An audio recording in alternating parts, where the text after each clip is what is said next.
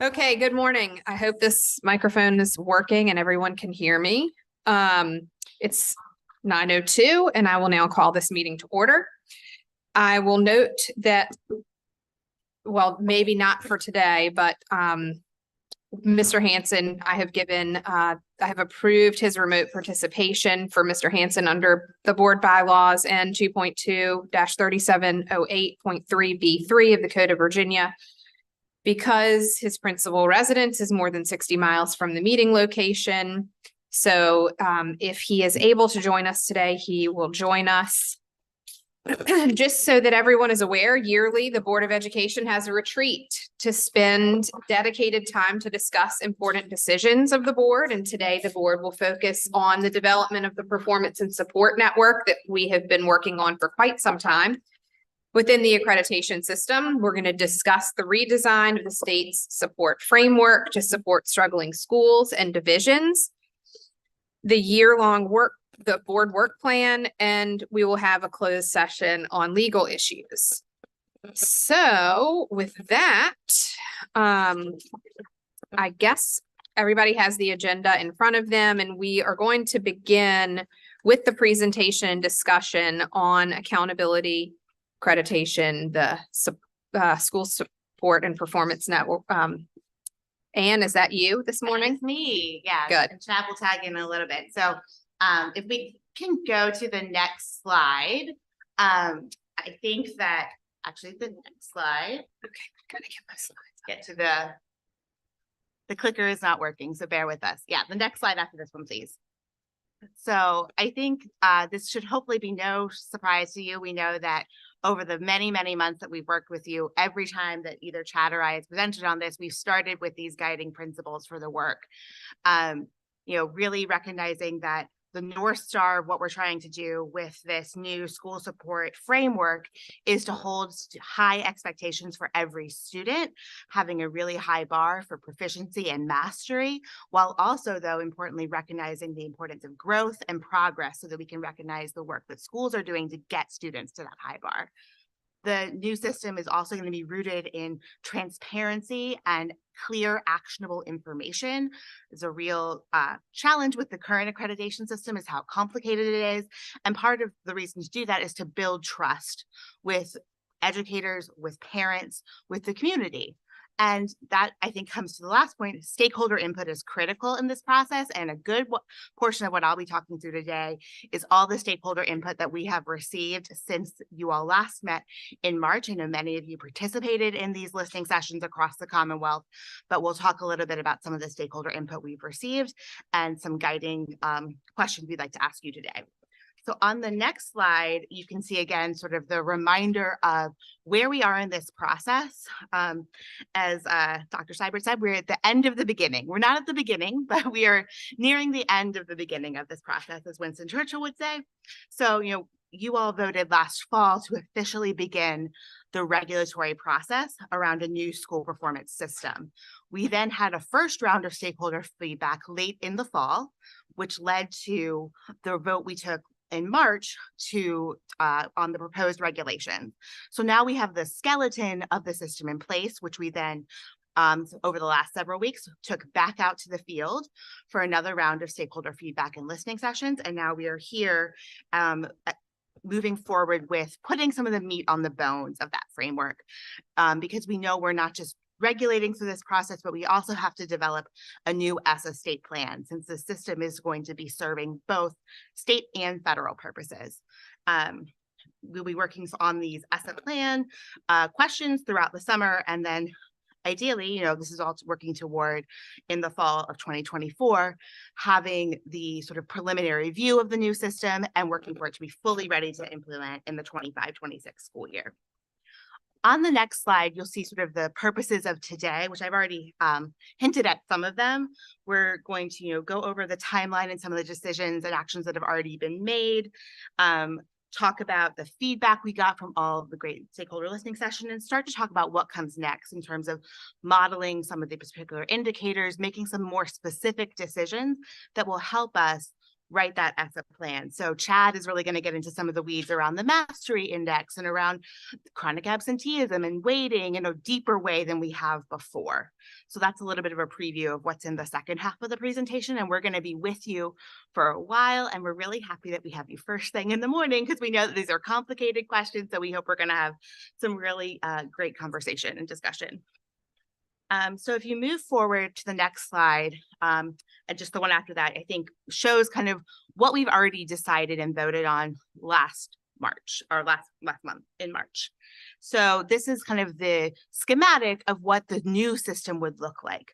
On the left side, we have one school performance and support framework that meets both state and federal purposes, instead of the two systems we have right now with two lists of schools that need support that are somewhat different, two different processes for supporting those schools.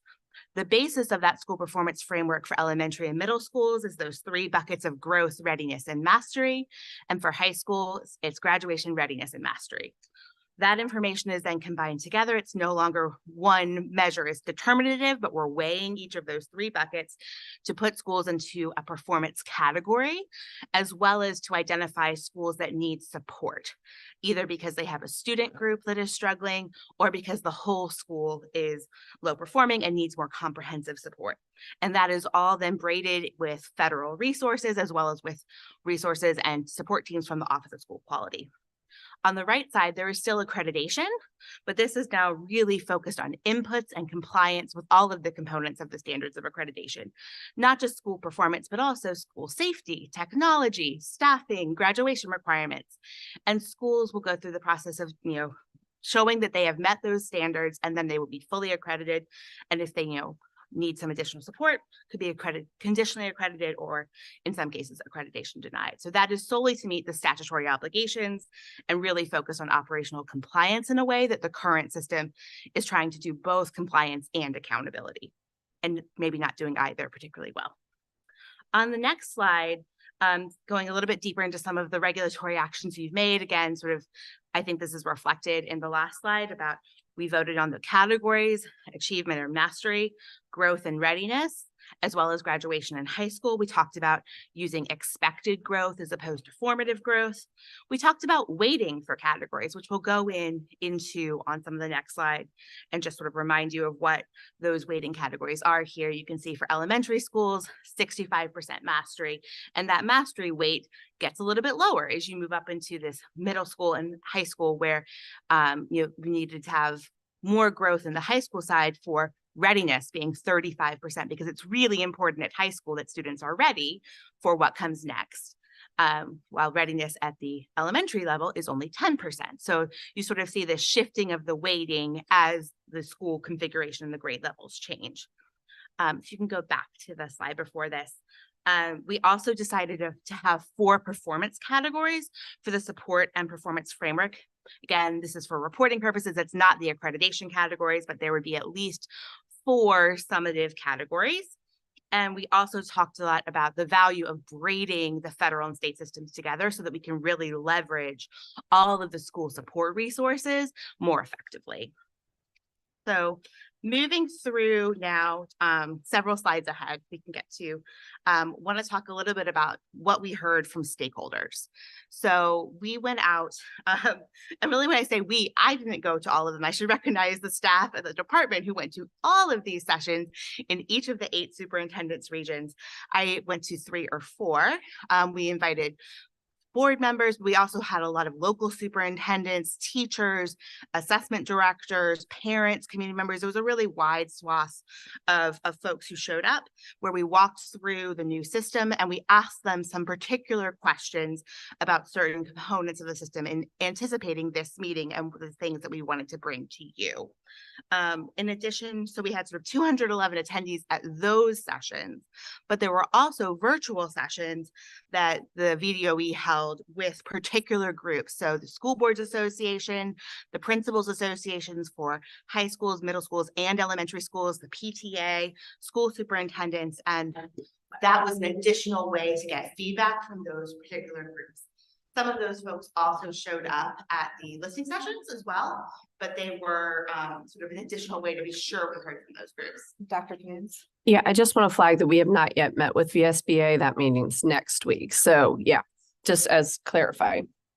Thank you. Yeah, so these are still ongoing. We also, I think, recognize that we are presenting a lot of information to folks at these listening sessions. So in addition to getting information from them live in the room and taking copious notes, we also had a QR code where folks could submit written comments after the fact if they had a great idea driving home or heard from a colleague and they wanted to share that. They were also able to submit those comments. And that's where you see at the bottom here that we've gotten a sort of 170 comments roughly so far through that electronic process. And some of these comments are directly sort of building on themes of the listening sessions. Others are different comments that are related to the system, but I think we wanted to sort of on the next several slides present some of the biggest themes that we heard. So if you go to the next slide, you'll see sort of starting to dig into some of these feedback. I think we heard loud and clear the appreciation that we are providing multiple ways to provide feedback. I think, again, this system is complicated. So I think having that additional QR code, that electronic submission was really helpful, as well as, just recognizing it was important to get out across the state, not just have one listening session in Richmond and call it a day, but to really go to all the communities. We also saw a lot of participants actually attending multiple sessions, and that sort of then deepened their feedback over time. Once they heard it a second time, they sort of something might have clicked that didn't click the first time around. They do want to continue to be engaged in this process as we develop sort of the ESSA plan and further details of the support framework. So I think we should be thinking through in the coming months how we continue to reach out to stakeholders and keep them updated on the decisions that have been made. And I think one of the pieces that we heard probably the loudest from, and I think for the board members who attended, you probably also heard this loud and clear, is that there is a real strong desire from all stakeholders to have those summative descriptive categories really be narrative and tell a story. So to not just be sort of a number or a letter grade, we would say, I think, and Dr. Coons did a very good job of saying, this is not going to be an A through F system. We would repeat that 3 to 5 or maybe even more times each session. But we also heard, I think, really loud support from stakeholders that is the kind of system they would prefer, is one that is really describing the support needs of the school in more descriptive terms. And they really wanted to be sure that this whole system holistically was representing the hard work and successes of educators and schools, but also clearly explaining the supports that schools needed. So what are the challenges and opportunities for growth, but what are also the strengths and successes, and to highlight both. On the next slide, we'll get a little bit into some of the feedback we heard on the Mastery Index component in particular. That was something that we spent several slides on and sort of a dedicated portion of each session talking about. In general, stakeholders were very supportive of the Mastery Index and liked the fact that we were recognizing every student who sat for an assessment and sort of showing that progress of a student who is getting a below basic or a basic is also getting some credit, while those students who are proficient or advanced are getting the most. They really liked that concept. The majority of feedback that we got, because we were really digging in on, how do you weight these different performance levels? And there was definitely a strong preference to kind of having equal increments of weighting, so that between each one, you weren't jumping from, if you go from below basic to basic, it's just 0.1 increase. But when you go to basic to proficient, it's 0.5. They really like to sort of equal increments in general. There were a few who didn't, but I think the one sort of caveat to that too is that we did get some comments about some concerns that the performance of sort of those high achieving students might mask the performance of the lower achieving students. So just wanting to be sure that as we're setting the weights, we're doing so in a way that doesn't put so high a weight that it might sort of mask those students who might be at a below basic level. We also heard with regard to the Mastery Index about participation rates and how students who did not take the assessment for whatever reason would be counted as a 0.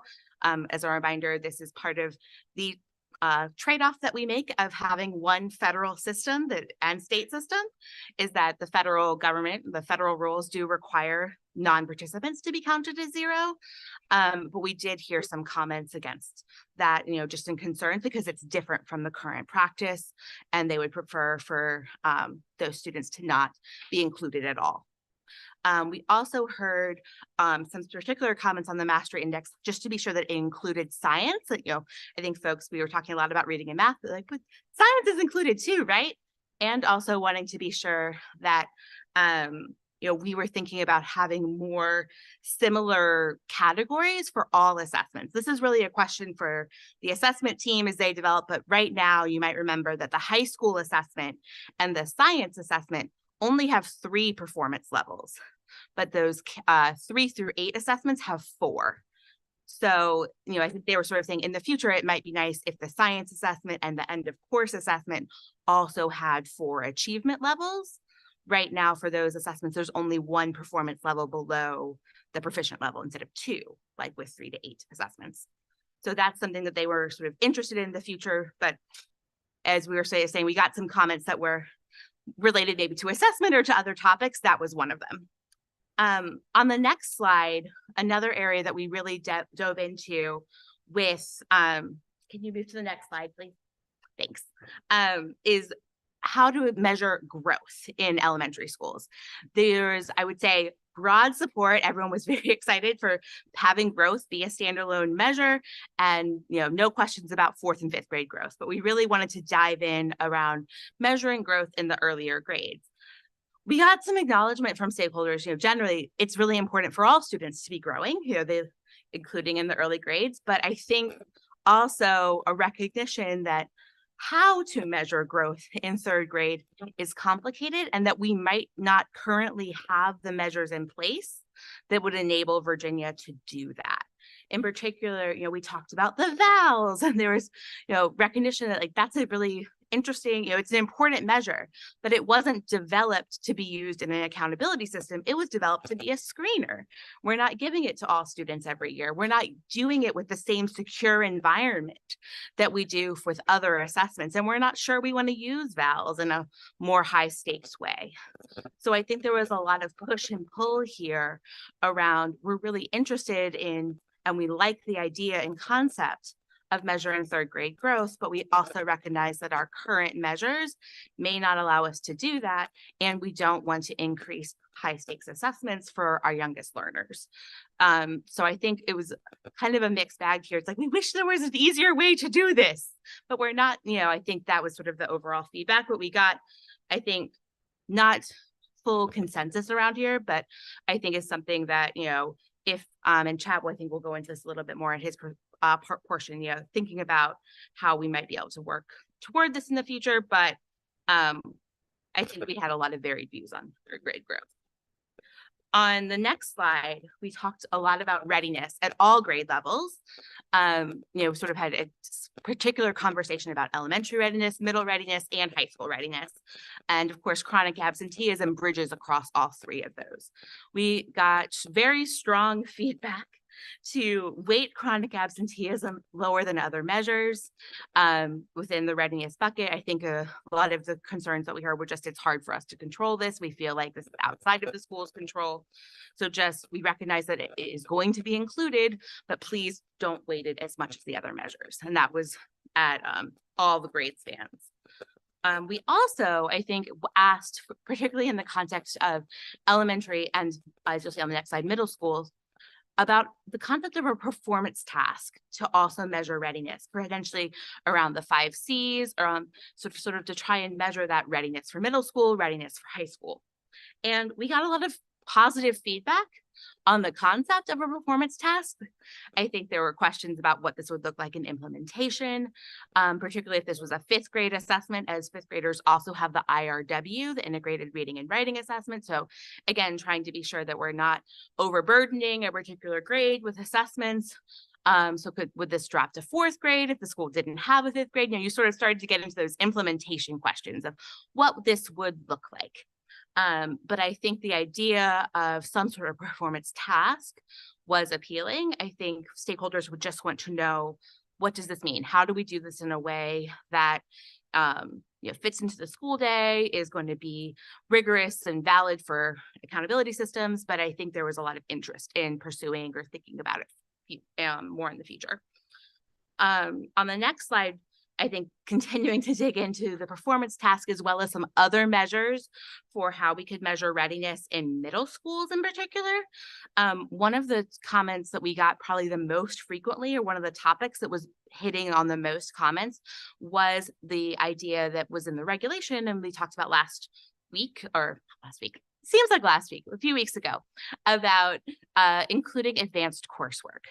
And I think the comment that we got was generally more supportive of advanced math, some concerns with advanced coursework in other subjects. In part, this was coming a lot from maybe our more rural schools or schools that have a struggle. They worry about the staffing implications of this. They're already struggling to get these teachers in their high schools, and now we're thinking, how do we get them in our middle school? And just wanting to be sure that this wasn't going to create sort of an equity issue on them or make it harder for them to sort of actually also teach, the 8th grade math content and these advanced coursework. There were some interest in foreign language from a few commenters. I would just say, recognizing we don't have right now a high school assessment of foreign language, so that would be more of a participation measure, participating in foreign language in middle school, as opposed to some of the things we were talking about with math, where we would be looking at those SOL scores and the end of course assessment. So I think that this was one where I feel like we got some mixed feedback, I would say, and just some concerns, particularly from those smaller schools or more rural districts and divisions. We did also, and this was sort of a pivot that was made in the middle of the listening sessions, to really also then talk about performance tasks with middle school as a measure of readiness, in part because of a comment that was made in one of the listening sessions about the career planning that occurs in the middle grades. And could that be a performance task? And so I think the department said, that's a really good idea. Let's start talking about this and testing it with other folks. And there was a really, I think, strong positive feedback to that idea. I think recognizing that students are doing these career plans, and that could be a way to really make them meaningful and have recognized that, like, that to me is readiness for high school is, what are you thinking about on that career plan? Again, sort of knowing that there are going to be these implementation questions of what that looks like. And in practice, again, is this going to feel like another high stakes test in 8th grade, or, those sort of same comments that we heard in the elementary grades also apply to the middle grades. But I think there was a strong interest in that, and also sort of recognizing CTE electives or service learning was important. So that's sort of the general feedback we got on some of the middle school readiness components. On the next slide, we talk about the readiness we got specific for high school readiness, that college, career, military, civic readiness measure. We got a lot of positive feedback, again, about the inclusion of readiness and wanting it to be inclusive of many different post-secondary pathways and options. So wanting to be sure that we include work-based learning in a measurable way, as well as recognizing dual and concurrent enrollment, not just AP and IB, but sort of all of those early post-secondary coursework experiences. A lot of interest in ways to include civics readiness, particularly, again, through community service or some sort of civics experience was typically those comments, so they thought that that would be the best way to measure civics engagement. We also asked specifically about graduation rate. Again, the stakeholders recognize that blending this system with the federal requirements means we have to use the federal 4-year graduation rate, but they also, I think, generally across the board, advocated for continuing to also include something like the graduation and completion index to recognize students that are earning other types of diplomas, graduating in multiple, more than 4 years, maybe getting a GED or certificate of completion. So that was an area where I think there was more consensus than some of the other topics we talked about. And then finally, on the final slide that summarizes some of the stakeholder feedback, I think, again, reiterating on the idea of sort of school performance identification, strong consensus to not use any sort of A through F grading scale, and much sort of more positive feedback toward the idea of descriptive categories. We had included in the slides for these listening sessions some examples from other states, and they really liked, in many sessions, the main language where they called schools exemplar, meeting, developing, emerging. So they would sometimes like riff off of that language and come up with their own categories, but I think they liked the way that main was framing those categories. We also heard sort of in some sessions, but not others, the idea of using language similar to teacher evaluation. And some stakeholders liked sort of colors and numbers, but that wasn't sort of across the board. Other folks were saying, we prefer not to use colors, not to use numbers. So that was one where there was more mixed feedback. But I think general theme is, really strong emphasis on how these summative categories can, again, like tell the story of where the school is doing well, tell the story of where there might be challenges, and talk about the supports that each school is receiving. If they were getting that comprehensive support, or if they were, maybe perhaps getting targeted support for a particular group of students. And we heard just through over and over again, how important the communication side of this will be, both in the work that you all are continuing to do in developing the system and getting feedback from stakeholders, but, as these decisions are being made, also then communicating it to parents, the community, teachers, and really being sure that, this system is transparent and clear to them. And we also got a few comments, particularly around, if schools are identified for support, ensuring that the support that they're getting from the Office of School Quality, is deep and meaningful and, going to be sufficient to help those schools improve. So I think with that is the summary of the feedback that we've gotten. Like I said, I think that QR code is still live. There's still the meeting next week with VSBA and others. So this is, of course, isn't the sum total of all the comments that we might receive, but I think is a good indication of the type of feedback that we've gotten so far.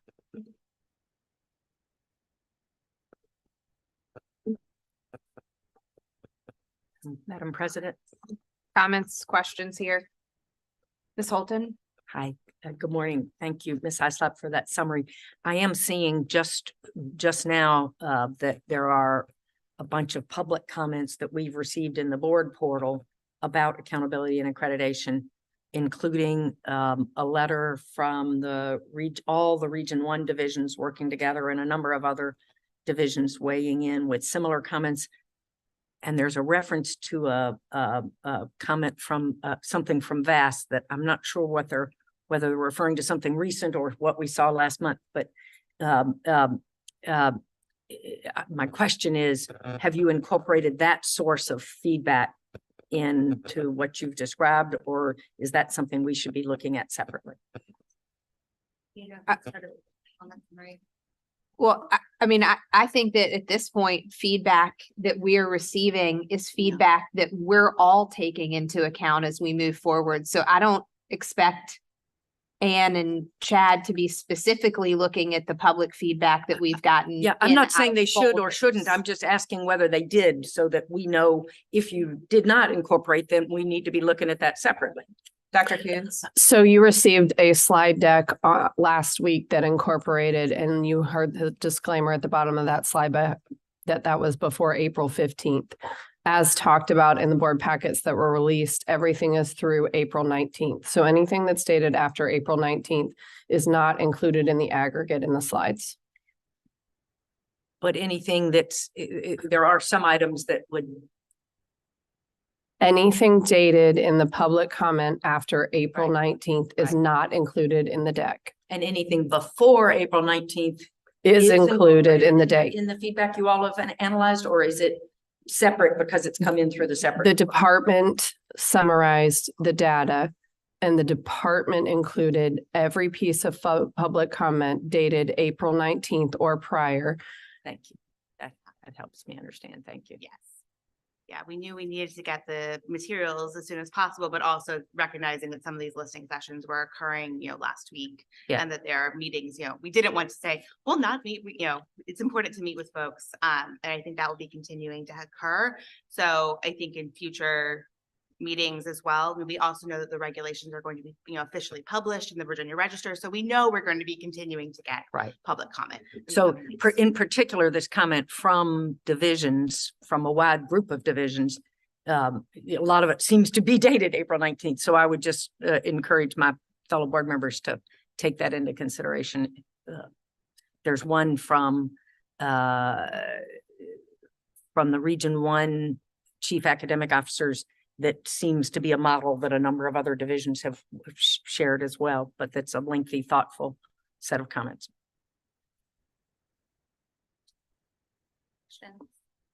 Dr. Hans. I will just mention you have 211 pieces of public comment that individuals submitted. So there are 211 pieces of comment that has been aggregated into the slide deck and the information.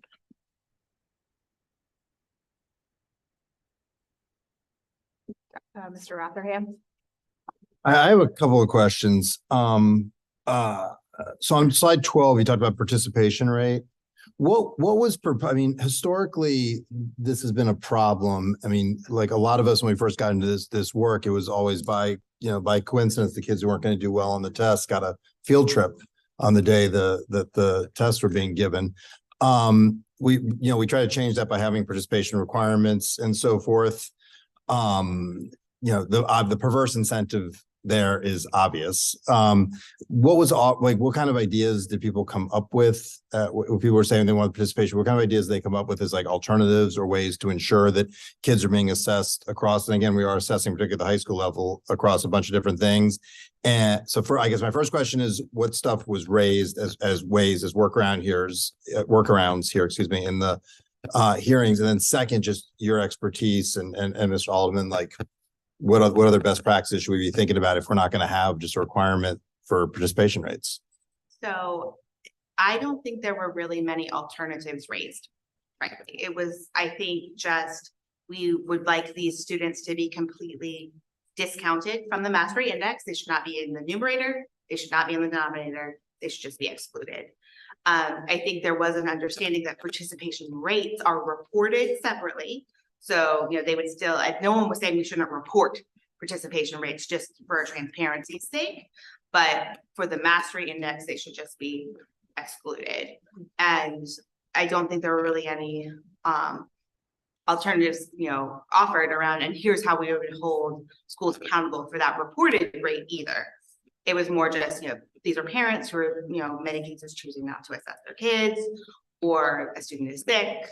Like, it was sort of, we just won't include them. And I think that best practices, you're speaking to the second part of your question, is what we proposed here. I would say is actually incorporating participation rate for the states that have indexes, like Virginia is moving toward. This is how they include non-participants. And it does create an incentive to recognize that kids are going to be sick. There's always going to be some kids who, for whatever reason, are not going to be there on assessment day. But that's why it's 95% participation. It's, not 100%, it's 95%. And so this is how states that have indices have accomplished it. So I think we heard from a couple of people that the denominator, should be a 95%. So if you're doing your mastery index and the federal expectation is 95%, we heard a couple of comments that then the denominator should be 95%. Dr. Siebert. I think one of the things I heard is sidebar conversations, especially at the listening session I attended and some other colleagues, is that not all non-participation is the same. In Commonwealth of Virginia, a parent can opt their child out of SOL tests simply because they don't want their child to deal with it, the stress, they just don't agree with it, whatever. So, parents choosing to exercise, a family's opt out. And that kind of runs hot and cold. That could be like a a poolside conversation in the summer, and then that next year, a lot of families do it, you know, so that parental opt-out provision, we think should count differently than just, you know, non-participants. So participation absolutely is essential. It should be highlighted. It could be its own little box. It could be color coded, you know, a bold, whatever you want to do. But there's a difference between you know, people opting out of the families exercising their right to opt out versus you know, again, then there's children who are genuinely ill and any other things. So I agree, you know, Ms. Rotherham, we certainly don't want to create any you know, perverse incentives, but we also need to recognize that the schools don't have full authority of compelling people to take the test. Yeah, certainly. I mean, I assume we're not changing anything around our provisions with if a kid's sick, there's makeup options and so forth. We're not. So we're talking here about either kids who are chronically not there or whose parents are electing not to have them assessed. There's obviously, and you alluded to it, Dr. Siebert, there's a moral hazard there as well that we need to be conscious of. Madam President. So Ms. Holton? I do see the letter from the chief academic officers in Region 1 does have a suggestion about participation rates, but I frankly don't understand it. And Dr. Coons, I would be curious whether did the superintendents have any input on that, or the principals? Did they have any suggestions? I think what this is suggesting is that it says participation needs to be addressed as a component of the accountability system. So maybe they want the participation rate reported as part of the system and somehow factored in, but I'm not sure what they mean. Don't know if you have any clarification. We did meet with the Region 1 Chief Academic Officer separately. They requested one of those additional meetings, and in the conversation, they expressed some of the similar concerns that Dr. Siebert mentioned. And what Ann said about sharing the participation rate, but not necessarily counting it in the accountability component. But given that this is a federal requirement, we talked through that with them. And so I think there's a lot of wrestling across the state with what we count and what we share. And that is where the angst has been. The only recommendation that I heard that was clear, solution oriented was putting 95% as the denominator. And that would be allowed under federal law. And sharing means that we would somehow post it, which I presume we probably do already somewhere anyway, but post it somehow, but not weight it. Is that what that meant? We heard several comments to that effect. Thank you. My second question, I have three. My second question on chronic absenteeism. I feel like this board with members appointed across two administrations has been fairly clear on chronic absenteeism and our belief that it is important to hold accountable, and it is not like the weather. There are actually things you can do about it, even when they're challenging. Did anything new come up? I mean, I heard that raised, and again, any new ideas, any new anything we should be aware of that would cause us to want to reconsider our posture on that? So I think that we did hear, and I did not iterate this in the discussion, that the sort of flexibility around chronic absenteeism, you know, a student who maybe then can make up that time in another way, they appreciated that. And I think I sort of would like for that policy to continue as a way. I think divisions in particular found that very helpful to them in trying to combat chronic absenteeism. So I'd say that's probably the most concrete example of sort of a proactive thing that came out of the listening sessions. And I would, you know, think they also recognize though that this will be included. You know, I think stakeholders had heard that this board and the prior, you know, other boards have said chronic absenteeism is important and knew it was going to be a measure. They just said, you know, could you weight it as low as please possible? Which, you know, and say the weighting in the system is like a signal of what is valued and what is important. And so, you know, weighing the stakeholder feedback, but also recognizing that at the end of the day, the board needs to be putting the weights behind the measures that you feel are reflective of what is most important and balancing that in the conversations with the board. I think there was a lot of angst because in our current system, chronic absenteeism currently moves the school out of accredited with conditions and conditions. So there's a general concern. I don't think there's a real concrete understanding of the shifts that the board is looking to make, but there's a general concern about chronic absenteeism in general and the focus and the work and the efforts and making sure that's supported. Jeremy and I heard that yesterday at the state superintendent's conference, continuing to make sure supports are there. And we had a lot of conversation about we have to transparently talk about the overall health to provide the supports.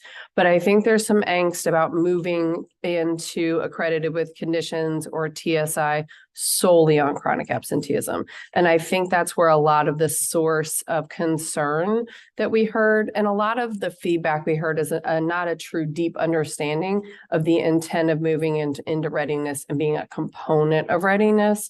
So I think as we continue to talk that was what I had heard across the Commonwealth in our sessions. That's a great point.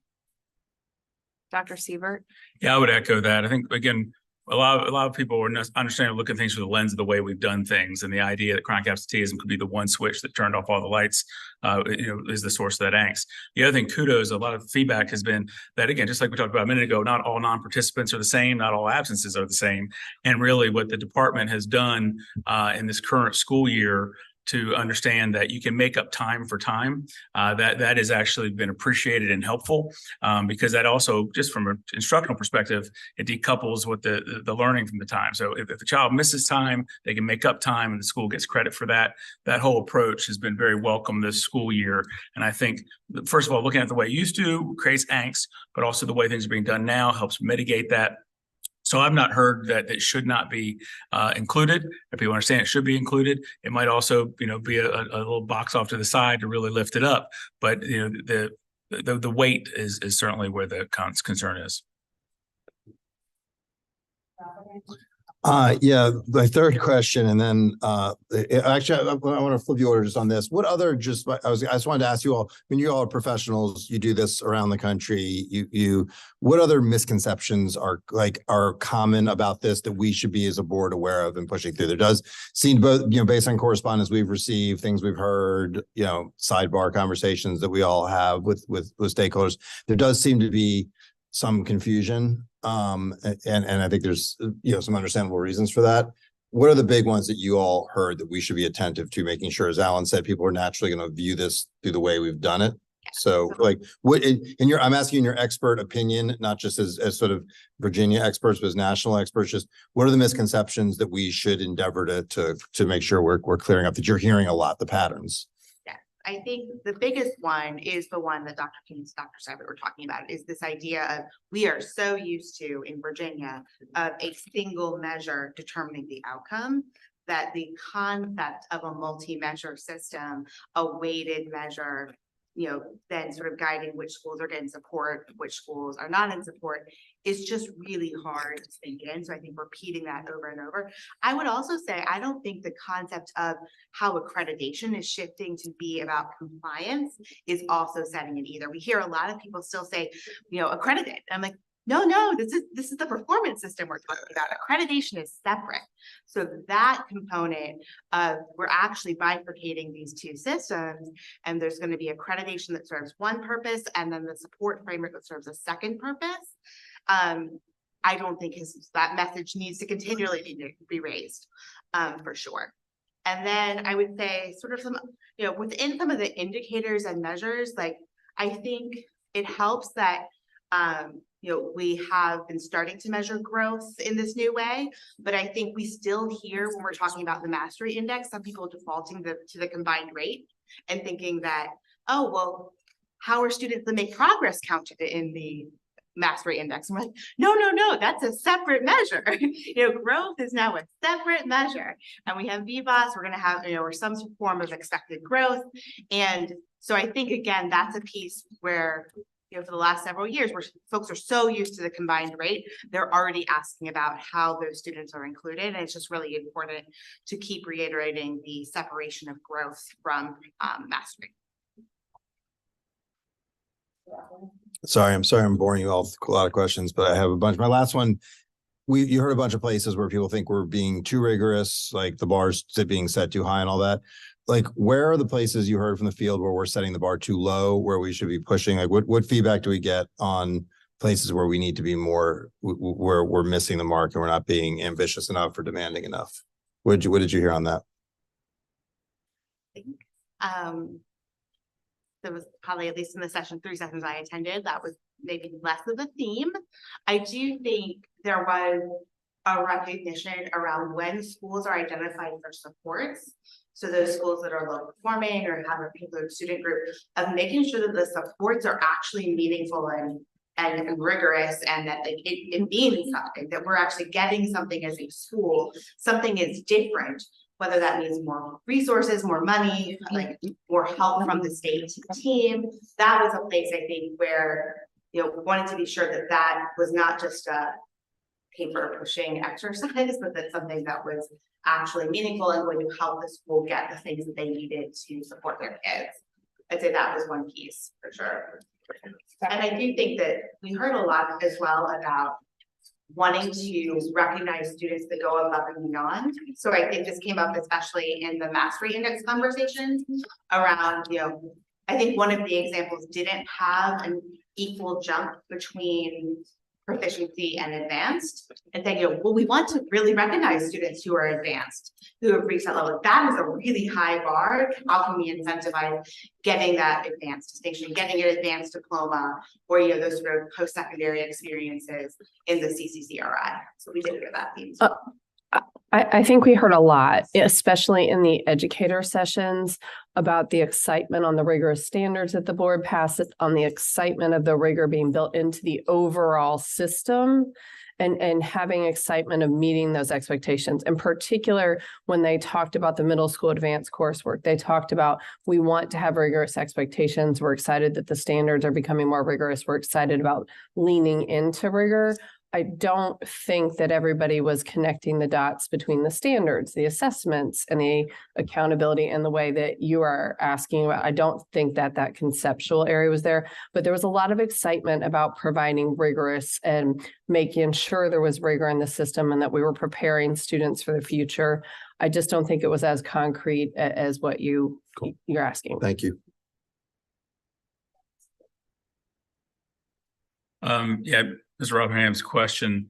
I haven't heard people say, you know, oh, the bar is too high, the bar is too low. I'm hearing, tell us where the bar is going to be. And again, this is just because people are, you know, are good leaders look around corners. People are trying to anticipate the next steps. And, you know, once the system is implemented, you know, what's going to determine the thresholds and those kinds of things. So I haven't heard anything about it being too high or too low, just a lot of questions about how we go about that. I think that, yes, there's, as Dr. Kuhn said, a lot of interest in you know, solid standards, strong standards, what we do there. And there's also great support for a system that's going to bring clarity.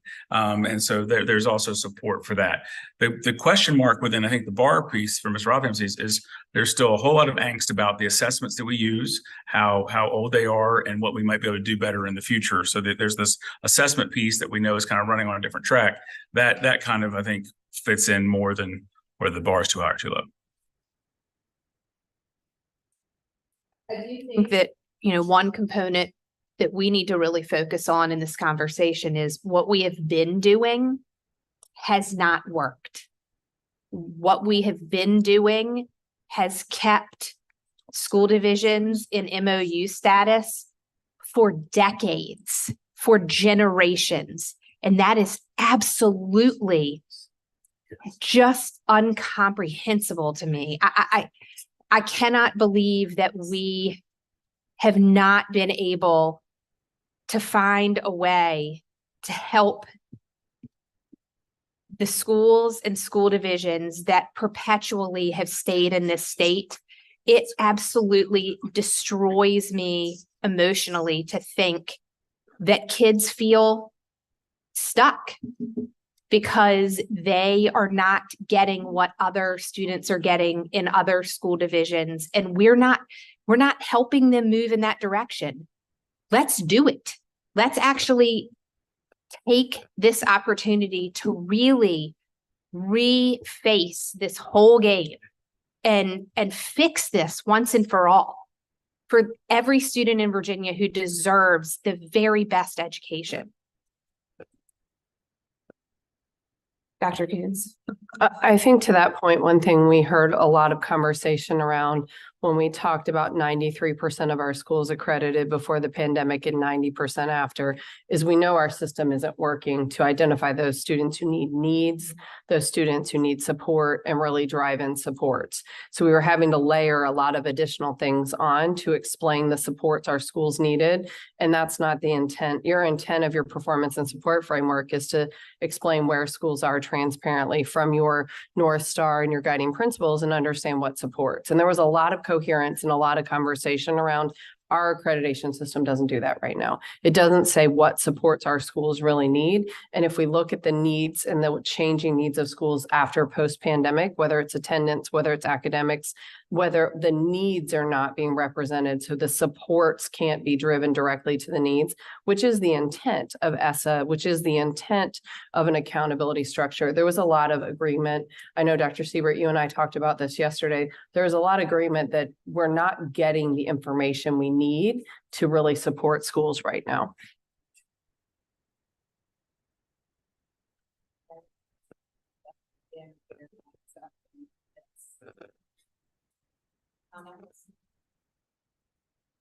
I'm gonna pass it over to Chad and to do the second half of the presentation. All right, if you go to slide 19, we're going to start talking about some models of indicators. So we're building the system from the ground up. We're going to start by talking about the mastery index, and I've got some results to show for you today, and then we can talk through them. These are deliberative. These are just things for you to consider as we give us direction and input as we keep working on the ESSA state plan. So we modeled out two different types of mastery indices. Model one was standardized increments. So every single level from one level to the next has the same level of increase. So for 3-8 math and reading, it would be 0.33 for below basic. Students who reach basic would earn 0.67 points. Up to proficient would be 1, and any student scoring in advanced would be 1.33. So we're going to talk a little bit about elementary and middle school first.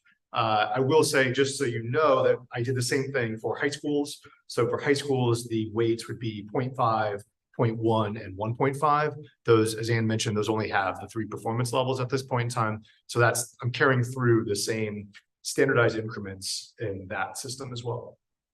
Model 2 is more of an emphasis on the proficiency bar. So again, proficiency has a weight of 1. Students who are at below basic would earn 0.2. At basic would get 0.5, and advanced has a slightly smaller bonus of 1.2. So that's how the indices are constructed. And I'm going to show you some data of what the results would look like across Virginia schools. If you go to the next slide. Hang on, we're having a problem with the visuals here. We can't see the slides, and I think there's lots of conversation to be had. So this speaker right here, we can't see any of the information on the slide. And I think people want to have conversations. Yes, please. Yeah. So if you want to put it back to slide 19, you want to talk about the indices. Dr. Kuntz, were you mentioning the data or the weights for it in particular? We can't see like the bottom of it, because this is in the way for these people. Why don't we just take like a 4-minute Yeah. break so we just can't see the actual slides to be able to engage virtually. So if we can see one of them, that would be really helpful.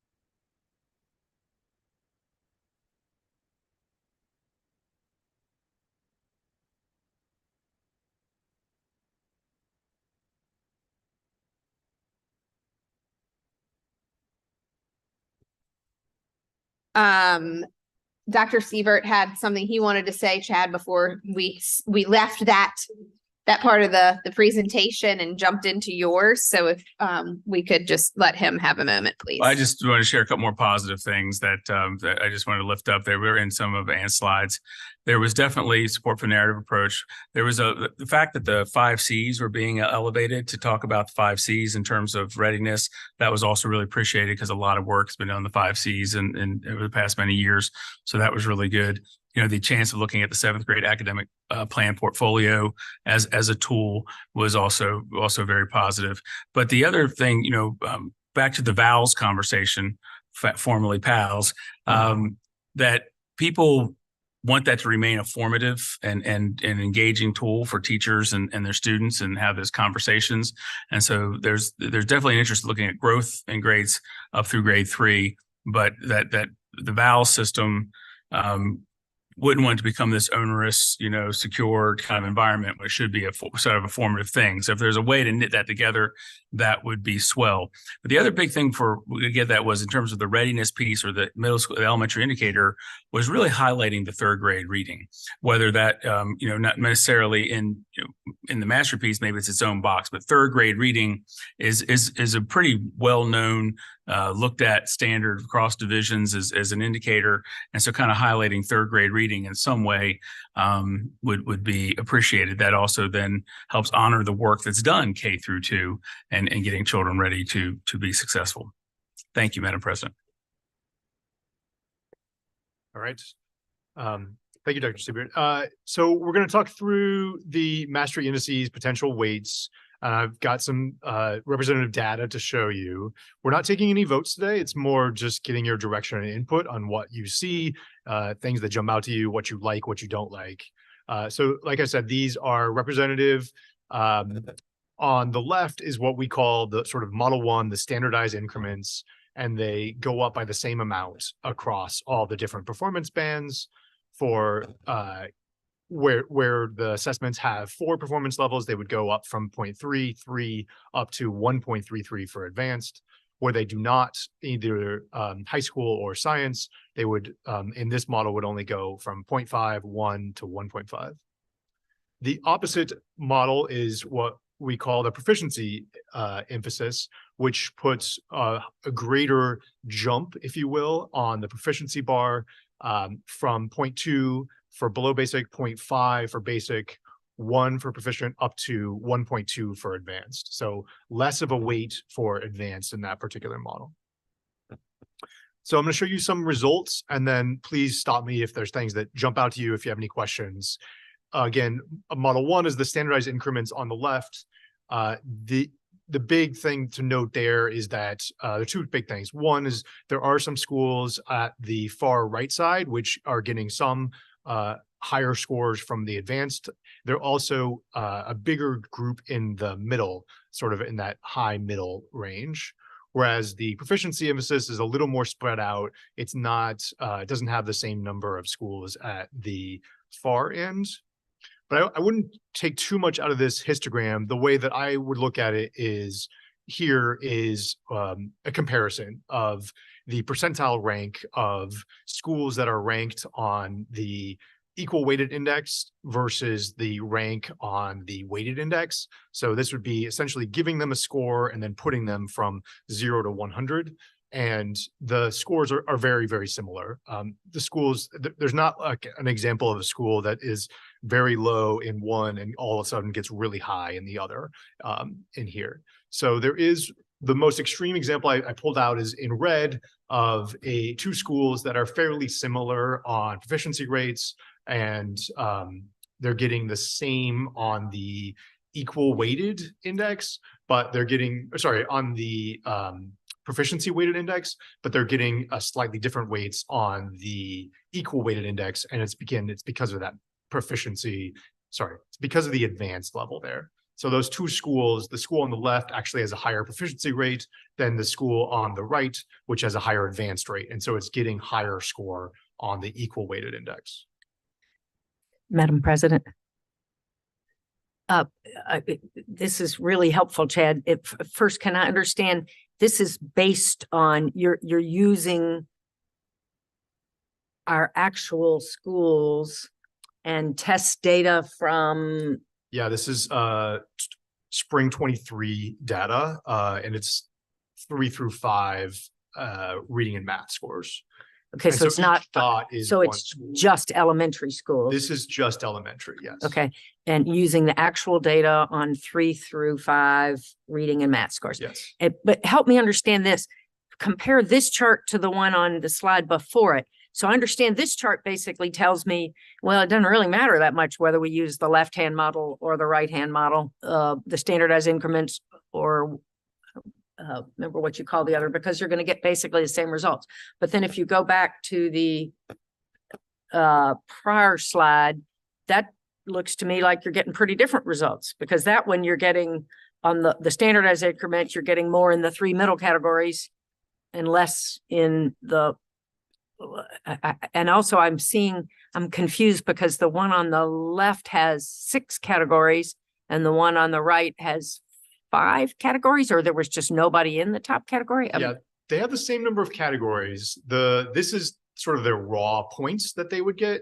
And this looks at how they score in the distribution. So comparison to all other schools. What you can see in this one is that the standardized increments are getting slightly higher numbers, partly because the weights are higher, whereas on the right, they get lower raw scores. But in terms of percentile rank of how schools fall in the distribution, they're quite similar. So again, I'm not, and I apologize, I'm not fully understanding here, but I'm not sure I need to fully understand if the point of this slide is, at least for elementary schools, whether we use the standardized increment or the proficiency emphasis won't make much difference in how the schools are rated on the mastery index. Yeah, I mean, that is one conclusion. Is so the correlation across these two measures is 0.99. It's very high. There are some differences, as I said. There's like, if you look at those 2 red schools that I've highlighted in red, there are some differences. It does give some extra credit for the higher advanced. But the 2 models essentially agree on 46 out of 48 of the bottom 5% schools. That's just a random cutoff that I chose aligned to the federal identification system. So there are some schools that get a bump from the equal weighted version, more credit for the advanced scores. You'll see this, I'm going to go through a similar exercise for the high schools, and you'll see it in high school, it's a little bit more of a bump there. The other thing I should note is that compared both of these indices to a straight proficiency model, they shrink the variance across schools. So These shrink or the straight proficiency? Which one shrinks? the indices shrink the variance. So in the proficiency, the one school might have 13% up to some in the 90s. So there's a big difference. Whereas in the mastery index, that's much closer together. So the variance, the distribution across them is shrunk, if you will. So 2 more questions, if I may. Some schools get a bump from the system that gives more weight for advanced scores. How would you characterize those schools? Who are those? What schools are getting that bump? Yeah, it's the school in the right in red, which actually has a lower proficiency rate than the school on the left that's highlighted in red, but in the equal weighted index, it's actually higher. And so that's where the sort of extremes are. They look similar on one measure, but they look different on another measure. That's the most extreme example on this particular comparison. Again, it's not a super extreme comparison. As you can see, that they're still fairly close together, but that's showing the outliers. And can you tell us anything else about those schools or about the data for those schools that would help us understand what schools it's impacting? I didn't look at, again, this is more representative, so I didn't want to say too much about the particular schools. The one thing I can say is that the advanced rate for the one on the right is like an outlier compared to the other schools around similar proficiency levels. So they must have a distribution of students in that school where they have a disproportionately high number of students scoring at advanced level.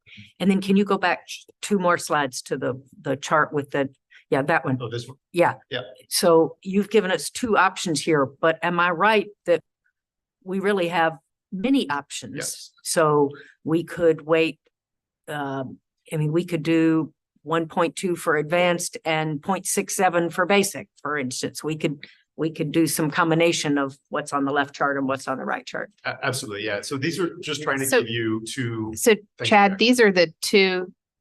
This is what we asked you guys to help us with to bring these. This is based on feedback. Yes, so Thank you. the standardized increments was one of the more popular things that we heard from the stakeholder feedback, was that they liked a standardized increments.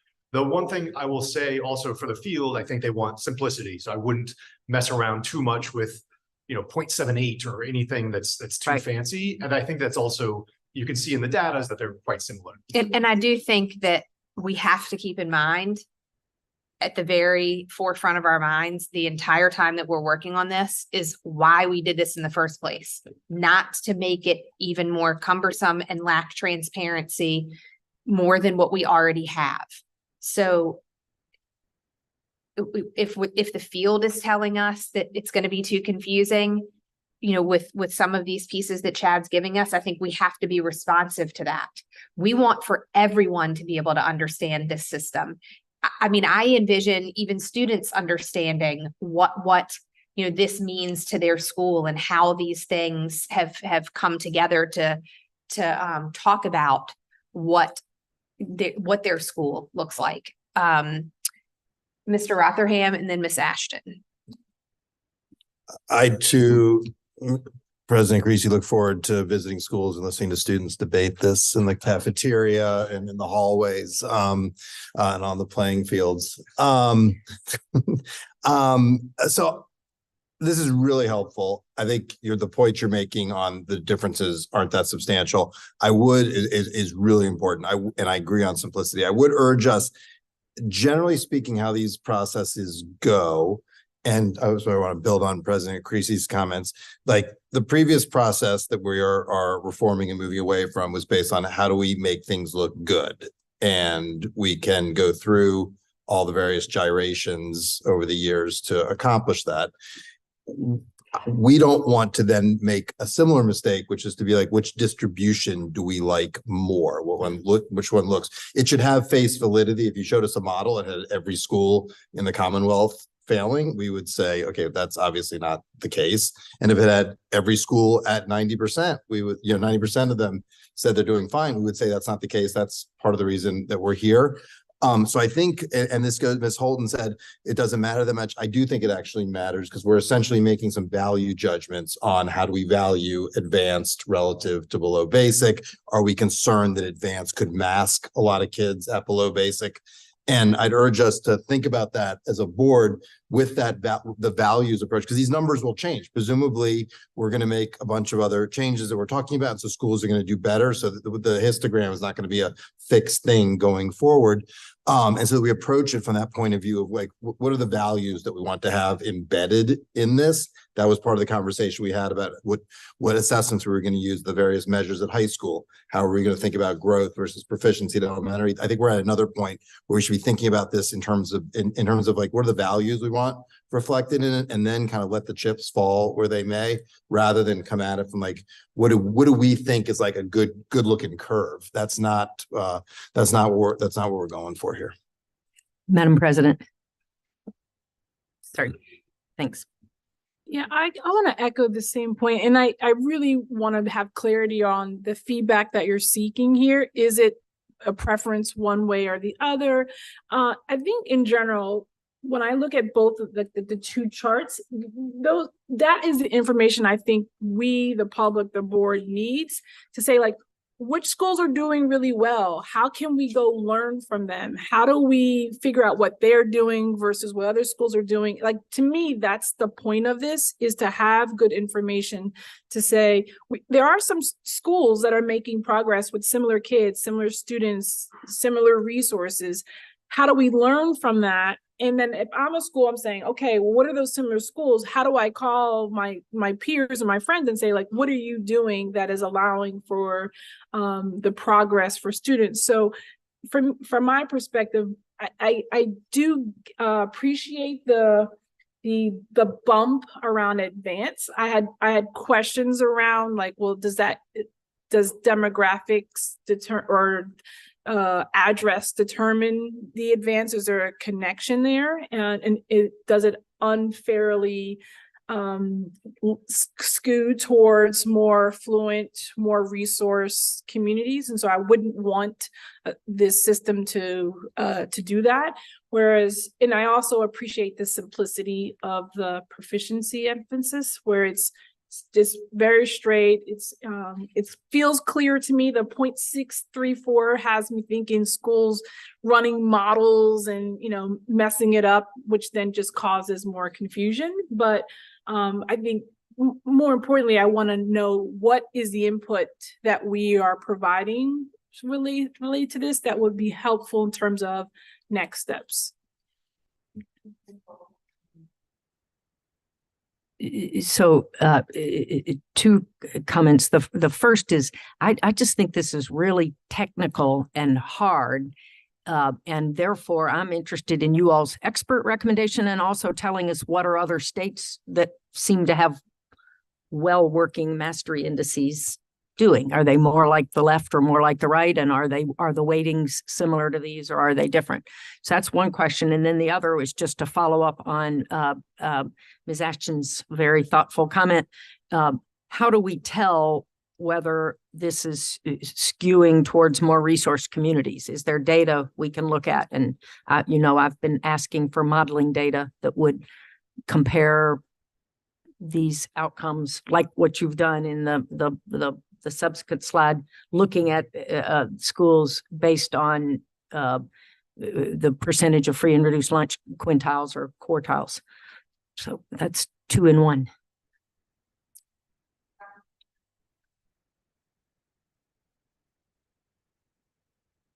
I'll say one thing which is that compared to other states, more states are more in the proficiency emphasis model. I would say they give a small bonus for advanced, but not as big as what I've modeled here for the standardized. There is one state that has pretty high on the advanced rating, and I know that once Virginia is preparing the plan, the ESSA state plan to the US Ed, they'll want to know how that is playing out and whether we've considered things like whether it's masking.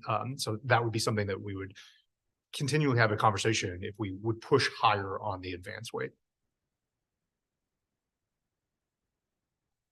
I agree with Chad that most states are doing the proficiency emphasis. And I also agree with Mr. Rotherham that this is a values-based judgment as well. I'll put my cards on the table. Personally, I like the mastery index that we had in the last set of slides, and I'll explain why. I think that it takes more effort to get a child who is basic up to below basic to the basic level. So if you'll recall in this first other example we had, it was 1.0 proficient, and then you went down 0.25 was the very below basic, but then you were 0.75 at the basic. So in other words, you got twice the credit for moving a child from the very bottom to the basic, and then a little less credit for going basic to proficient, and even less credit going proficient to advanced. Because that's what we're trying to do, right? We're trying to incentivize those kids at the bottom, moving them up the chain. And testing wise, lots of times, unfortunately, we reach a ceiling effect on these tests. So we can't measure the ones that go from proficient to advanced as well as we can measure the kids that go from below basic to basic. There's been plenty of studies that show that these tests do a better job identifying the kids who are at the bottom and moving them up than at the top and moving them higher because of these ceiling effects. So I would just advocate, honestly, I get that some people want these equal, things. But I think we're going to have a harder time measuring the top of the spectrum. And I think that values-based, we should actually give schools more credit for moving the kids from the bottom up the ladder. Mr. Starterton. Thank you, Madam President. I believe in moving forward. All of these indexes and the weights and formulas and ideas and concepts, every time a concept comes up, it seems as though there's a counter concept. So if a presentation is put forward and you say, this is the direction we want to go, Then the question is asked, well, tell me more about it. Tell me more about this school and that school and this demographics and that demographics, whether or not one school has more wealth than the other, and we get nothing done. So if we have a vision, let's move in that direction. No one knows the exact, there's not one way of doing it. If it were, we'll be doing it. So, but it seems as though as we're trying to move forward, there's opposition and they give all these different ideas to slow the process down. I think we have a good foundation. I think we should move in the direction that we're moving. We have experts here that's given his ideas. But if we constantly, with every point, make a counterpoint, we're going to be here all day doing nothing. My view is through education, it is a process. And you learn every year. So I would just like to just keep moving forward with where we're at. Ms. Holton, I know you have some great ideas, and it appears as though you're muddying the water a little bit with each concept. I support the concept that's being presented, and I just think we have to move, and then time will tell whether or not this is the proper way and what we did was right. Thank you, Madam President. Yeah, just so I'd say the high school things. So the weighting for the high school on the standardized increments had the highest bonus for the advanced, the one I modeled here. And you can see it a little bit more in the dispersion of schools. So again, this is the high school data. This is very similar to the elementary data. The two schools that I've highlighted are very similar on the equal weighted index, proficiency weighted index. I'm sorry, I keep misspeaking here. The school on the left actually had a higher proficiency rate, whereas the school on the right had a much higher advance rate. And so it looks a lot better on the equal weighted index. So I'll just put that out there of it's a similar type of story, but it's more exaggerated because of the advanced story at the high school level. And if I can just ask Dr. Northern a clarifying question. So the proposal you were making for the elementary was 0.25 below basic, 0.75 basic, 1 at proficient, and what were you recommending for the advanced? Advanced 1.25. So you'd get a quarter between proficient and advanced, but you'd get a half, 0.50 if you moved them from below basic to basic. Okay. And then did you have a comparable recommendation for high school? And I don't know where middle school fits in. Yeah, I in my mind, I didn't see a compelling rationale for changing them at grade levels, but I could. So you if would have do one- the same at all across. Well, that would have the simplicity effect. Right. Yeah, the main reason is there's just different performance bands. There's only 3 performance bands at the high school and for Oh, science. And so that's why okay. we need something else. Gotcha. Why is that? Is that? It's a Can assessment. I? Dr. Kins? Yeah, I'm going to answer that from the department standpoint. That it has been the way we have done things. There was several instances, in particular in the online role-alike conversations around moving the performance bands. If we're going to be simple and consistent, and we're going to be consistent, we heard consistency with chronic absenteeism. We heard consistency with mass theory index. We did hear it would be more consistent if we had proficiency bands that were the same for high school science, ELA, math, and it was across the board. We were talking apples to apples. So we did hear feedback that from the field, from our educators in particular, they would like to see those consistency banding across the board for all assessments, so that something like this could be apples to apples in every space. Right. I'm going to move on from the mastery index. Oh, Mr. Rutherford, did you want to? I just don't want to lose Amber's. I mean, Amber, I hear you, and I'm not sure what I think about this. So this isn't a lawyer question. Sorry, Deb. Just we have so few kids at advanced. So I mean, I'm wrestling with 2 things. I want to hear how you think about. One is, okay, we don't want to allow kids at advanced to be weighted in such a way that obscures low achieving students. That's what's happened with averages and other things around the country, here in Virginia. And so you mask low performance in these averages. And as we all know, averages, obscure generally more than they reveal. At the same time, we want to incentivize getting kids to advanced, right? So for example, like on NAEP, 8th grade math NAEP, which is important and predictive, 1% of Black students in Virginia are advanced. I mean, that should be front page news every week, in my view. We can do so much better. So how should we, I hear you on that jump from below basic to basic, and there's definitely a foundational skills issue there that's real, but how should we be thinking about these guys? I don't want to lose this idea that we also need to be moving kids. It's not just about getting to basic, it's about getting far beyond that.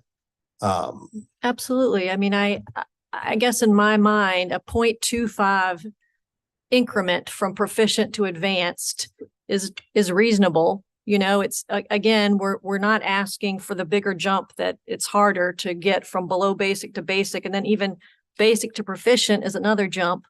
So I guess I like the idea values wise that the move from proficient to advanced is again a quarter of a weight higher between the two versus, the weights that we're seeing between below basic and basic, while still incentivizing the schools to do their best to move kids from from proficient to advanced. Our old system just ignored those kids. And so now we're saying, we're incentivizing those kids as well. We're not just going to put them in the proficient bucket, so to speak. We're going to incentivize, keep moving those kids ahead with an additional weight. But the weight's not overshadowing the weights that we're expecting at the other end of the spectrum. Does that make sense? Yeah. Ready to move on to the next topic. Next topic. I'm sorry. So we need direction out. I love that we want to continue to move, and I appreciate Dale's comment, but we need to give you clear next steps. If the goal is to have modeling for decision-making, I would appreciate the board giving us some clear next steps of 2 or 3 things you want the team to do directionality so we can bring back things for decisions. So if you could help us as we go through today, make sure we're getting clear signals from the board so that we can prepare you for decisions in June and July. Mr. Rotherham. So should we pause here and go deeper then on this? Because I don't know how after that conversation they would have direction. It's a retreat, Madam President. Maybe it's time to break out the sticky notes. President Creasy, just Please. just so I'm clear, the next steps are at the next meeting, we will be trying to decide what, and so then that, to me, that will provide clarity around what I would need in order to keep it moving, which I'm excited to do. So Chad, non-data English, you want us to give you indications of where we are in terms of whether we want to look more at the standardized increments, proficiency, or do you want us to settle on weighted numbers? We're not voting today. Right, So, correct. to the extent that we can get clear direction from you all, if you all really liked the numbers that Amber suggested, Then you can model that out for us. we could absolutely do that. The other thing is if you said, we definitely don't like something like this high school that's getting really extra bonus points for advanced. If you could give us clear direction that is something, a red line you don't want to do, that would be helpful for us as well. Go ahead, Dr. Kins. So in the original timeline that the board provided the department, today is the retreat to really get signaling, discussion, lots of conversation so that we can put things in front of you for first read on some of these key decisions in June so that you have the data and have everything from the feedback, ongoing feedback, signals from the board now so that in first read in June on some of these key areas, you have an opportunity to either vote or give us more direction so that we're still in the timeline that the board provided us. So that's kind of where we are. We need enough signaling from the board to give you some directionality in June so that you have things to make concrete decisions. Or you can tell us, no, these don't work for us, so that we can stay within the timeline that you've asked us to stay in. Dr. Siebert? I just like to check my understanding with Dr. Northern's approach here. So Dr. Northern, you're talking about 0.25 for below basic, 0.75 for basic, 1 for proficient, and 1.25 for advanced. And so that effectively creates an interval of 5/10. That's the boost from below basic to basic you were talking about, really incentivizing that. Then you get 0.25 boost. So that's weighting that move from below basic to basic, but also recognizing advanced. Is that what I heard you say? That's right. Okay, I like that. Where the bump from 4 basic to proficient is the same as proficient to advanced, but the bump from below basic to basic is you get more credit, double the credit.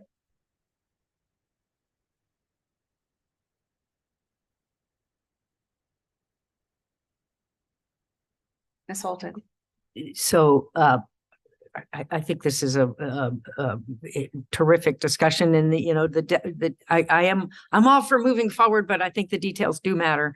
But I think I'm hearing there's at least enough interest in Dr. Northern's model to want us to see more modeling on that option among the others. That would be my vote.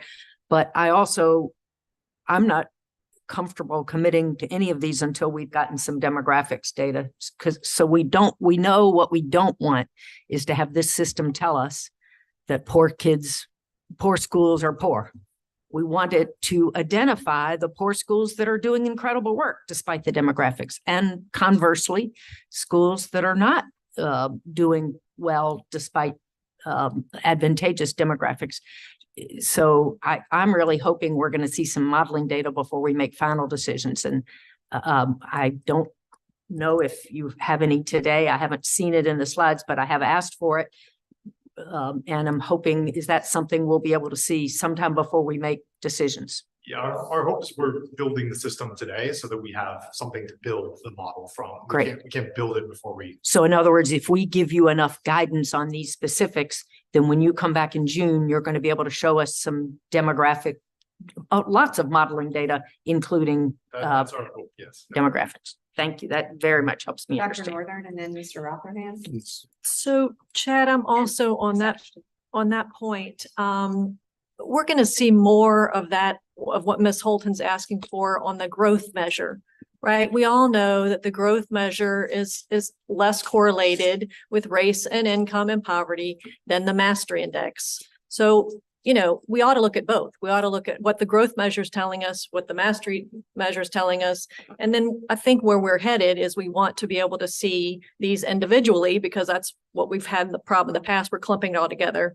So I would just add that, if you can run some simulations on the growth model as well, so we could look at them in comparison to the mastery model, so we have a fuller picture.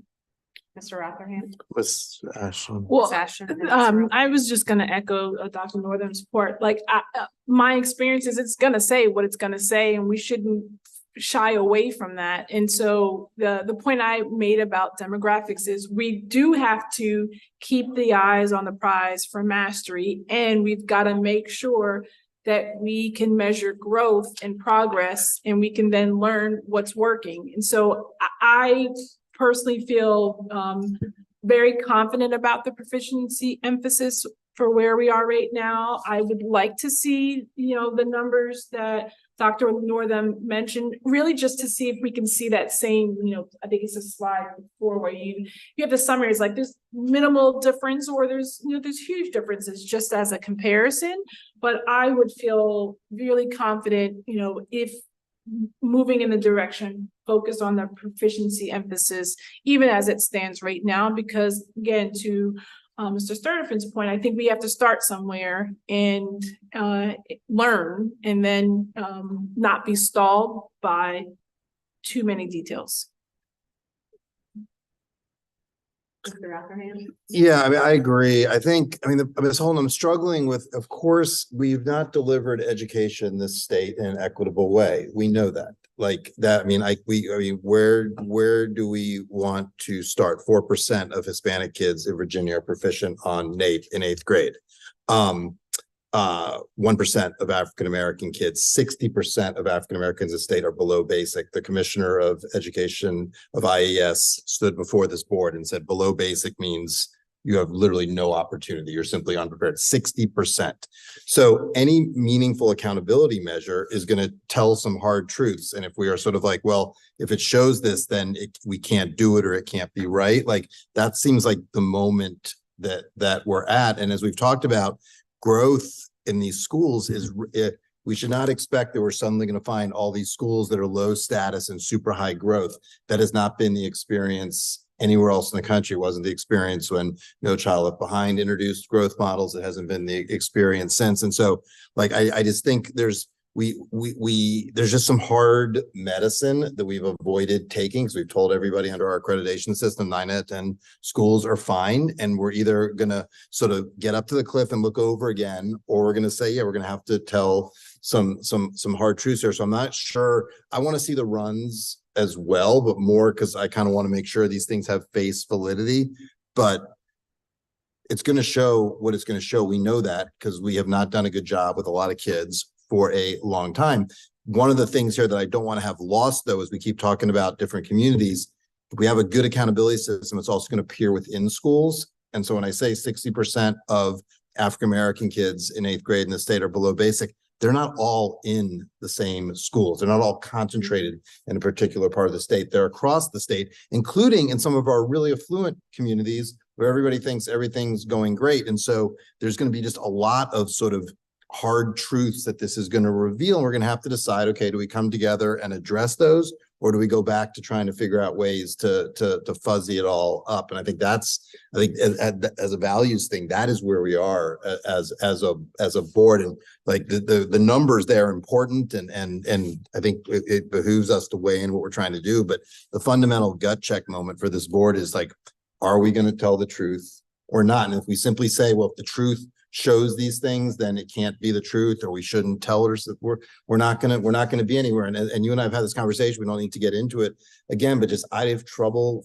figuring out the universe where we can solve any of these problems if we don't level set first on a fact base. And that may just be my consultant lizard brain, where when we go to solve a problem, we first build a fact base and then move from there. But I just don't see a world where we don't have that fact base, really know what's going on, and then move from there to make it better. Well, can I just get us back to where our feedback and our listening sessions took us? Because I think this is really important.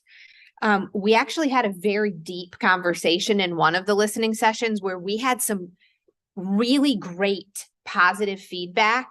We had a lot of teachers in the room, and what they were concerned about after we talked through a lot of this, kind of getting through the unease of change, was around, okay, we just want to make sure that our entire school division isn't going to be painted as the issues at this school. So now we all in every other school and division must do X, Y, or Z professional development, when that is not our weakness in each school.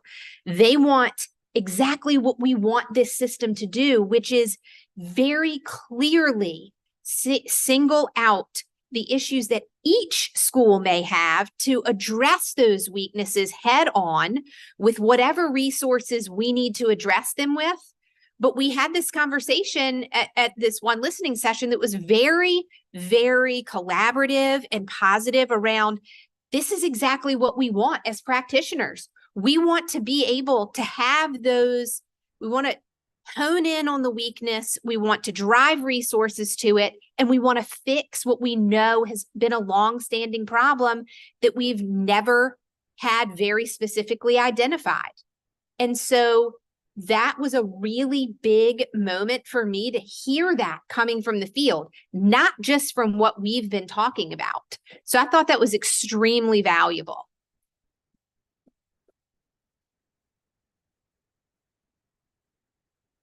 Right, I'm gonna prepare to move us on. The one other thing I'll say, I don't know, Mr. Roth, if you want to, I'm not in charge here. Just on the modeling, I know we're throwing, like, can we get some breakouts to help us understand this issue of making sure we're setting advanced in a way that's demanding and encourages that, but isn't masking failure?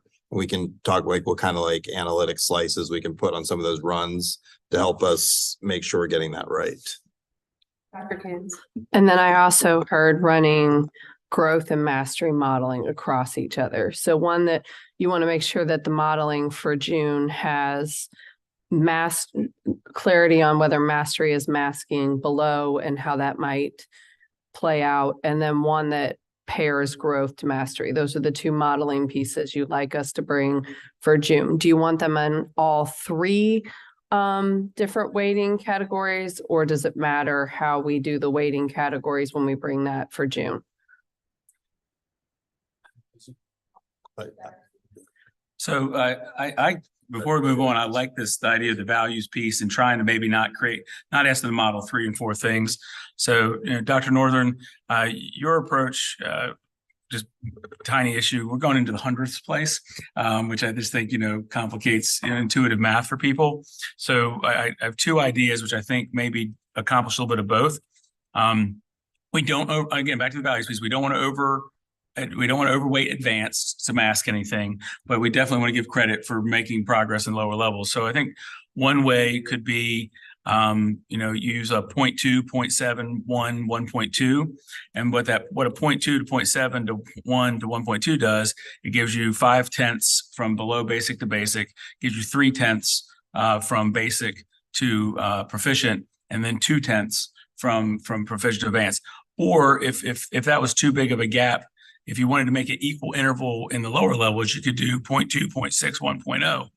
That way, between below basic to basic and basic to proficient, you're getting 4/10 of an interval each time, and you're only getting 2/10 of an interval when you're looking at advanced. So I'm just trying to listen to everybody, make the values thing, and maybe kind of still advance the lower levels a little bit. Nothing, I was just told there would be no math today. Dr. Northern. Always math. I don't know. I mean, you can run that as well. I just thought quarter increments were maybe easier than 10th increments, but it's all in the eye of the beholder, I think. I do think also in all seriousness, Mr. Allman, I would say do the runs you need to show us some of the key trade-offs here. We don't want to mask low performance. We want to incent high performance. We want to see how growth and how it relates. Just help us with the key analytic perspectives. And I think rather than be like, we want these 3 or these 2, I would defer to you and Ms. Hyslop to figure out what are the ones that are going to allow us to really understand the dynamics that we need to wrestle with here.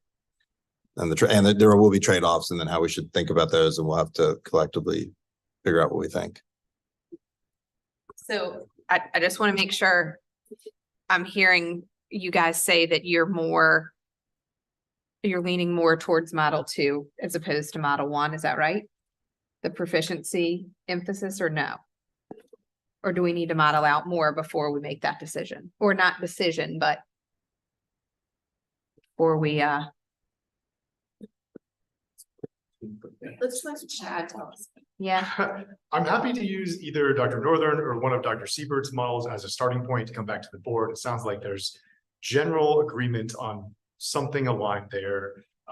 General agreement not to have masking too high.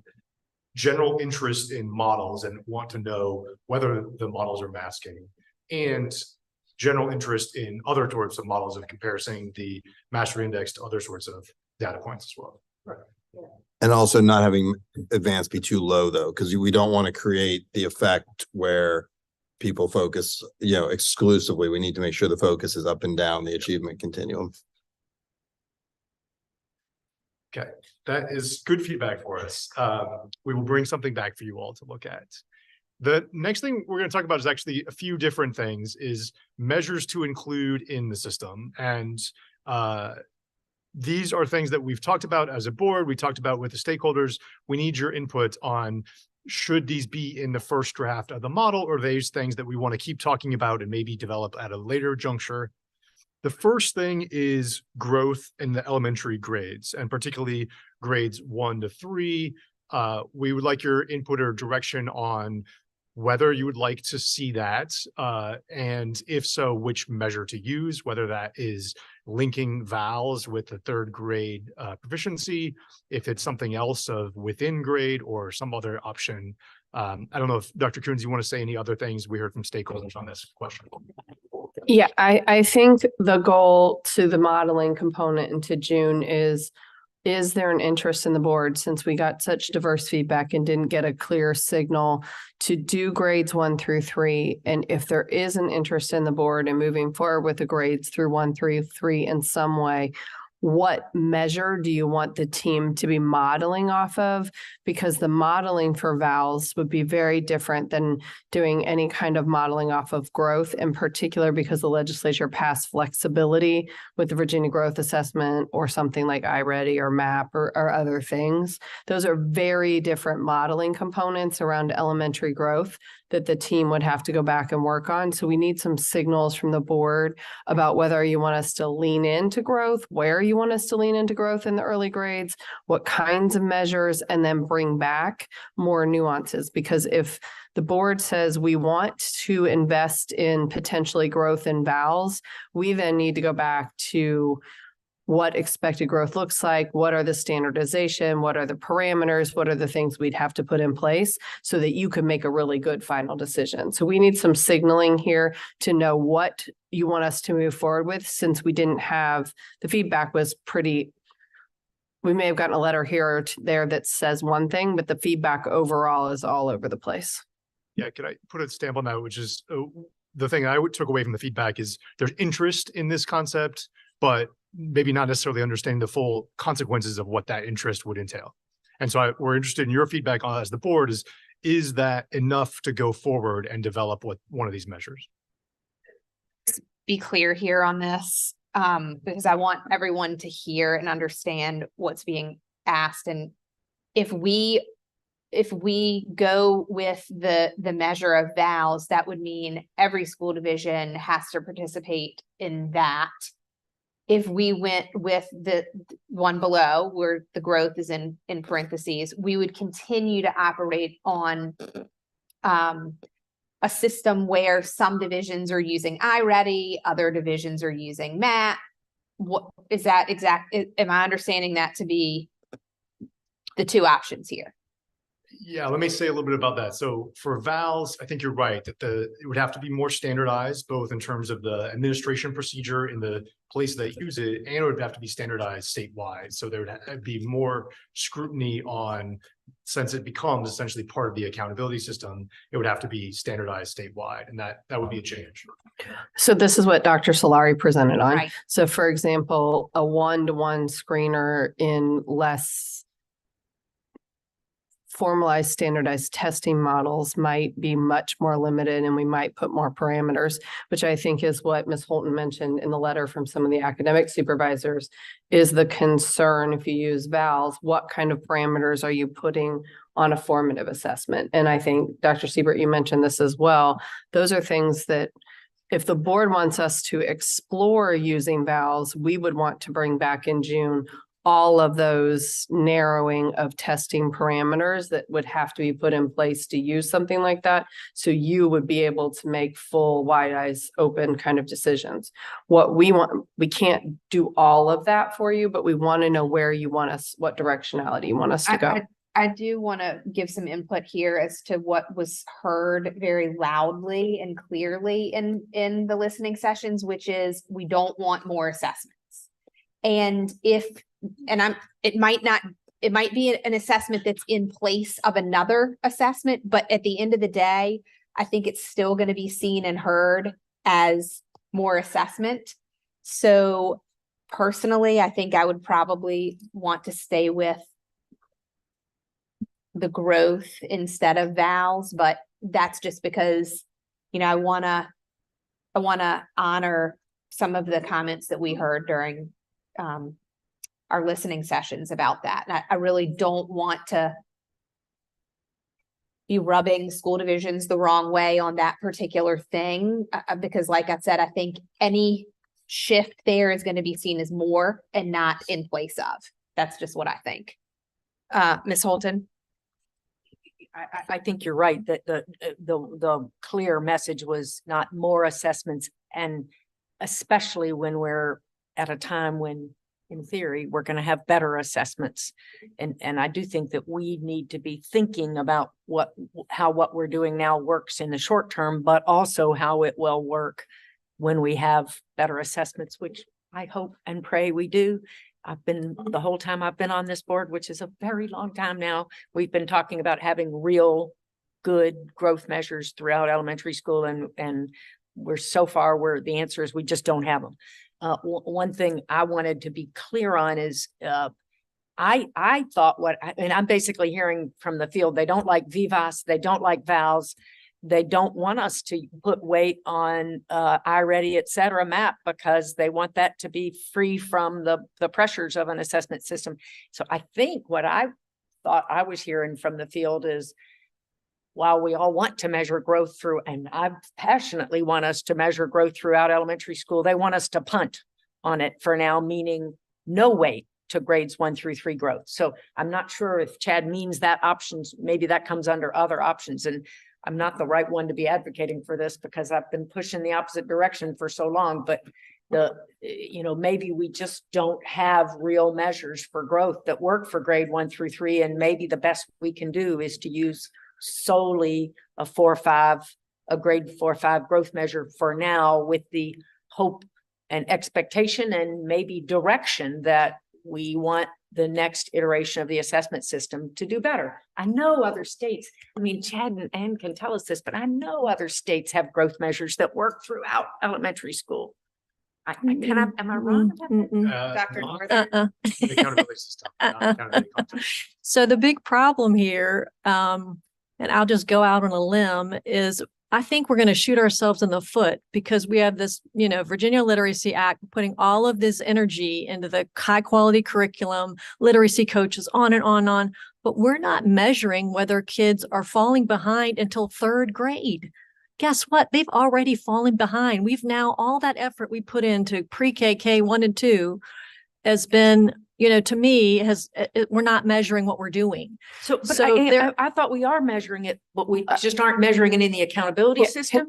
Dr. Coombs. Thank you. I appreciate it. We actually have one of the most extensive growth measures and PALs moving to VALs in the country. And I would say hardcore, I disagree that we're not measuring it. We do extensive work with VKRP and with early grades and with the VALs work. It is more formative than held in the accountability system. So the design is such that we are putting a weight on intervening and being formative and iterative in instruction, but not holding that into our accountability model until later grades, which is the decision point that's here is, and what Ms. Holton mentioned is we don't currently measure growth in the accountability system. We very much, and I just want to say that for the record, we very much have a deep system of measuring growth and have partnered with the University of Virginia and had the opportunity to talk with Emily Solari on Friday and Saturday about the nation leading work we are doing measuring in literacy. So let me clarify and tell me, this is some areas I'd just like to explore for our next conversation. One is Ohio has been able to use multiple formative assessments, not just, I don't know what they call theirs, but for instance, I know that the NWA MAP, for instance, and the iReady, we can put those on the same scale as other tests. So if we talk to our SAS guys, they may be able to tell us, yes, we can put these alternate assessments on the same scale as VAS. So we're standardizing these measures. So that's one thing I'd just be curious to know whether that's true that other states are able to do that. Second, what some other states do is report it, but they don't count it, in any kind of weighting or system. And so if we're already measuring this, but we're not publicizing it, or the public isn't aware, it's not, if it's just being used for formative purposes, I wonder too, if it would be any benefit from just reporting it instead of counting it. I know many states just do a separate bucket of reporting. And then I guess my other question would be on track. I was really thinking that my measure in my mind was what some states called on track to read by third grade. So it's just like, can you identify in K1-2 that there is no way on God's green earth they're going to be reading by third grade? And those are the kids I'd really like to identify so we can start intervening super early. And if we're already doing this formatively, then that's great. If we're already intervening earlier based on these formative assessments, that's fine. I guess I just would like somehow for that to be a little bit more transparently recognized. Mr. Rotherham?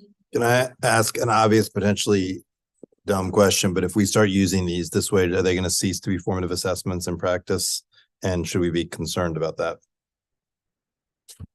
Dr. Thune? I think that's what we heard in feedback, is using vowels and using iReady and NWA map, which the SAS our current vendor has already said that they have the stretch and they're using these in other states. It's the idea that using formative measures into an accountability system takes away the formative elements of that. And we heard that in pretty consistently, both in the online sessions with the different organizations and from the field. I just want to, before we make this into an or, I like the idea that I'm hearing that there is a potential and here, because again, I heard very strongly that we want vowels to remain a very formative assessment, and of course, we put it into a statewide system, then we get into security and a whole bunch of different things. But back to Dr. Northam's point, if the vowels data is prominently published, like in its own little bar for the primary grades, we want to honor primary grades are hugely formative, so we want them to remain formative. But put the primary grades, the vowels data published, and yes, that it's a formative tool. And then some people, oh, what if that got gamed or something? Like, no, I think third grade reading is still like the gatekeeper to see if that's been done well and done right. So I like the idea of maybe report some things, weight other things, and keep this as an and. Now, if there's a way that Dr. Coons just pointed out to stitch together some other tools, I think that is very, very cool. But again, then we get into the concern about overassessment. Madam President, I'd love to hear more about, and Dr. Northern touched on it, but Chad, can you tell us more? What are other states doing? And are they using things like iReady, MAP, formative assessments in ways that don't take away the formative value of them, and add all this extra security? And I mean, I do think, back to Grace's point, more test apparatus, more assessments and or more apparatus, security, et cetera, around assessments is one thing where we heard loud and clear that the divisions don't want. But can we do what other states do around these without all those trappings?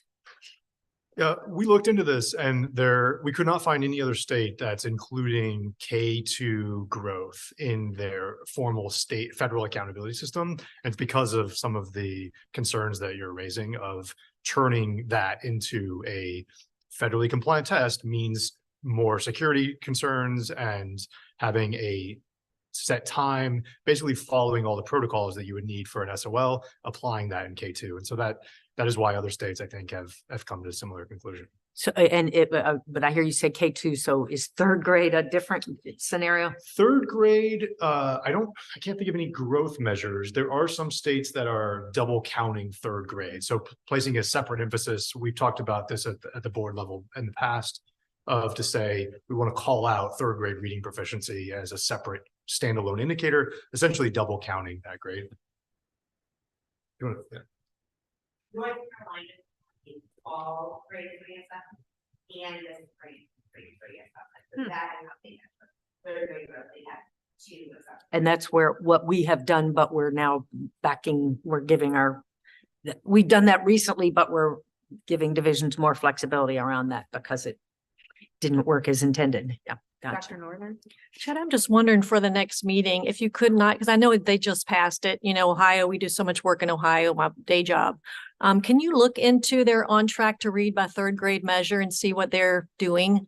It's hot off the presses. And I'm just curious, frankly, how they're squaring the same issue. We looked into Ohio's a month or so ago, and at the time it wasn't used for federal purposes, and so maybe that's how they're getting around some of these issues. Okay, okay.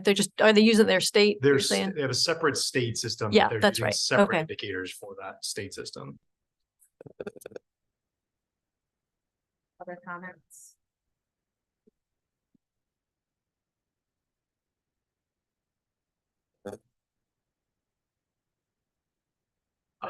What else do you need before we move from this? I'm not hearing any strong support for this measure at this point in time. We can continue to keep it in the background percolating if we come up with other brilliant ideas or if there's other things that come to mind. But for now, I'm not hearing strong board support for including one of these measures in at least the summer modeling work that we're going to be able to do.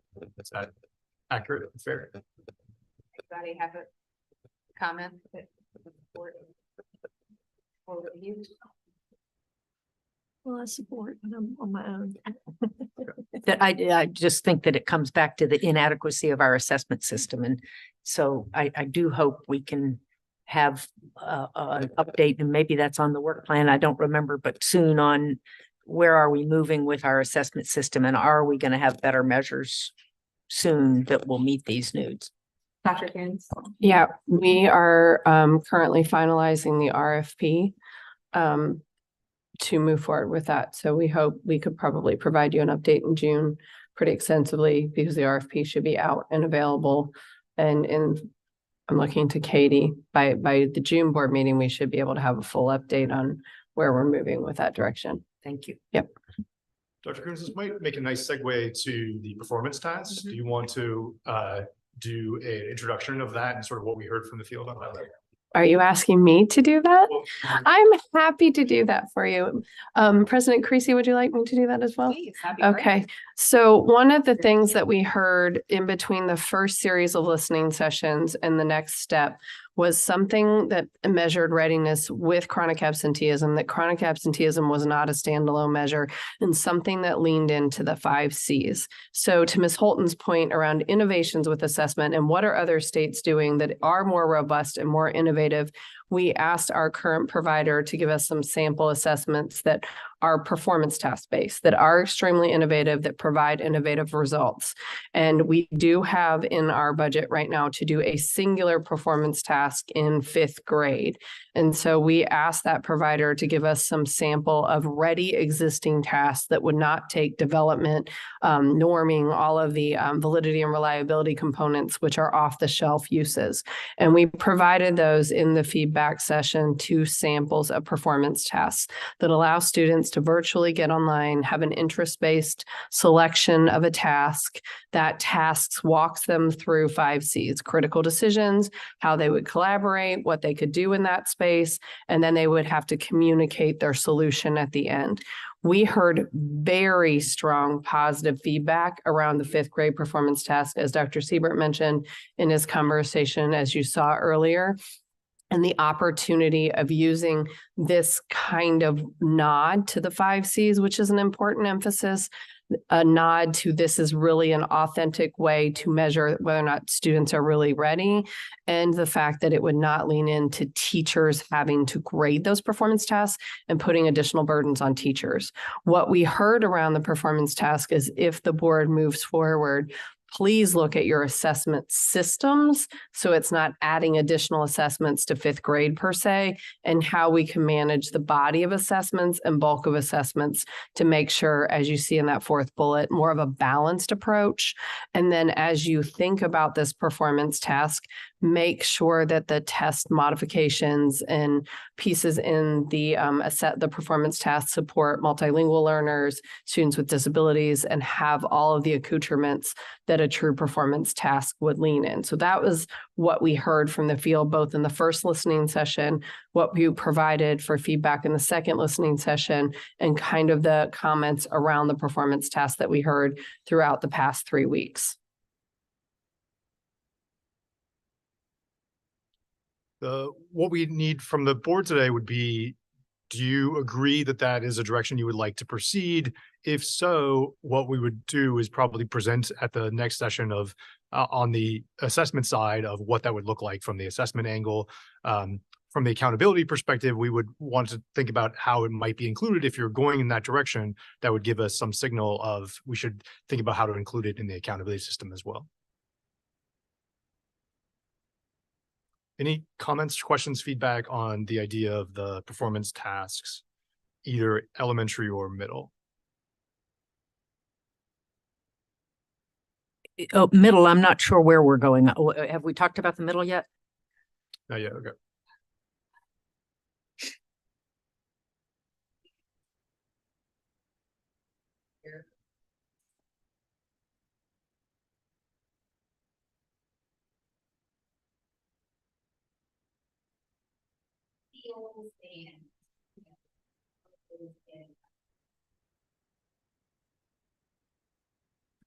I had someone ask what the 5 C's were from the field. So that would include critical thinking, creative thinking, communication, collaboration, and inclusive of citizenship skills. So it would allow for all of those components to be measured in a performance task, which is something our schools do locally. But this would allow us to lean in and get a true readiness measure, an authentic measure. We can at lunch certainly provide the copies that we provided during listening sessions so you could see what those authentic tasks look like. But we did get a lot of positive feedback. I think the only concern we got would be helpful from the board as we move forward. If the board is interested in including a performance task, is how might we adjust assessments to make sure that we're balancing the amount of assessments in 5th grade, given that is a particularly heavily assessed year. Yeah, lots of interest in the idea. There's always a question about the details, and one would be to look at the grade level, because you even heard in the feedback there are some schools that aren't K-5, and so if it was like a 4th grade assessment, or even depending on how it was created, there could be some flexibility there for division to decide we're going to do this in 4th grade, we're going to do this in 5th grade.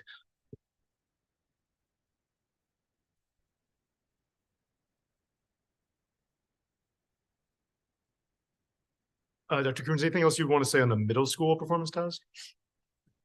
Sure. So this was an evolution, and I talked to President Creasy after our first week. So after we left the board meeting March 28th, we immediately had 3 listening sessions the following week. And one of the clear pieces of feedback is they liked the performance task in elementary so much that they wanted us to provide some options for the middle school readiness as well.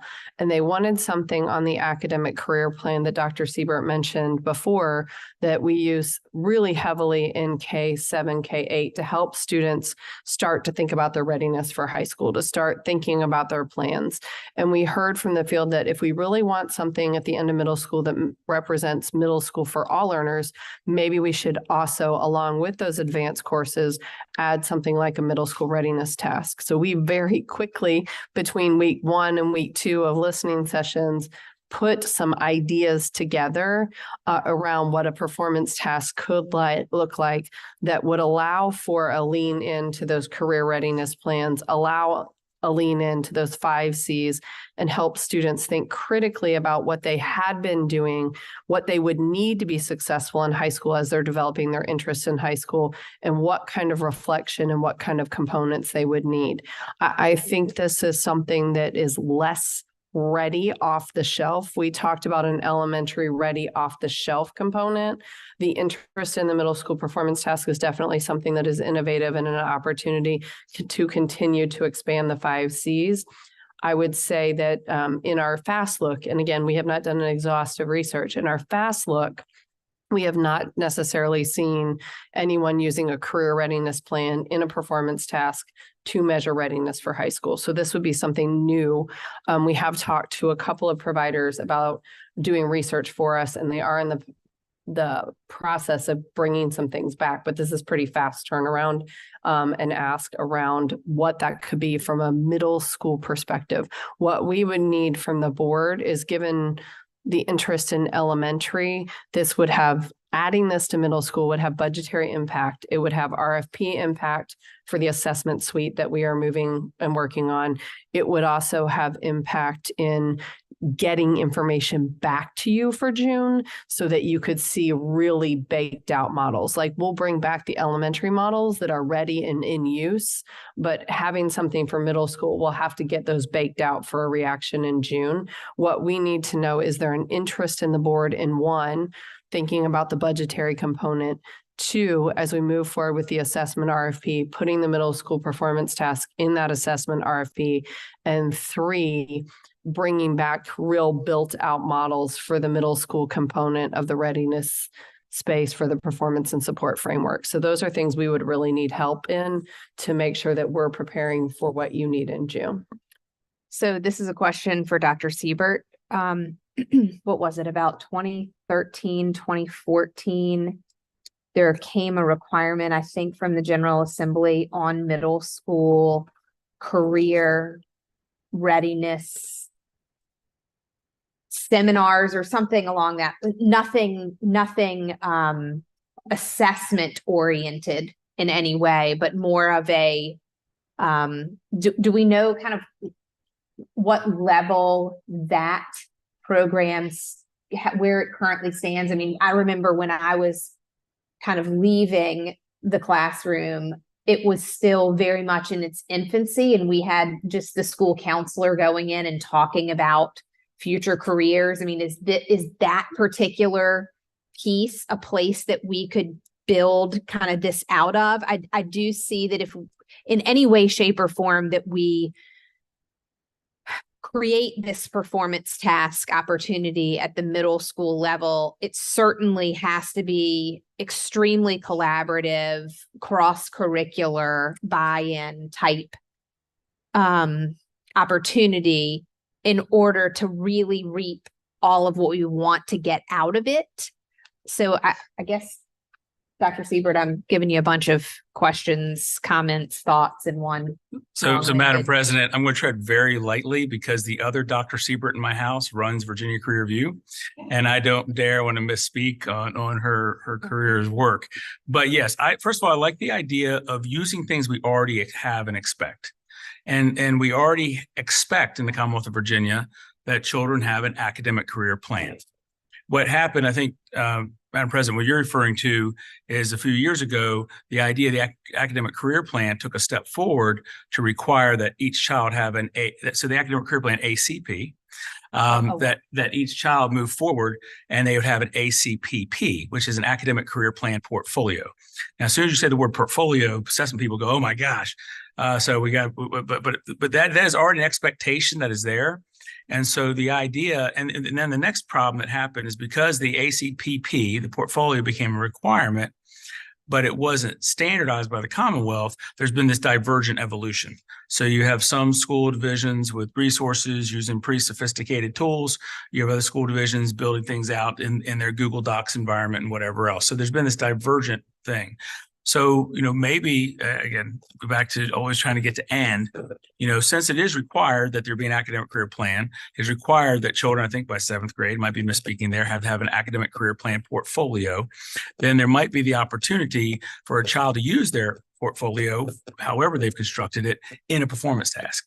And so that I think could potentially be exciting, but a lot of question marks there. In addition, I think we did institute a course requirement. And I'm not quite sure what the status of it is, but there is, I think, a semester-long course requirement in middle school now focused on careers and career planning and career options. And what I know that we've added that requirement. What I don't know is whether we have an SOL or other curricular guidance from the state. So I don't know what the content of that course is, but I think it is. Yeah, but I think it is something that I think I'm right that DOE has put out a content guidance on that course. I just don't know what it is. And so I wonder if there's something that course could be used to. I just, instead of total. Yeah, right. Build on what we've got, right.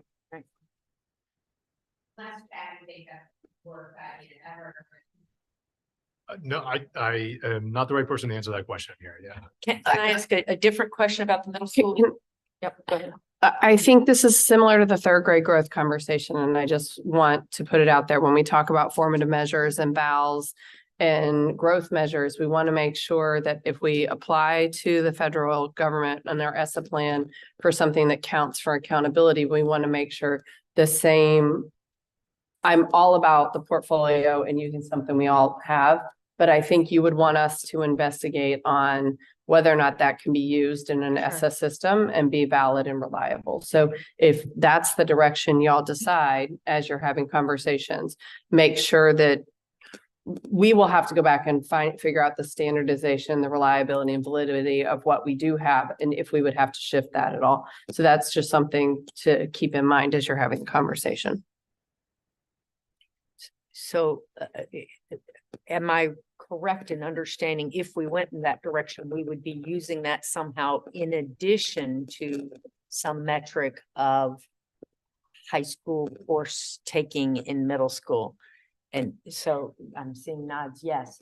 So to the extent we keep some component of high school taking in middle school, I do see that we've gotten a lot of comment back to the effect that the problem of the current shortage of high school endorsed teachers at the middle school level, which would particularly impact rural or high-risk middle schools. Is there an answer to that? What's the solution to that? I had a brief conversation with Virtual Virginia, so I don't want to commit to anything, but we are going to have a meeting with them in the next few weeks to talk about some of those concerns in general. Ms. Holton, we've heard about middle school. We've heard about some of the high school opportunities, some of the spaces. We are also thinking about some of the licensure flexibility and those opportunities to make sure that we're leaning in that space. So we are definitely researching options as we speak based on the listening session feedback over the past 3 weeks. And I think very clearly was that, you know, and look, you're going to hear on Thursday, I'm really excited about this. You're going to hear from our student advisory committee, our advisory board. And that is one of those things that they talked about, is that they weren't, a lot of the advanced coursework wasn't accessible to them in a lot of our more rural areas. And so I had hoped, I guess maybe my hope was never came to fruition, but we had spent quite a bit of money that came from the federal government during COVID to really stand up Virtual Virginia more than it was. And I had kind of hoped that we were in a really great place there, but obviously it didn't go as far as we needed to go with that sort of upscale at the time. But I think, you know, I think it's a conversation that we should have in the future as to whether or not, you know, that's really the answer, or whether we have other opportunities. I think we probably want to look at licensure options too. And I think that's another thing that we need to be examining. I'm not sure what licensure option means. Yeah. If it means asking somebody to teach algebra 1 in middle school who is not trained to teach algebra 1, then that's not a good solution. No, I guess my point is that, for example, we had different grade levels. We have licenses that our licensure process has ebbed and flowed for so many years. And for example, I hold a 612 license. Some people hold a 6-8 license. And that was just based on the timing of when people were in the initial licensure portal getting into it. So maybe we need to make sure that we do have more 612 licensees. That's kind of one of my solutions that I'm thinking about. And do we know, do we have any data on how many of our middle schools are currently equipped to teach algebra 1 in particular, since that's, I think, one of the key courses, you know? Isn't that on the next topic? Good. I don't know if Dr. Quinn, do you want to wrap up any of this on the performance task, or to say anything else about this? We definitely have data Good. on middle school. And for the most part, what we heard in the listening sessions is most people have middle school math teachers endorsed to teach algebra. It was more about the biology, the chemistry, and some of the sciences and other areas that people were more concerned about advanced coursework in middle school.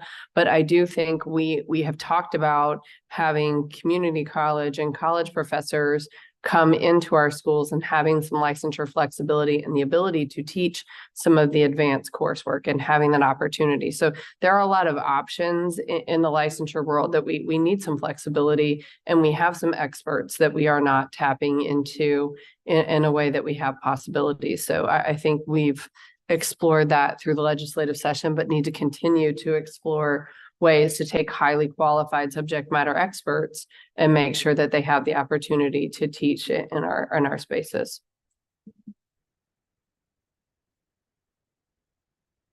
Yeah, I'll just say that, I mean, just broadly, I'm in favor of continued exploration of a middle school performance task. I mean, I think it feels, I mean, we're going to discuss the advanced coursework in a minute, and the eligibility for students for that is going to be really important, I think, to that discussion. But it does feel a little skinny to me, this 20% middle school bucket, if it's, you know, advanced coursework and chronic absenteeism. I think the performance task, if we can pull it off, would make that bucket a little meatier and more substantive. Mm-hmm.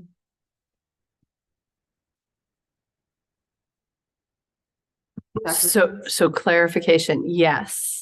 Explore the middle school task coursework, explore it in correlation, bring back costs, bring back requirements, bring back those pieces for the board in June. Okay, great.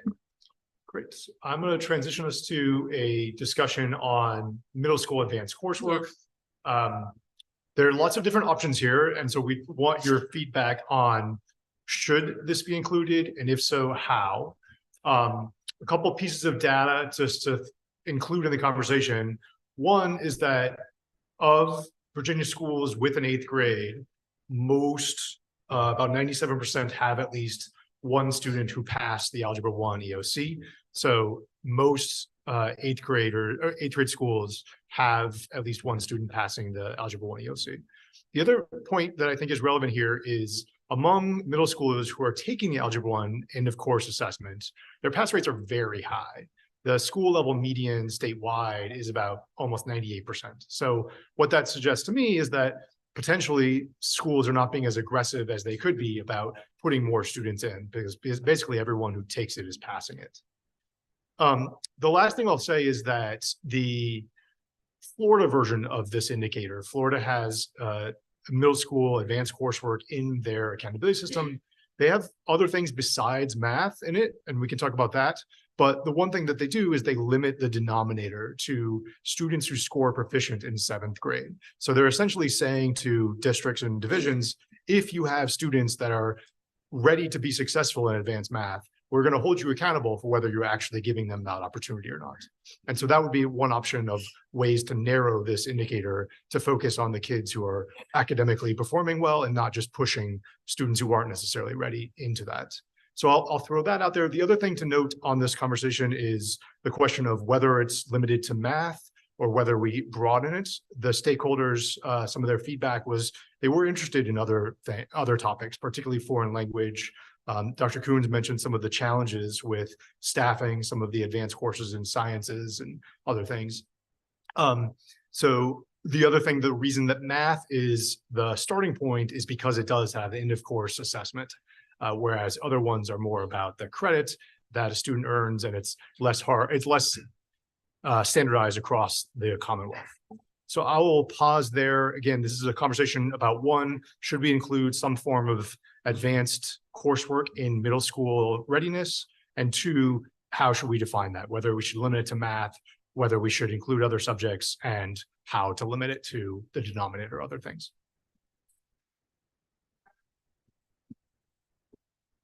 I think that in terms of a readiness measure, advanced coursework for middle schools makes sense. I do think this is a place where we probably need to start small and do it well. And then later we can decide about expanding. So, you know, based on the data you've given and my understanding of schools, I think probably starting with math is a good place to start. I think that, you know, as we get back to the middle school piece and we talk about the mastery piece, we can really think about the 8th grade writing and other things that are very, very important for middle school.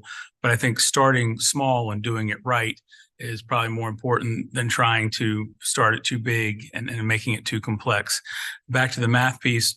I think that many middle schools are equipped for that, are providing that. And I also like the idea that for some children, developmentally, they are not ready. I think about my own 3 children and the ones that were developmentally ready for algebra in middle school and the ones that maybe were not. And also, again, that then comes back to the great standards work we've been doing, because the other risk is when you accelerate 7th graders into algebra and 8th graders into geometry, you have really advanced math students coming along who really haven't done interest and mortgages and a whole bunch of other math skills. So there needs to be some thoughtfulness there. But I think if we go this direction, we should start small. I guess I do see a path though outside of just algebra. I mean, we need advanced coursework for kids in as many. If we're really talking about student choice and providing them options and opportunities, then we need to have more flexibility and opportunity than just in math. Because I can tell you, I probably would have been advanced in English and in social studies, and definitely not in math. But I mean, so I don't want for students who are not particularly the math students to feel as if they're left out of opportunities for high school credits or more advanced coursework. I don't want us to put all of our eggs in one basket. So that's just my point of view. We're moving, Madam President, toward, I'm sorry, I'm sorry, Ms. Kilgore, apologies. I don't think you should start small. I think you could start small and more than one option. And I totally agree with what President Creasy said. You know, not everyone, you don't want students to feel like if they're not strong math, we want them to be strong math. We want to encourage strength in math, but we also want to encourage strength in English and science. And so I think you could do both. Start small, but offer more than one option. I agree, Matt, but that's I want to tie that together. What's the range of things we could be thinking about? Help us. We've got, new personalized options and so forth. Let's start from what's the universe of things we could consider here beyond algebra? Obviously geometry for kids who take algebra in 7th grade, but what else? If we're talking about all the things under the sun, we heard things like foreign language, we heard things like CTA options, we heard a lot of concern around the science progression and making sure the science progression, we currently get a waiver from the feds about offering Algebra 1 in middle school. We would have to get a waiver for biology as well, if that was something. We heard, arts, having fine arts options. We heard a lot of different creative things. I think the thing that this board will have to consider is what is a high school bearing course when you start talking about widening that and thinking about fine arts and all of those things. And how do you know that the integrity of the course was actually a high school course? So and that a child carried the credit bearing level of a high school course in middle school. So if you're thinking about advanced coursework and you're thinking about this as a readiness course, there are some structures that you'll need to think about when you widen it beyond Algebra 1. Is the foreign language, what is the course content? What is the measure that the student worked at that high school readiness level? And how wide and exploratory do you want that to be? Perhaps maybe we need to start looking at some data about what school divisions are offering. Let's say, for example, foreign language to middle schoolers.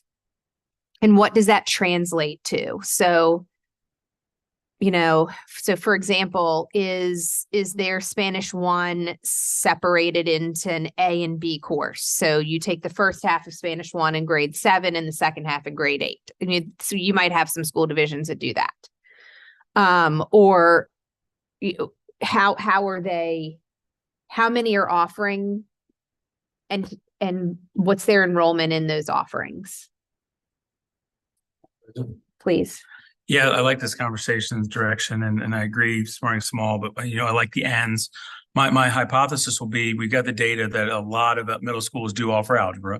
So we know there's capacity there. I think we're going to see a lot of middle schools offer world languages. Now, some will offer 4 world languages, some 5, some 2, but I think world language will be a pretty big possibility.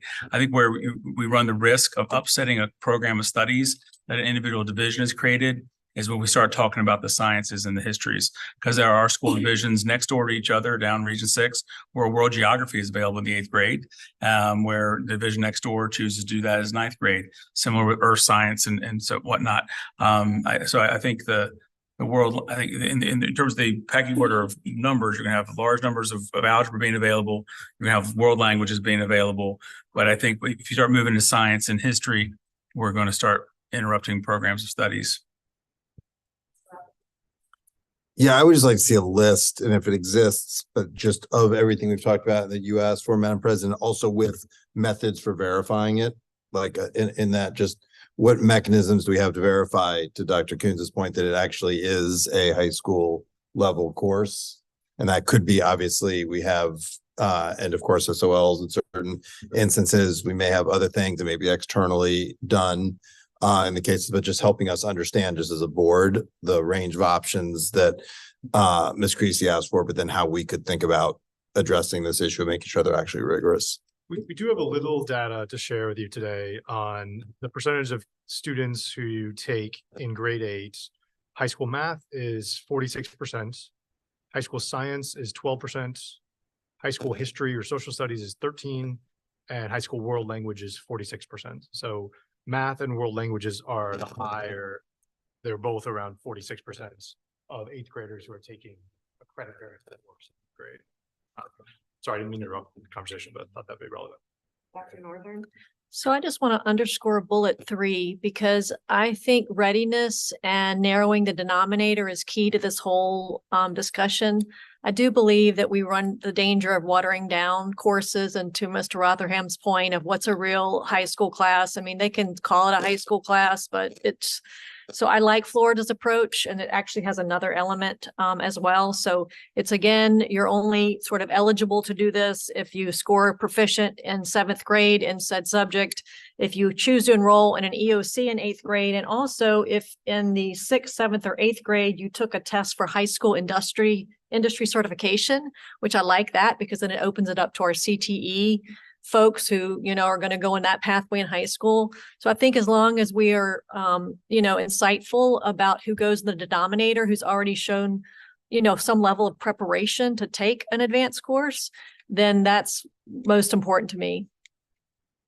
Dr. Coons? I think the other thing that we have the opportunity to do, and I know we said this a lot during the listening sessions, is we have structured middle school and high school so long around a Carnegie unit that was designed in 1906. And I had the opportunity over the weekend to hear Carnegie say, we would like to remove that from anyone's vocabulary, because we shouldn't be running middle school and high school around 180 hours for a course. And the legislature passed seat time flex, and we want to make sure we lean into providing those flexible options and those opportunities. So as we think about verifying a course and making sure it has rigor and it has that, we also can lean into the opportunities that we no longer have to have a Carnegie unit to consider a course, a rigorous course, to consider a course, a credit bearing course.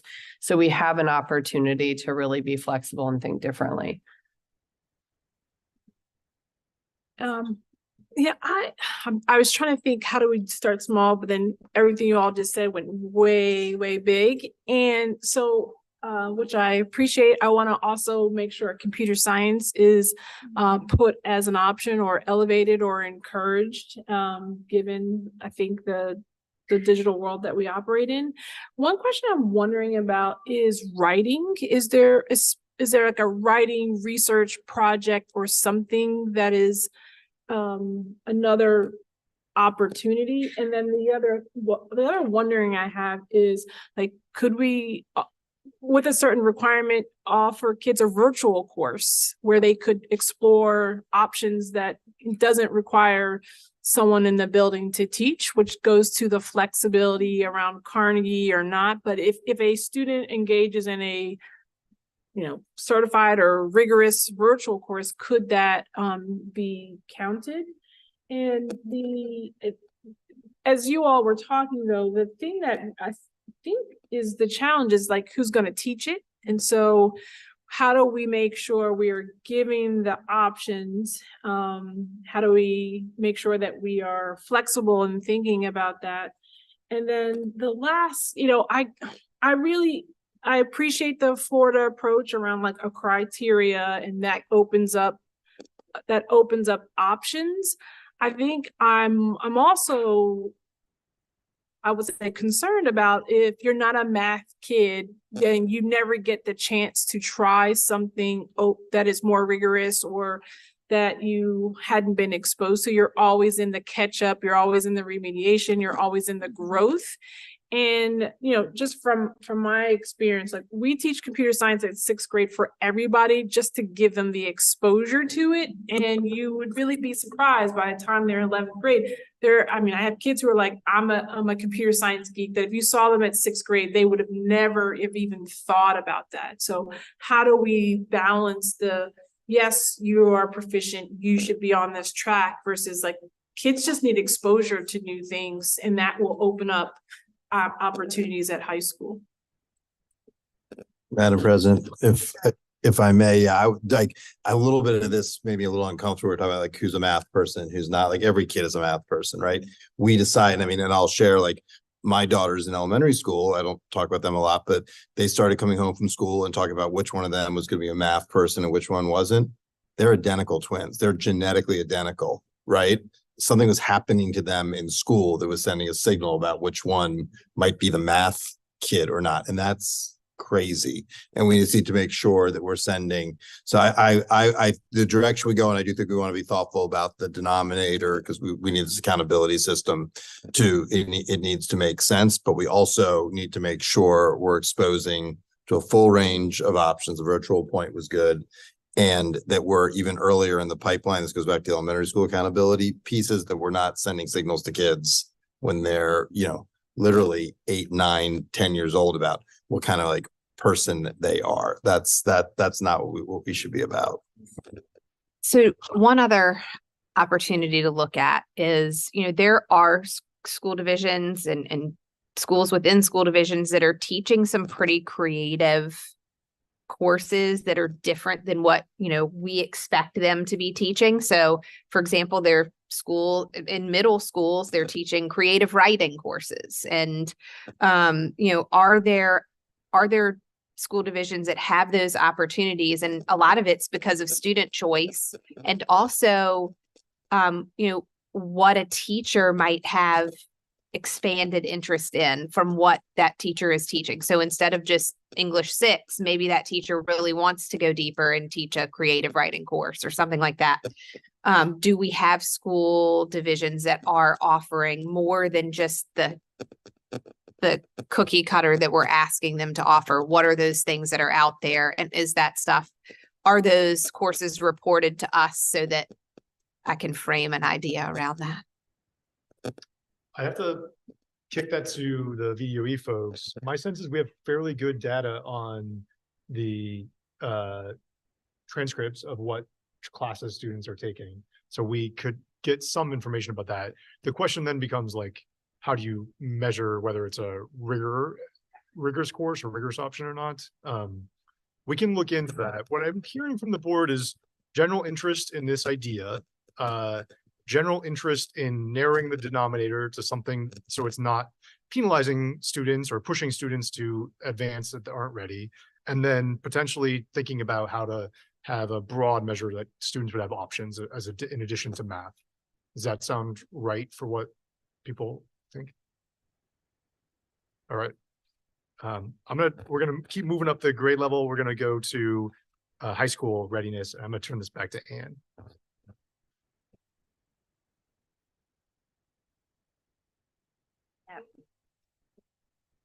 Sure.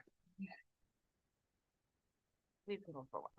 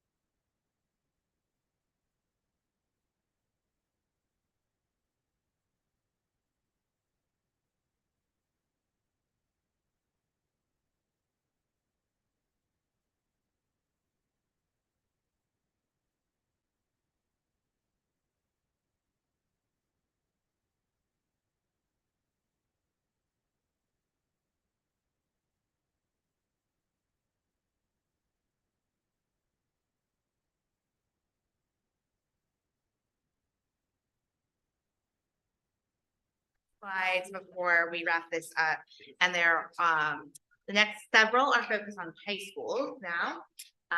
We've been talking about readiness at the middle school level, at elementary schools, and now this is the high school readiness indicator, one component of it.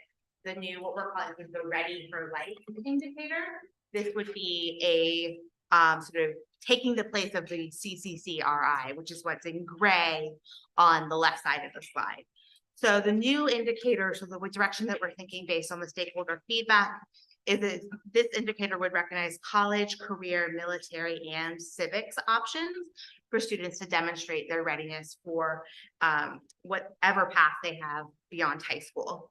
So there are a few key changes here. I think we heard loud and clear from stakeholders that it was important to continue sort of the dual enrollment credit. That was one thing that they were very supportive of, but we do have here that this would be based on the exam scores from AP, IB, and Cambridge, as opposed to just sort of participation in class. So really sort of demonstrating that readiness through the exam scores and more meaningful outcome of that experience, not just participation in it. There are a few things around, and one of the things that we've heard is that, not all CTE credentials are created equal. So this would sort of really emphasize a state approved in demand CTE credential and some of the career and military options. We also heard a lot of positive feedback around the inclusion of the ASVAB exam and sort of that military career readiness. So it's not just any ASVAB score, but an ASVAB score that allows enlistees to really choose their career in the military. So that's sort of meaning this, emphasizing more meaningful outcomes over just experience certification. And within the civics component, really trying to maintain the service learning experience. That was something we heard a lot of positive feedback from the stakeholders about how important that was, how they've really worked to incorporate that into their high schools, and really trying to make that something that's more standardized and measurable. The same goes for work-based learning. I think we got very similar feedback that the work-based learning experiences were important, along with the service learning and the civics. And so I think we didn't get great consensus on sort of another civics measure beyond service-based learning, but we do think that there's a way that we could still incorporate that and make it meaningful, given the stakeholder feedback that we got. So I think that, what we're trying to sort of do with this new version of the indicator is it's sort of like ready for whatever a student chooses. A student isn't just sort of slotted into one pathway, that they actually have meaningful choices for what they can do beyond high school, that they're not just, on the career track, they're not just on the college track, they can choose what option is right for them and recognizing that in the indicator.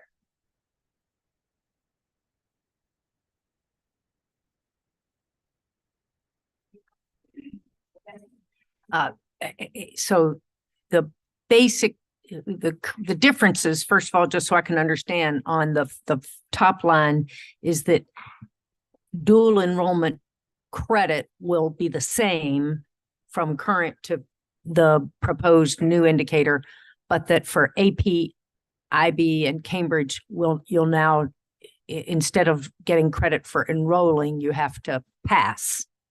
Yeah, it's trying to use that pass. Right. And so what pass score, AP, it's, 3, 4, 5, there's a range of pass scores. What would we propose to be using is my first question. And I'll lump the second question in, which is, I think I saw some feedback from various places that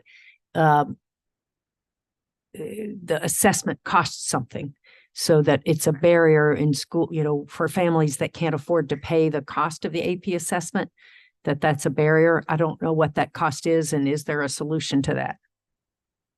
So speaking on the first point, I think we have not gotten into the specifics of this, but I'm going to speak to what other states do that use AP, IB, and Cambridge exams.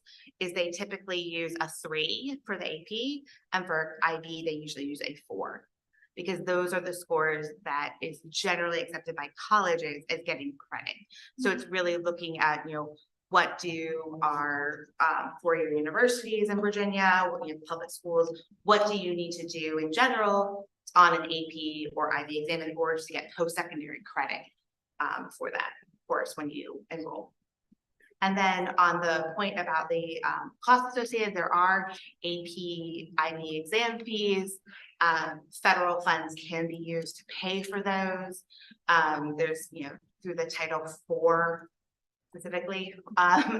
So that is the choice that some districts use. There's also, I think, ways to try and get fee waivers, so I think that it can be a barrier, but there's also then resources out there to help divisions cover the costs for students who, that exam fee would be prohibit them from taking the exam. So that's great to know their resources. If the question is whether those resources are adequate to meet the need. So can we get any data on what is there any data that will help us understand what schools are currently doing on paying those fees? And is there a way that we can help boost that, or any reflection on how using this in the accountability system will affect that? There's an existing data. I think we could pull the amount of that Title IV funds, I think, which is the pot of funds that can be used for it. It just has a lot. Oh, I'm not close enough to the mic, or just Chad is much taller than I am. You're too short. Still my tiptoes. Pull it down. But I was just saying that we have districts divisions can use that money for a lot of different purposes. So I think, I'm not sure there would be a data source that shows exactly like this is what went for fees. So I guess I'm hearing that a lot of divisions, somehow I feel like we ought to be able to find out, is it the case now that many people have to pay for their own assessments? And if so, is there a solution? I think this was when it came up in the listening sessions, a lot of the stakeholders were saying, and that's why it's really important that dual enrollment is also included. Dual enrollment. Because some of that, sometimes that costs too, but maybe that problem has been solved. I don't know. It used to be that students had to pay for their dual enrollment costs too, but maybe they don't anymore. I would hope that, like, if we set a bar like this, that we then have, and whether that's something that happens over in the General Assembly with federal funds, that we should be making sure every kid who wants to take one of these tests can take it regardless of economic circumstances. That seems just very straightforward. That's what other states have done.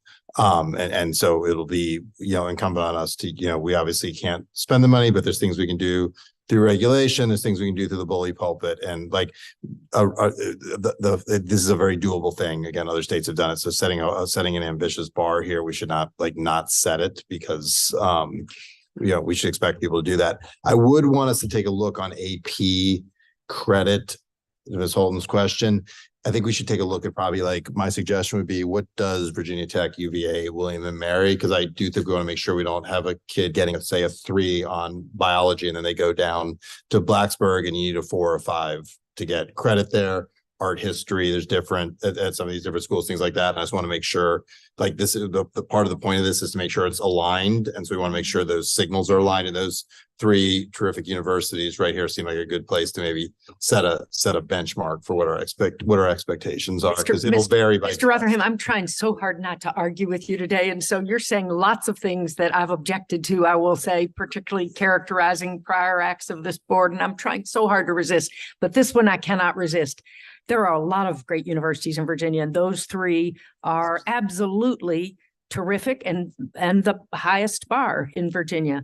There are lots of others, and I would, if the ODU and VCU and George Mason accept a 3 and UVA doesn't, I would think we should accept a 3. Well, okay, that's fair, Ms. Holden. I think, like, that was not to cast aspersions on any. There are great universities. If you were our last lab committee meeting, we were just talking about George Mason. My point is, I think we want to make sure we have some kind of a clear standard that's anchored to something. And if it could well be, we look and say, what's the minimum at any public university in the Commonwealth? It could be what we look at it, but it has to have, I just want to make sure it has some logical, that we don't just decide it's a 3. We need to figure out, what does that look like, so it's aligned with expectations across the Commonwealth. We can see if that data is available through Chev, or do some additional, look at all the 4-year universities and see if we can find if there's any sort of uniform guidance around AP course acceptance, and get a good sense.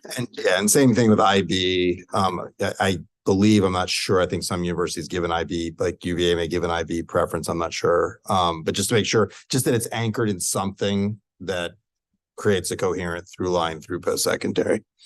Dr. Northern? So I just want to make sure that we're casting a wide net here and we're getting all the options that we can possibly be getting that are rigorous and vetted and reliable. And so I just looked at a handful of states. As though Colorado, and I don't know whether we can measure this yet, but they use in their post-secondary readiness bucket, the matriculation into a college or career certificate program. I don't know if we can measure that yet. But anyway, if we could maybe aspire to that one day, obviously, because that's a real ready for life indicator if we've got kids matriculating into college or career certificate type programs. The other one is the Advanced International Certificate, which is one that several states use from the Cambridge. We already have Cambridge in here, and that's sort of their, credential, so to speak, from graduating within their program. I know that Florida uses that one at least. And then there is the, some folks say you've got to get a C or better in a dual enrollment course, whether if we want to just, not just measure participation, but we want to measure potential grades. And then Tennessee, again, there's a bunch of these. They use the CLEP, the college level exam program. That's another one that's popular with other states.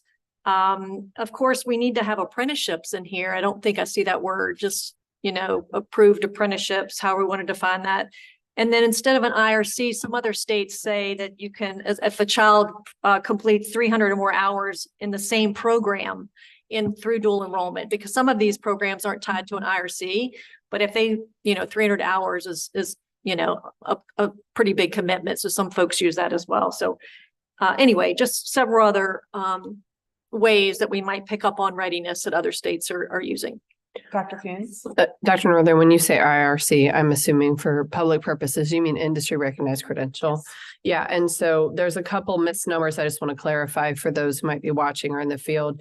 We have dual enrollment up there. That includes concurrent enrollment, both of those items in that space. And then we definitely have looked at other things like CLEP and advanced certificates and the availability in Virginia, but are things we can continue to research. But again, I think one of the things Anne has leaned into in the modeling here is making sure that the things on the space are measurable. So we've talked about work-based learning and apprenticeships and those kinds of things, but we also need to understand that we're not using the same measure of quality. So thinking as the board's asking us to think about some of the recommendations that you're talking about, we will need to make sure that those are consistent measures of quality across the board. So to Andy's point of, is this a 3, is this a 4 on an AP?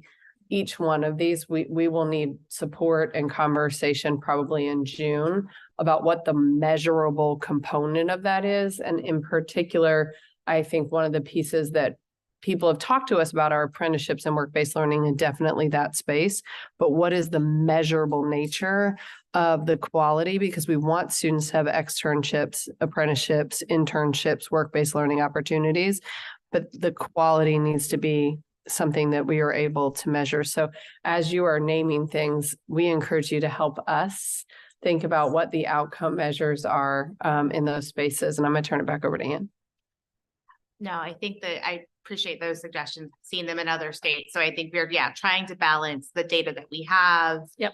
And the data that's also like the most common things. We want to make sure we're getting the things that are really in being offered across the Commonwealth most commonly in first. But I think when we come back in the subsequent months, we do want to be getting even more specific with these definitions. We're going to need to be as we move forward with the ESSA plan. So really appreciate that feedback.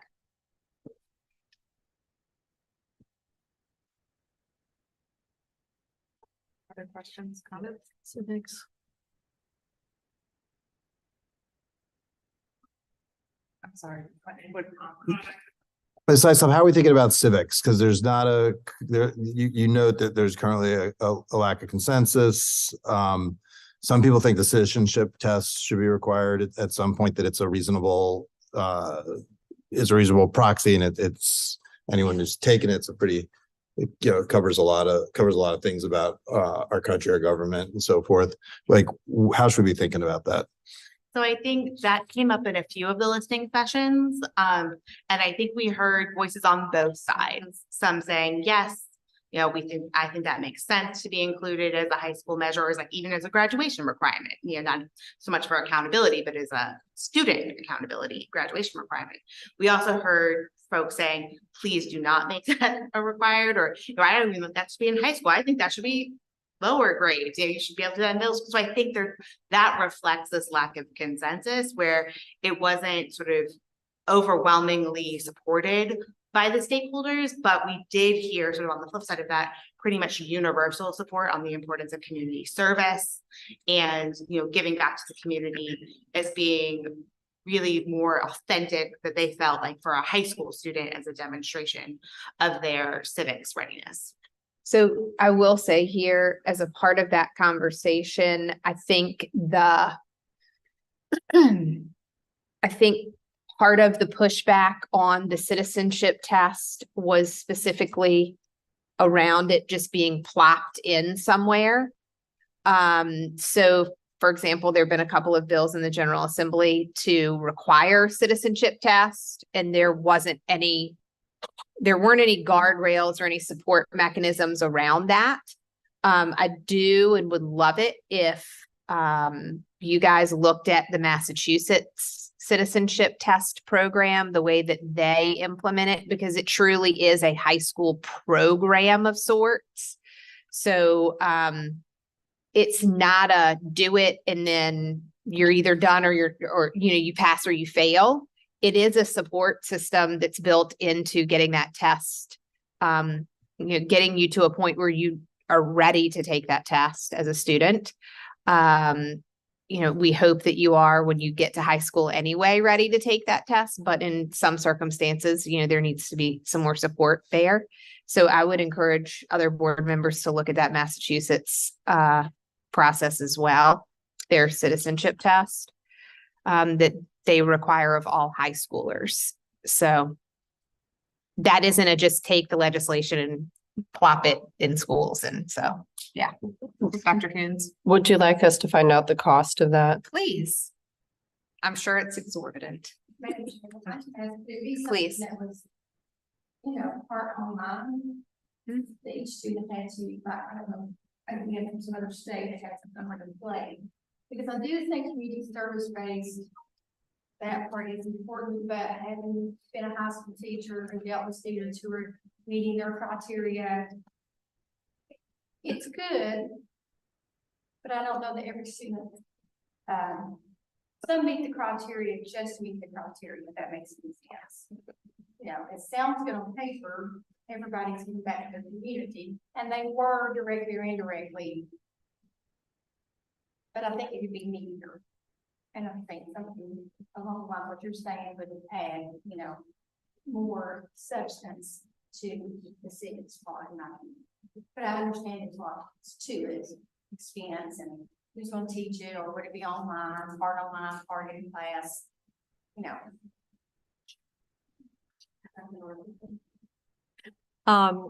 So I think since we're still forming some of these things, I think there's an argument to be made that, we're not going to have this all completely figured out, today or in the next weeks. There are some we could think about, okay, you could opt in. Some districts and schools may opt in to give the test and we just report it and don't count it. It's just a transparency thing and it's up to you whether you want to do it or not.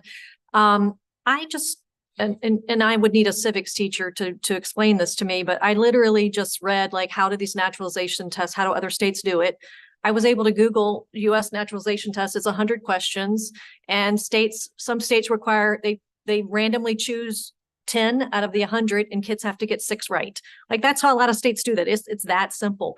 And it's not like a secret, like it's the 100 questions of the civics test and they pick however many and that's what you get. So I don't think it's a huge cost associated with this, at least in terms of how other states are doing it. So that's just one thought.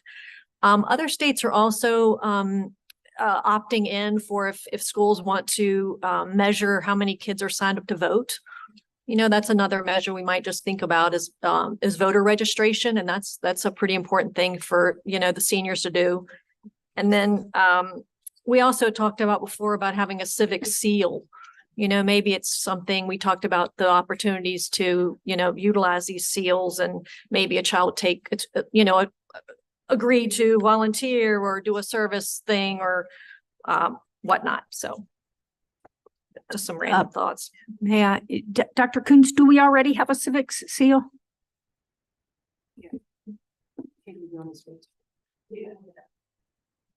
Yes, there is one of their several graduation seals currently, and one is a civics-based or sort of service-based seal. I think that and I don't know if someone from the department wants to, we've thought about like using, I think the seal is not very given very often. I think it's, I don't know how many students are actually getting it as part of their diploma. So I think we're not sure it would really add much to the differentiation of schools. I think that was one of the concerns we heard about it. It doesn't. But if I may, I mean, the whole idea of these is there are a number of different, I mean, there are presumably not a lot of students doing the military route, but that's one way to demonstrate readiness for life. So if we have, I mean, you know, just to use our existing resources seems like something to consider. I agree wholeheartedly on the military point. I do think we just want to be a little careful. Joining the military is a matter of choice, right? And I get nervous when I hear we're going to hold schools accountable for registering kids to vote. Like, I think you should register to vote. I think you should vote. I strongly encourage it. It's also, though, a country where not as a citizen, not registering to vote that is a choice you can make, choosing not to vote in a particular election or in any election. There's journalists who just don't vote, for instance. So I think we want to it gets back to some conversations we had a long time ago on history standards. We need to be very careful.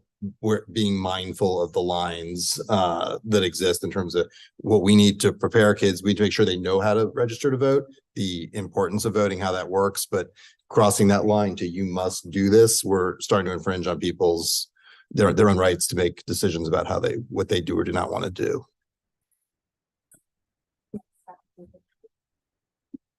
I love the divergent brainstorming, whole host of ideas. Not making this a recommendation, just want to point out in terms of things we already have available to us and we use, there is the middle school civics test and the U.S. Virginia history end of course test.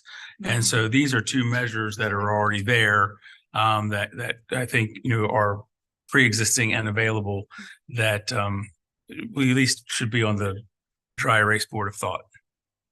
And I would argue, however, if we're really serious about the civics measure, you know, I think we might, I mean, again, not sure I want to advocate for additional assessments, but we do not have an end of course assessment for U.S. government in high school. And, you know, just throw that out. I would love to be able to see something standardized and objective versus just completion on that particular item. I think this is all really helpful feedback that we can take moving forward, and things you have to say that we're done.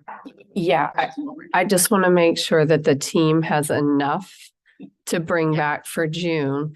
I mean, I feel like that's my job, is to make sure that when we come back to June, we bring what the board needs for decision points. And I feel like we had some good conversation around next steps for college and career, and even some clarity around military, but we got very wide on civics. So can I ask the board to come back and give us some clear directionality, or at least a couple of different things that you want us to model or propose?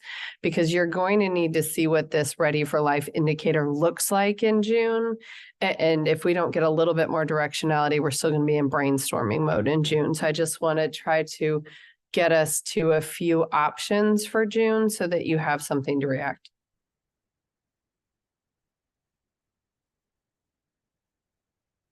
Well, I think you heard one thing, get some options on what other states are doing. Massachusetts, obviously, just given the DNA up there and some of the organizations that are there, they've been very forward looking on civics, but what other states are doing, how states are using the citizenship tests. We've heard some different, like, do you do a sampling approach? What states are requiring? That is sort of an objective measure that one isn't, I mean, that's one of the most sacred things, becoming a citizen. So it's important. And we use it as a country in important ways. So I think some things like that can give us some options on things that are standardized, comparable, to Ms. Creasy's point that, and I think with all of these, going back to what we were talking about earlier on AP, that we can just link to, to tell people, here's why this matters in life for your next step. Like, there's a clear through line that this isn't just something we just kind of dreamt up, but here's why this matters to the next step that a kid's going to take in life. Perhaps,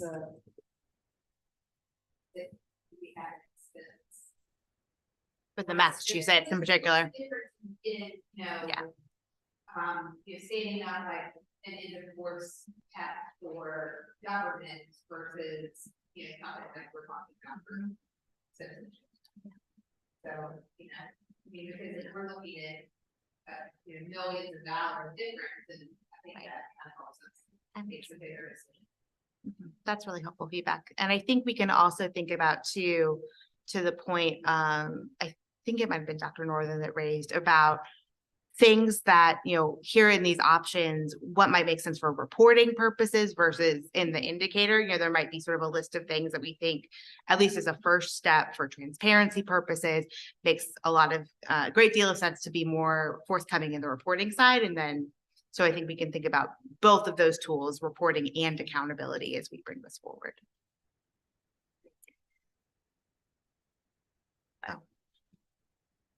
Madam President, yeah. On the two thoughts. One on the civics test. I do think if we're going to put any emphasis on it at all, we do need to make sure that our SOLs for those high school courses are aligned with it. And I don't actually know whether that was something we considered when we revised the history and social, those 100 questions. Are we actually asking our teachers to teach that content? And I don't remember that being part of our discussion when we did the history standards revision. So the content of those 100 questions is all in the 8th grade civics and economics. But that's 7th grade. But then the question is it, if we're teaching it in 7th or 8th grade, but not in 11th, 12th grade, then when is the right time to put weight on it? And I'm not sure that everything a student knows at the end of 7th grade, they also still know at the end of 11th grade. So that's just a thought. The other thing we do currently have a work-based learning piece in our CCRI. And I think I heard you say that the feedback from the field was that that's important, but it's difficult to measure. So where are we going on that? I don't see it on the list, either on the left-hand or the right-hand side, but I see that it's on your the second bullet in career, standardized work-based learning. Oh, thank you. I'm just missing it. Okay. Yeah. So it's on the left side, and is it on the right side? So it's, yes, we're going to keep it, but try, and I think the idea here is to get a little bit tighter on the guidance around what counts as a work-based learning experience towards it. So it's trying to make it a little bit more standardized and measurable, just like with the service learning experience. And so is that something you can be able to bring us more clarity on in June on what it would look like to make that more standardized? Yeah, we are actually part of a national organization called Launch. And one of the things we're looking at with 12 other states is that space.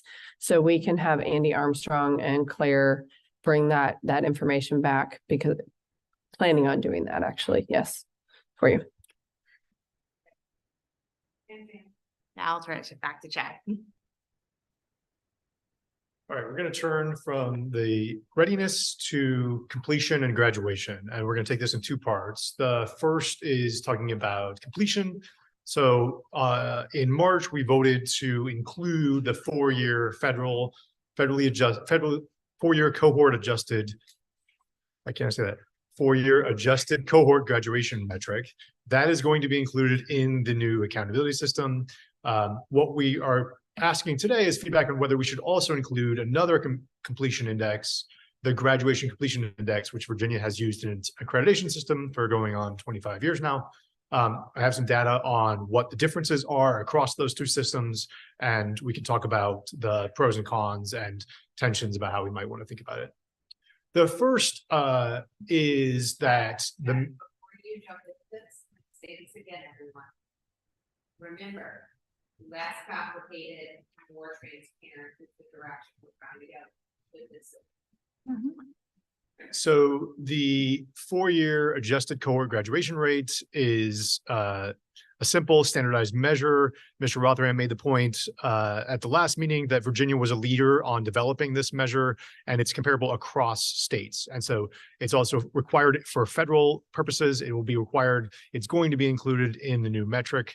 You all as a board voted to include it as 15% weight for high schools. The statewide for the class of 2023, that graduation rate in total was 89%, 88.8% of the cohort finished on that timeline. 51.4% received an advanced studies or IB diploma. 37.4% of students received a standard diploma that both counted towards it.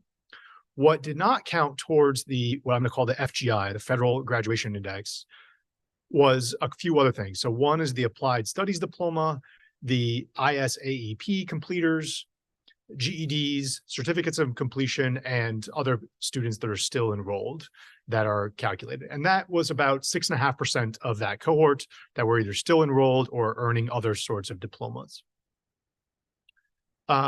Just to compare the 4-year adjusted cohort rate versus the GCI, the Graduation Completion Index. These are showing you a histogram of the distribution of schools across Virginia. The left is the 4-year adjusted cohort rate.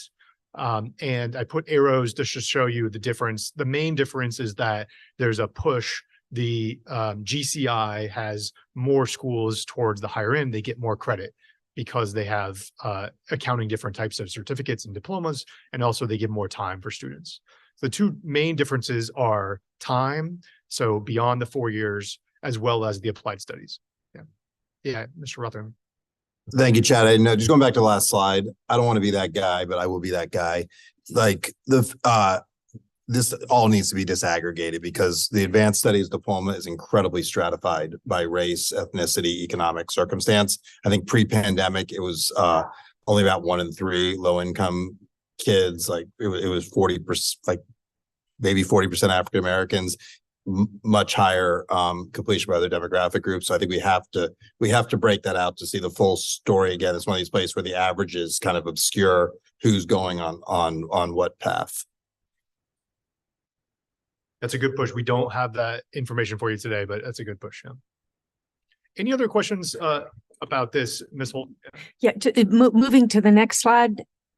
I just don't help me understand what the scale is. What's the X scale? What's the X and the Y? So this is essentially the rate of either graduation or completion. And but it goes up to 200. So no, it goes. So that's the number of schools. That's the Y-axis is the number of schools that are falling into that I've got bucket. the axes backwards. Yeah. So the graduation rate on the far left, it's really hard to see, but the far left is schools that are under 60%.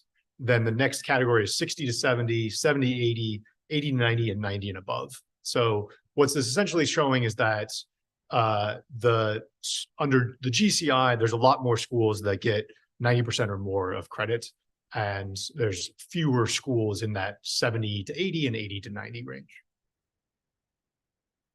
And do I remember you showing us data either in this or previously that even though the distribution is more skewed to the right on the Virginia GCI, that they're pretty highly correlated with each other? They are pretty highly correlated. Yeah, I can't remember the exact number, but what I'll show you here is, again, really hard to see, but hopefully you can get some insights into this, is I put them together. So essentially each line is one Virginia high school, and across the state, the GCI is adding about 4% statewide. To Mr. Rotherham's point, there's quite a bit of distribution across that. So some schools, the GCI is really not adding anything. And other schools, it's adding 10% or more of credit. And What's relevant for this conversation is both the overall levels as well as which schools are getting credit. And as I was finishing up my point is that the GCI gain is mostly from either extra time. So there's the 4-year adjusted cohort is 4 years. The GCI allows for additional time. And it's also about the other types of diplomas, again, applied studies being the largest one of those. Just look at the data it seems like the 4-year that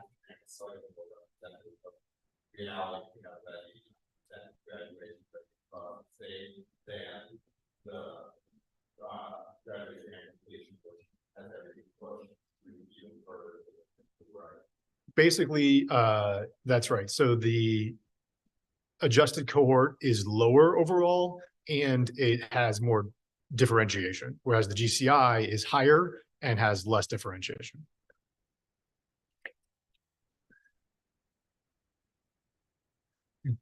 Could you go back to slide 30 for a moment, Chad? Yeah.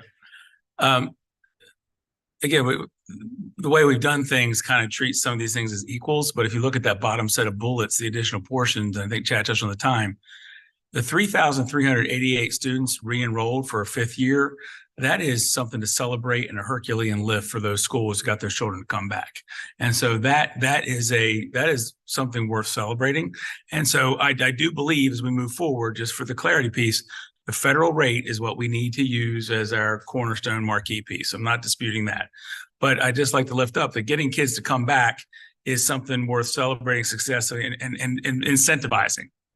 Similarly, the applied studies diplomas seems like there's huge victories there. There are families in that 1828 who did not want their child to continue down an SOL track. They wanted their child to learn to navigate the bus system, be able to operate their kitchen safely. There's a lot of things there, and those are victories. So again, I think everybody, and I even heard the feedback sessions, everybody understands that the federal rate needs to be the cornerstone of what we do accountability wise. But if we really want to capture children, whether those bullets move to like a readiness piece or some other way of highlighting it, a 5th year graduate is a huge success, even if they didn't do it in 4 years. Yeah. The one thing I would say, Dr. Siebert teed up an important question for the board today. So first is, do we want an additional completion or graduation measure with such as the GCI? And the second question is, which specific, should we measure that? Whether it's the GCI, which includes the other types of diplomas, or would we rather have more just a time-based question of lots of states are allowed to use the 5-year adjusted cohort rate or the 6-year adjusted cohort, which focuses on the same diplomas, but allows for extra time. So those are the two questions, is different types of degrees and diplomas and time. Sorry, hope that's helpful. Madam President. So I maybe I misunderstood what you just said, but do the feds give us any flexibility on this at all? Did the feds allow some states to use a 5-year cohort? So they have to use at least the 4-year rate, but they can also add a 5 or 6 year. They call it the extended year rate. So in other words, it would be a somewhat more complex measure because it would be we'd have to use both measures. It would be an addition. Yeah. So the 4-year rate is already going to be included. The question is whether we want an additional graduation or completion measure as well. Which could be our current Virginia completion measure, or could be an extended, but the feds wouldn't mind if we could use our current Virginia one as an additional measure, or we could do a 5-year completion.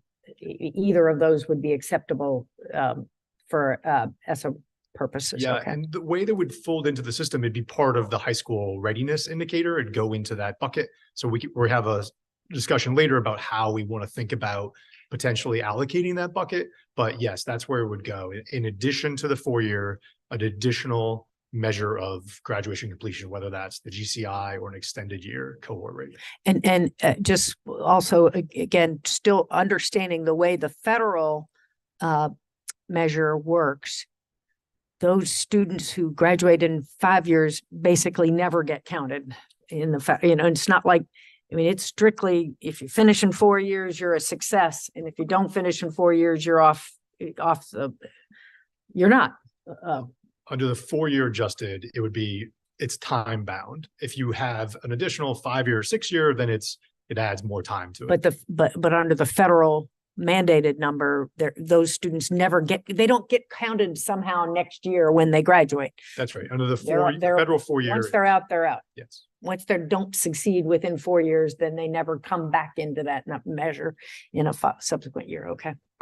Well, I agree with Dr. Siebert that a lot of schools put a lot of effort into those students, and we wouldn't want to give them the contrary signal that once they haven't graduated in 4 years, we don't really care whether you keep them enrolled and heading towards graduation in a later year. That would be a big, that would be an unfortunate unintended consequence. I don't think we're saying we don't care. I think, yeah, it was a matter of that should be celebrated. And I think that's part of the growth piece. I mean, I'm sorry, the readiness piece. I think that's good. And I think the other numbers, we understand a GED does not, rise to the level of success for a diploma. So again, maybe we need to think about how those things are done. But again, that still is a success, as are those ISAEP. Those are very difficult cases who run through a really significant gauntlet to qualify for that program and to channel that. So what I like about all those bullets, although I think the still enrolled is the big victory, and I definitely like that, if we're going to put the I in IEP individualized, some children need different approaches for their education. So I like celebrating that. All those things need to be there, but it's whether we want to weight them. And I want to hear people saying they should be in the readiness category. Good. Dr. Northern, go first. I was just going to suggest, we're not the first state to wrestle with this. So I really like Louisiana's way that they've combined everything that we're talking about. So it's called it's the Strength of Diploma Index, and it combines, so we don't have to have two different measures. So once again, it's very similar to the proficiency index we've been talking about. So the 4-year graduation, you have to do it the Fed's way, is 100 points. Okay, because it's a possible of, so many points. And then if you do 5 years, you're 75 points. If you do 6 years, you're 50 points. If you get a GED, you're 40 points. And so on and so forth. And then you can go above that. You can get a diploma plus. If you get a technical credential, you get 110 points. And then if you get a dual, a AB tech, whatever you want to call it. But if you Google, if you really want to see it, if you Google Strength of Diploma Index Louisiana, it'll come right up. And again, it combines everything we're talking about in one measure. It counts all kids, and you just make sure that you don't have to have two confusing measures. The one thing I'll say is that Louisiana does have to have a separate 4-year adjusted cohort measure. So they have that as well as the strength of diploma, sort of what we're putting on the table of whether Virginia wants to include an additional completion measure like the GCI or something like that. The GCI essentially functions a lot like the Louisiana measure. Okay. It doesn't have the advanced credit for some of the advanced diplomas. Right. If I may just clarify that. So what Virginia does now is similar to what Dr. Northern described Louisiana doing in our GCI, in our Virginia completion index. Some components of it. Virginia doesn't give extra points to the advanced degrees. But we do give weighted credit towards the 5-year and 6-year, et cetera. Yeah, on the service, the index is similar in terms of more points towards the more standard diplomas and less weight to the GEDs and other sorts of credit. President Creasy. Just quick question. Do we have information around if we did a fifth year adjusted cohort? Do we have it readily available, or is that something that we'd have to run?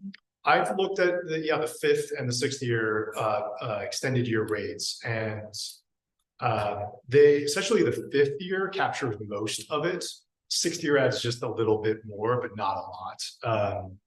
And I haven't run it in terms of the overlap exactly with the GCI, but it would be similar. The difference would be again on the diploma. So the 5-year rate would be only focused on the standard diplomas. So giving kids more time, but they still have to get the standard diplomas. That would be the distinction. So when you say, so right now I see the data says 88%. So if we add a fifth year, that goes up to. You're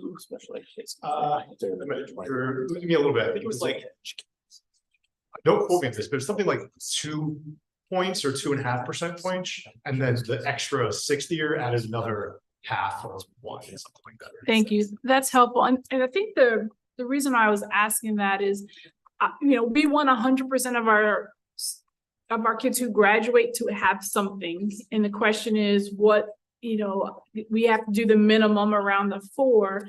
If adding the fifth year, swung us pretty significantly, 5, 10, I don't know what is statistically significant, then I would be in favor of a fifth year. But when I hear you say, it's 2-3%, that doesn't feel significant. But if you tell me from a research perspective that is significant, then I would as a school leader, I would be excited to have a fifth year, to be honest. I don't know about a sixth year, just like what it does developmentally, socially for school. But a fifth year, given the pandemic and where we've come from and the closing the gap, to me makes sense. But if it's not significant, then, I'm not sure. I worry we're getting a little off track. How many of these kids who are still enrolled that we're talking about is still enrolled because they're in special education, so we're required, in my view, appropriately under federal law to serve them until they're 21, and so I'm worried we're getting on what are some edge cases. Do you have data on how many of those kids?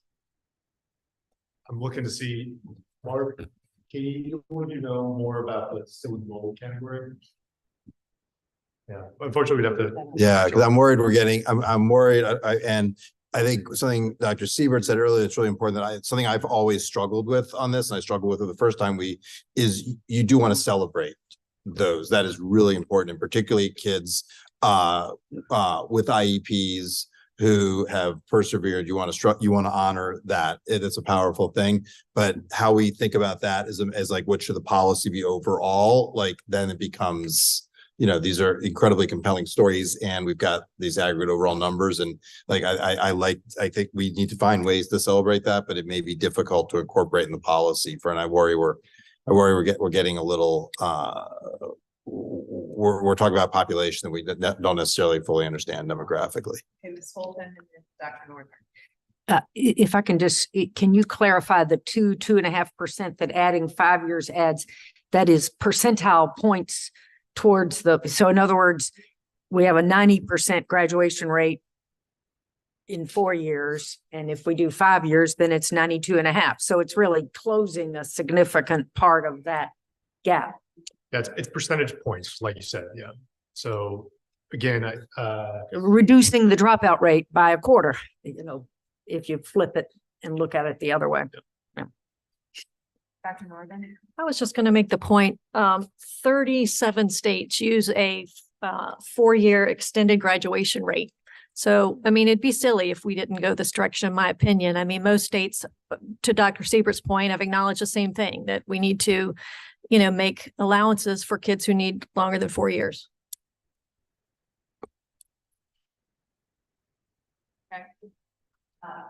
The other category it might be interesting to know is do other states have anything equivalent to our applied studies or our ISAEP, which is the applied studies is the other big number here.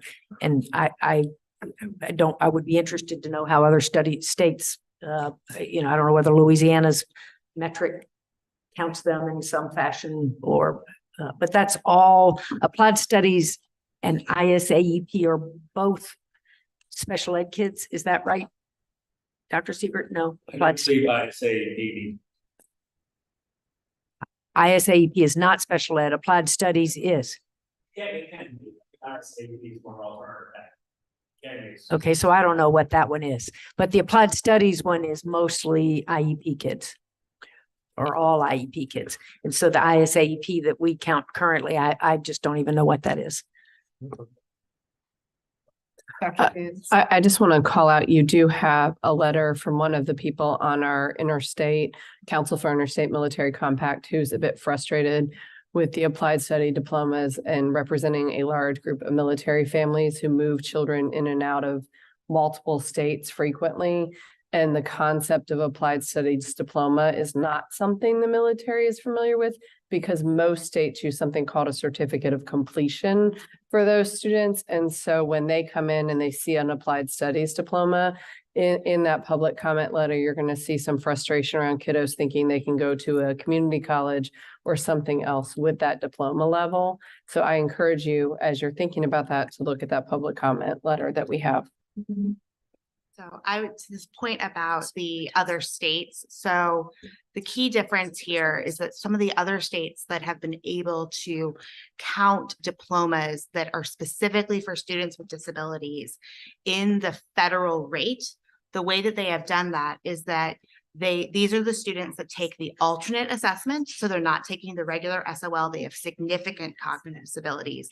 And the states have shown that the diplomas these students are getting are not just aligned to IEP goals, but they are actually aligned to standards. So I believe Louisiana has done that, but the Virginia Applied Studies diploma right now would not meet that bar because it's not just limited to students who take the alternate assessment. Students who take the regular general assessment can also get an Applied Studies diploma currently. And it's not aligned to the content standards to the degree that the U.S. Department of Education would need to see. So those are sort of the two differences and why, for purposes of accountability, you know, the GCI has had to sort of sit separate from the FGI.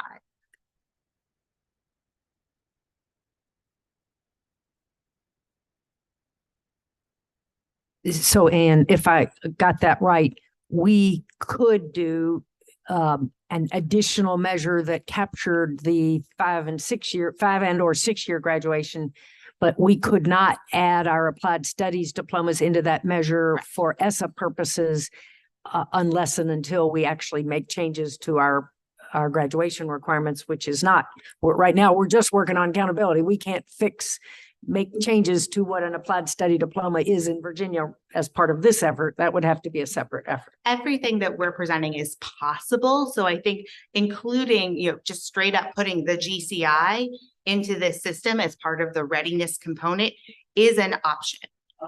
That is an option. Also adding the 5-year or a 6-year federal rate is also an option that other states have done. You know, there are states that include GED completion in their ESSA accountability system. They just do it in like their readiness indicators. So it's an option. I think that's what we're trying to get direction here is what's the best direction for Virginia? Adding no additional measures beyond the 4-year federal rate or adding one of maybe of these options. So maybe I'm now understanding, but I think what you just said about some other states that have essentially a more rigorous version of the applied studies, the diploma that is aligned to standards, that they actually get to count it in the federal graduation index. Yes. And that's what we cannot do Correct. based on our current. Okay, I got it. So like a Louisiana could count, I believe Louisiana has gone through this process, can count that in their 4-year rate. And that's where the letter of frustration you've gotten is like, it's not equivalent across states. Yeah. Well, so Madam President, what I'm hearing is that we're going to use the federal as the cornerstone, but we like the idea of counting every kid in the readiness piece. To the extent. Is that? That we still celebrate every child. We count for every child. We don't let anybody fall off the edge. And so putting over that, again, that would be in the readiness section, not in the graduation section. Is that where we are? We can have that. I think, Madam President, I think like, again, we're trying to figure out what is the main thing we are trying to drive towards. I think we're trying to drive towards, we want kids to graduate from high school in 4 years. Ideally, we'd like them to graduate, many more of them, particularly across these huge demographic inequities we see within advanced studies or IB diploma. And so I think we don't want to lose like line of sight to what are we trying to encourage? We should celebrate other things. We should probably have some conversations about the frustration Dr. Coons is talking about is real.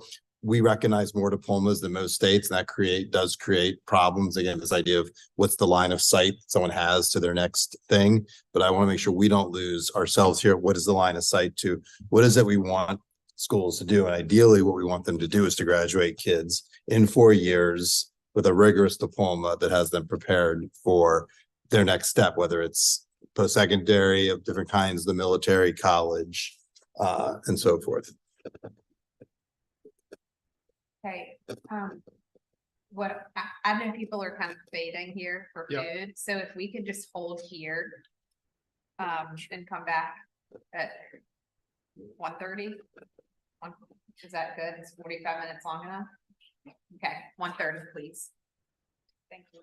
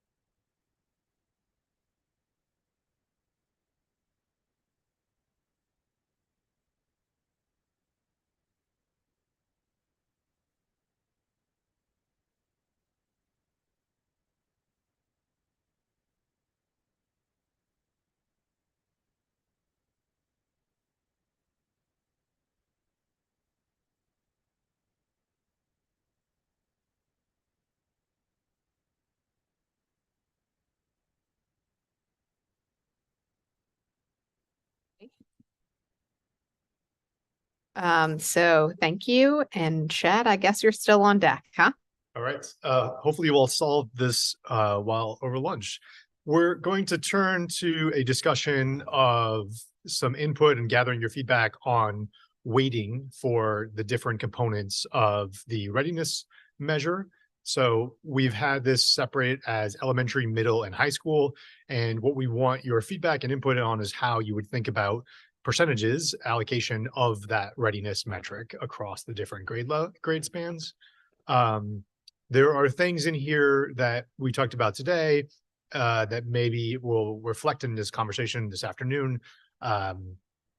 But maybe we can start with the elementary and go through how you would allocate potential weights across chronic absenteeism and performance task, assuming that we can bring it back to the board with something that the board is comfortable with. One, I just want to bring it back to the feedback that we heard across the field. And one thing that our division data, our DDOTs, had asked for is please don't make chronic absenteeism different weights across grade bands. So that was one thing that they advocated for, that if you have chronic absenteeism at 5% in elementary, it should be 5% all the way through. That was one piece of feedback that we had heard in several areas. I don't know if it came through in the actual letters, but we heard that in the qualitative feedback. The other thing is, we're not going to vote on this today, but we would like your sense of, if you're willing to put out numbers for us, that would be helpful in creating a model that you all can react to of different school weights and how they fold into a actual model of school performance.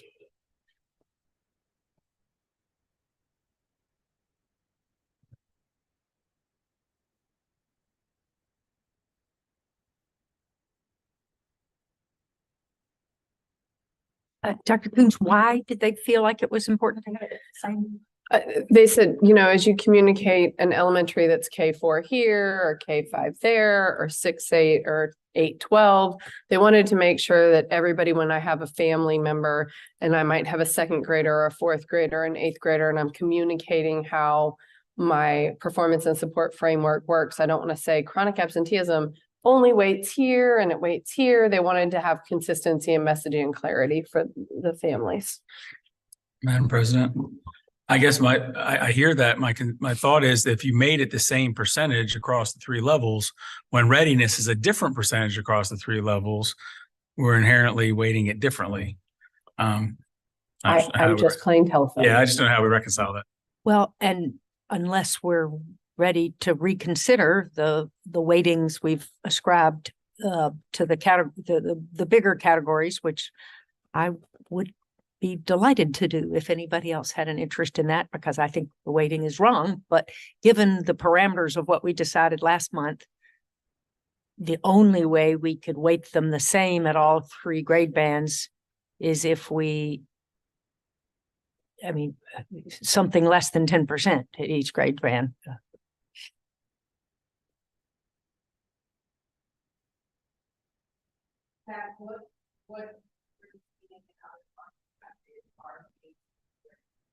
So on chronic absenteeism, it varies. There are a couple states that are as low as 3 or 4%. There are some states, I would say the typical state is somewhere in the 10 to 15% range. And then there are some states that go up as high as, I believe, 20 or 25%. So I think the 5 to 10% range is pretty standard, or you could go a little lower if you wanted to as well. And that, I'm speaking of elementary, I'm not speaking across all of the grades. And so is it consistent across all grades or all elementary, middle, high, or is it different in most states? Yeah, I don't know off the top of my head. I would say it varies probably. Oftentimes, there are more metrics in high school given the college and career readiness type of things. And so chronic absenteeism tends to get a smaller weight as it gets higher up in the grades. Madam President, Mr. Sturdivant? if there was a number, I would start with 5%.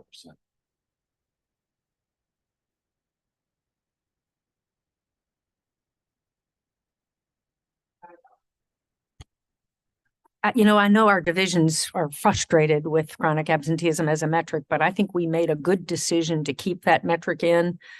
Last spring, the department recommended that we eliminate the chronic absenteeism metric, and we rejected that, the board, over the advice of Dr. Coons's predecessor, rejected that recommendation because we think it is such a key piece of student success.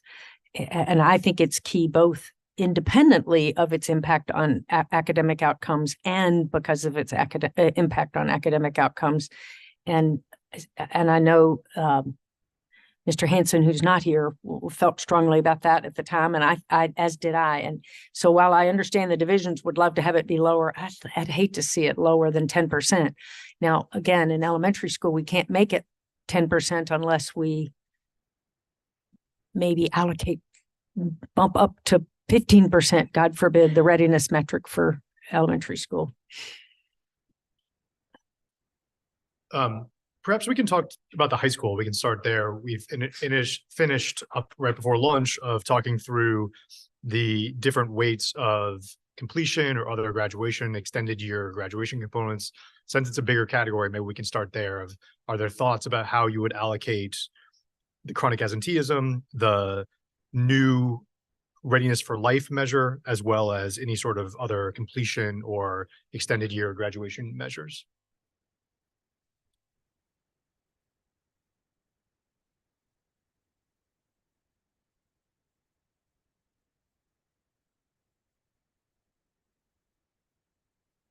Yeah. Throw out some straw man because I feel like we got to get moving here. My straw man is elementary 5-5, middle school 5-5-10, and high school 5-20-10.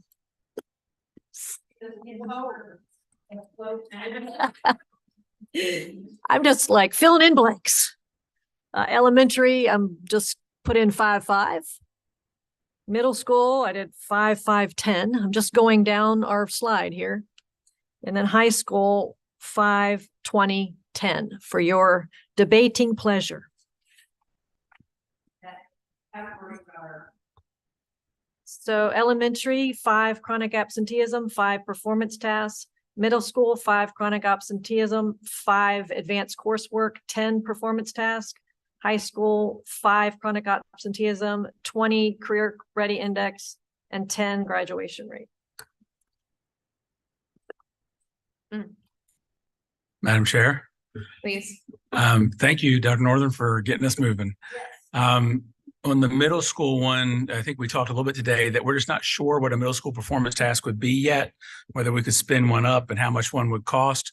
So maybe that should be just maybe flip your percentages for advanced coursework and performance task.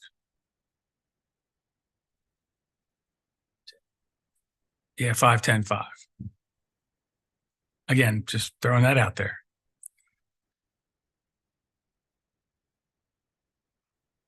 We do not have to settle on these today by any means. We are going to use them as initial weights that we will come back to you all with.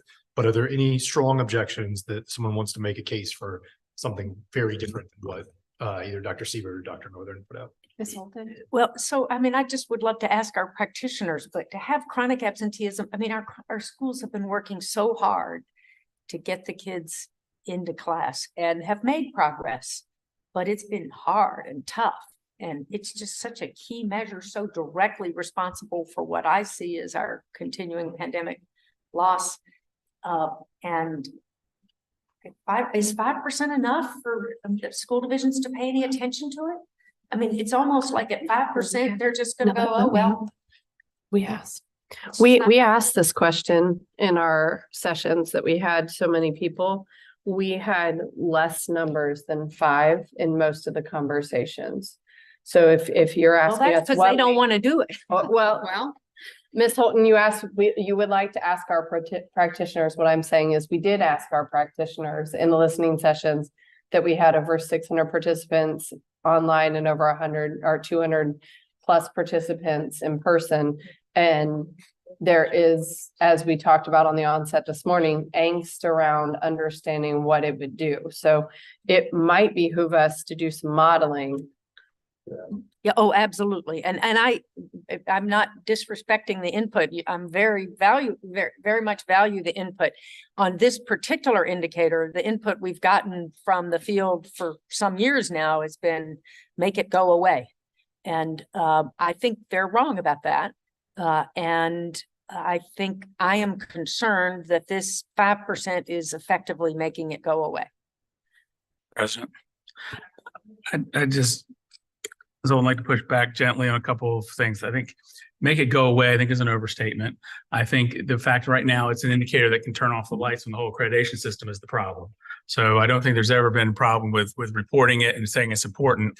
I also don't think at 5% it's going to be ignored because it is so highly correlated with all the other indicators. We know if we don't have children in school, they're not going to succeed in mastery. They're not going to succeed in growth. They're not going to succeed, they're not going to succeed in any of those other tools. So I don't think it would be ignored, and I don't think anybody wants it to go away. People just want it right-sized. Ms. Holton was saying earlier how we always disagree. This is one where we don't. I agree. And I am concerned about the weighting there too. I have a question though for Mr. Alderman based on that.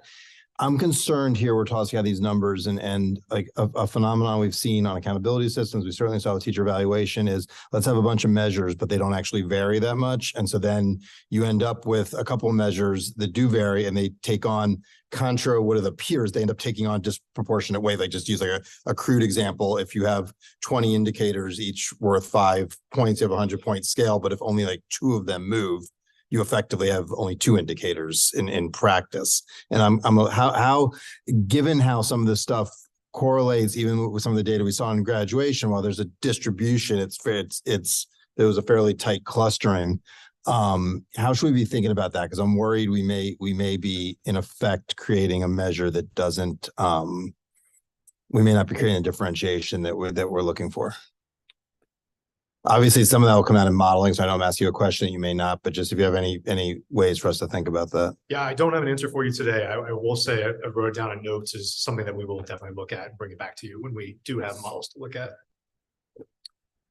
If there are no other strong reactions on the potential weights here, what I will do is turn to this slide and talk about next steps.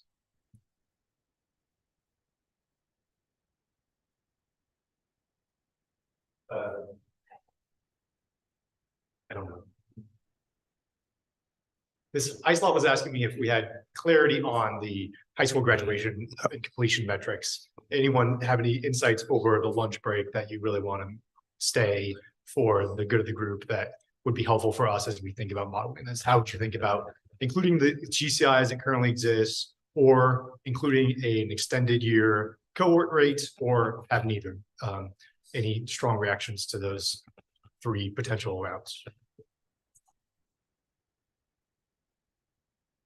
Which is one board member. The graduation completion index, unless we revisit the weighting, I have trouble using it a lot, just given how it's weighted towards, I mean, granted the GED numbers we saw, they're relatively small, but I think we need to be weighting towards 4-year completion. And I'm more interested in making sure we also just have really honest reporting on who's getting what kind of diploma and what that looks like across the Commonwealth.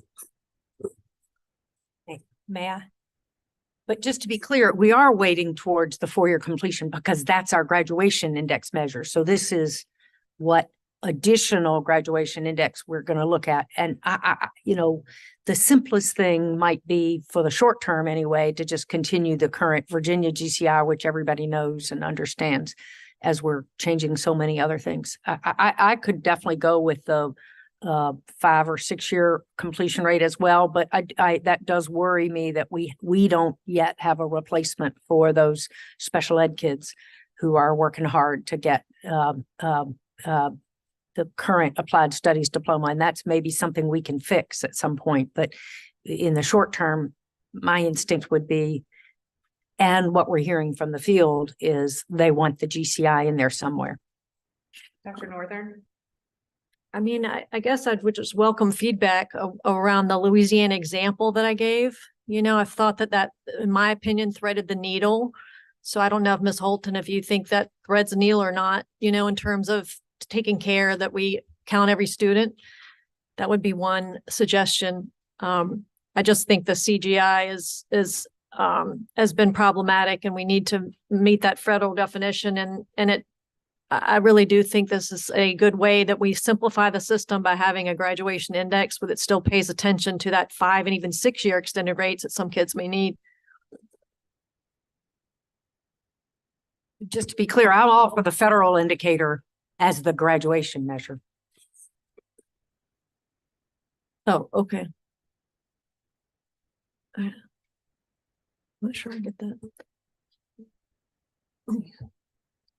And Chad, I just make one other quick comment on chronic absenteeism, just for the record. And I know I'm standing out on a limb by myself on this one, and that's fine, because sometimes we just got to be that way. But if we could continue just to explore the concept of a chronic absenteeism growth measure, because I think that also addresses some of the concerns that the field has and that we've articulated here, and that I do think our SAS folks have done that in other states, and could possibly explore that for us as well. President Creasy, can I just clarify, can someone share, what would a chronic absentee growth measure be in a 1-year accountability, or is it over multiple? Okay, thank you. Okay, I don't hear consensus on that. Maybe we will keep talking on the potential completion graduation components and what that could look like. And maybe hopefully modeling will help as well. What we can promise going forward is a system model. So we are working towards that with some of the decisions we've pointed to today. I don't want to use decisions as in pen, but at least the sort of input, the feedback we've gotten today will help us build those models. And then we'll be writing out a full revised Every Student Succeeds Act state plan, the ASSA plan. That will include a lot of these details that will be a process as well over the summer. There'll be a public comment process for that document as well. That will be a lot of the specific items that I think the field will be very interested in to follow up on, but that is part of it as well. We'll also be talking to U.S. Department of Education on some of these proposals, make sure that they are okay with it. We think we haven't put anything in forward with you that would not pass, but that is part of the conversation too. I just want to thank the board. The conversations today, I know that we have had a lot of conversations and talked to a lot of people and got a lot of feedback, a lot of written feedback, a lot of conversations. We continue to have several more feedback sessions, but this information on specifically where you want us to go with modeling, where you want us to get ready for the June meeting is incredibly helpful so that we can actually get exactly what you want to make decisions in the process, so that when we come to you in June, we have decisions that we can move through all of these processes. And I think the ultimate point that we have heard very clearly back in the field is they want this finalized in September so they can run their current system for a whole year and see what the new system is and how it would look and how it would impact. So they have a whole year with the new system to react to and figure out how to prepare for that. And I think that's an important space for our schools as they're looking to something that's changing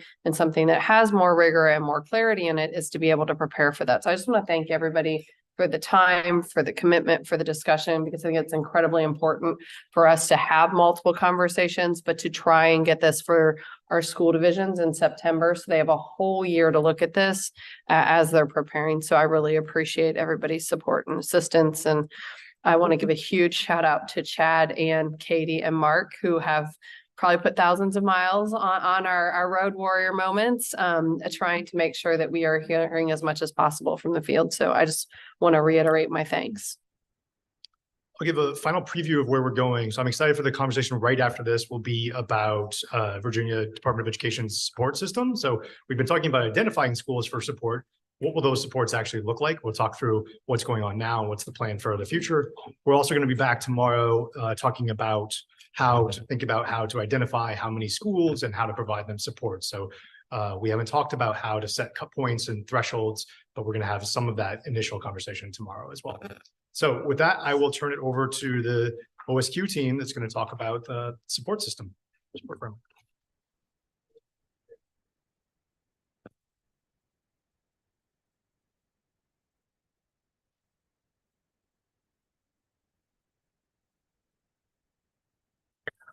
Oh, no, Clinton. Oh, no. Come on, my friend. We're gonna go to B. We're on B.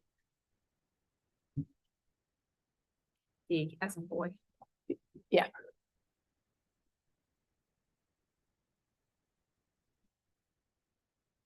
So I'm just incredibly proud and honored. You've met Dr. Katie Carroll and her work around performance and support, working with Chad and Ann. But one of the important things at the agency is that our performance, our accountability, our assessment measures, as Michelle has said, our overall health. But this is our support, and talking about how we're thinking about performance and support framework could not be a full conversation unless we talk about the great work that Dr. Albin and Quentin have done to really lean us in here. Dr. Ballard has been boots on the ground with our school divisions across the Commonwealth, and Dr. Albin has really been working to reshape our team. So they're gonna ask me to kick off the front line, but I want them to be up in the face of this work because they really are leading how this transformation is happening with our school division. So I'm not sure who has the clicker. Yeah, there you go. Awesome. Well, we've talked about this a lot this morning, and we've talked about the performance and support framework. And what I really want to lean into is, under our current system, school divisions frequently have to do a state accreditation plan and a needs assessment and a support for that. And then they also do a federal plan if they have identifications in TSI, ATSI, and CSI components. And that's a whole lot of planning and a whole lot of compliance and a whole lot of support that these two gentlemen are managing. So if there are two people that are most excited about putting these two plans together, they are leading the team that is most excited of moving from planning and checking the boxes and making sure dollars fit which box. It's really transforming this to how do we actually identify needs clearly and transparently, talk about the overall health, and then lean in with supports. And they have worked really hard to move us into this new support framework this year, and have worked with our school divisions across the Commonwealth to talk about these 4 areas. So when we all came into this work, it was a choose your own adventure support framework. You want to do this, you want to do that, you want to do this. It was, we'll support you whatever you need. And what we really wanted to do was look at what the current research around quote unquote school turnaround said, and where were the areas we wanted to lean into. And what research is telling us right now, the 4 levers that truly move a school with support around a deep, clear, coherent academic support plan with clear support and strategies that focus on the instruction and the instructional quality. Second, as we've talked a long time on this board, is how do we ensure that the staffing is there, that the high qualified licensed staffing is there, and that they're there not only for the teachers, but all of the community in the school. So the principals, the support staff, everyone is highly licensed and highly qualified, and that there is a focused effort to making sure that happens, and not a patchwork quilt of let's just get someone in the seat in the school. And then third, how do we grow that staff? How do we grow the principal? How do we grow the support staff? How do we grow the teachers? And make sure that the professional learning, as we all have heard in the education community, is not a one stop and done, but a continuous approach.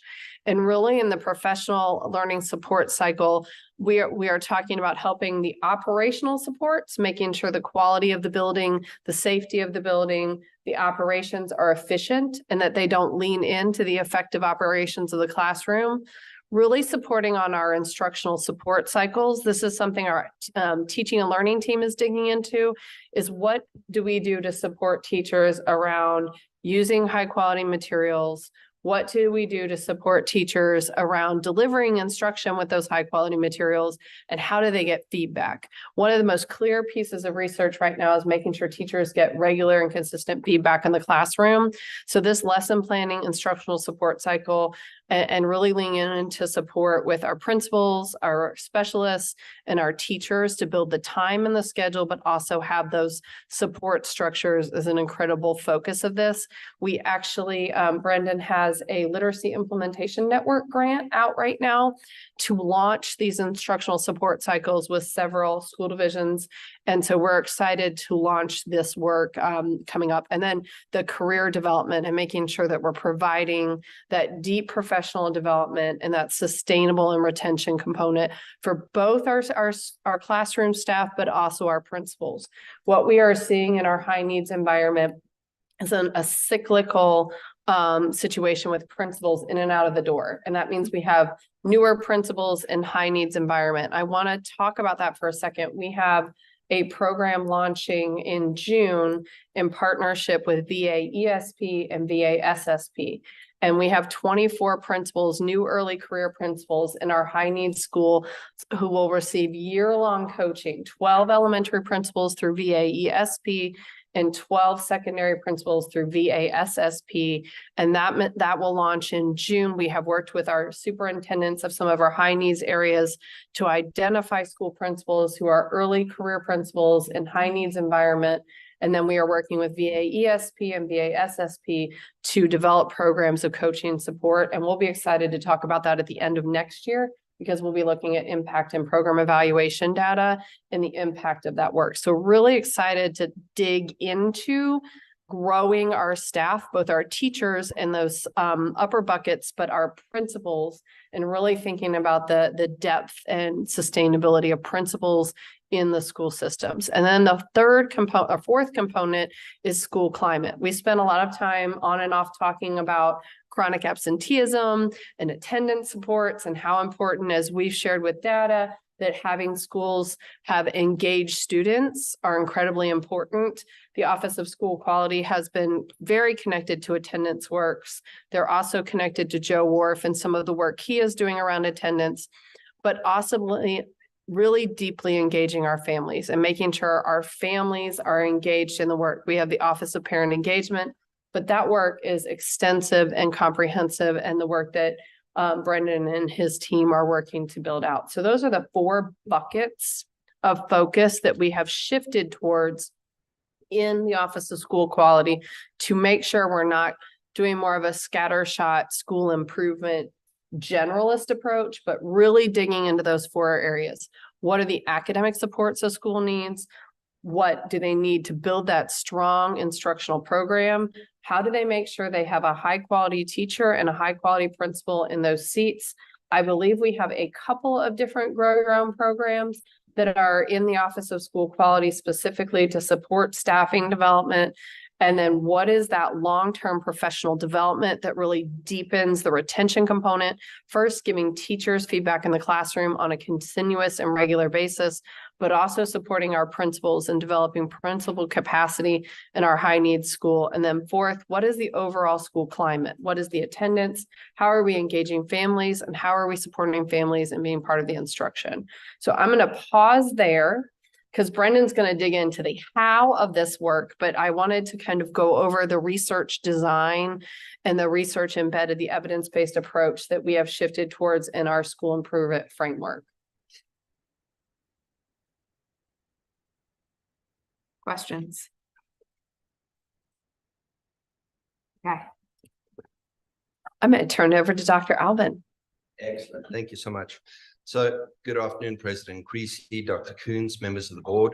I am Dr. Brendan Elbon. I'm the Assistant Superintendent of the Office of School Quality. I am joined by Dr. Quentin Ballard, who is the director in our office.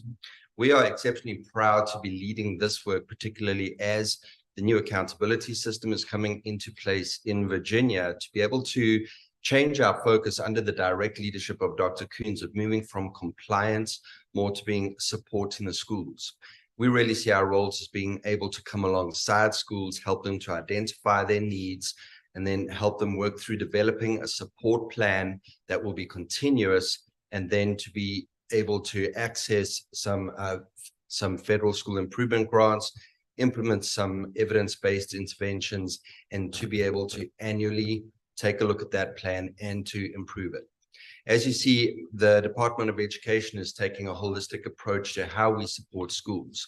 All schools very much under the MTSS model are going to be supported.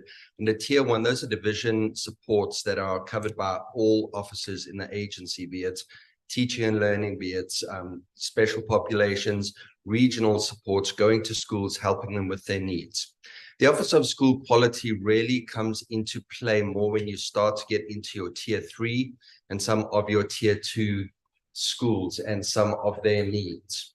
So typically your tier 2 schools are the schools that might be those who, under accountability measures, have prioritized options for network supports, and they need to implement some accessing some federal grants as well as taking a look at some state options.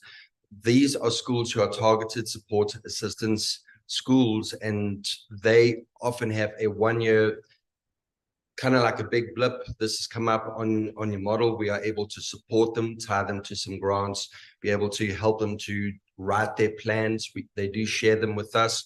We coach them through that process. We get them to the point of being able to move on and out before they go a little bit higher up on the radar. Yeah, and I know we've talked tier 1, tier 2, tier 3. Obviously, our Department of Teaching and Learning leans in and provides tier 1 opportunities for all school divisions and supporting all school divisions across the Commonwealth.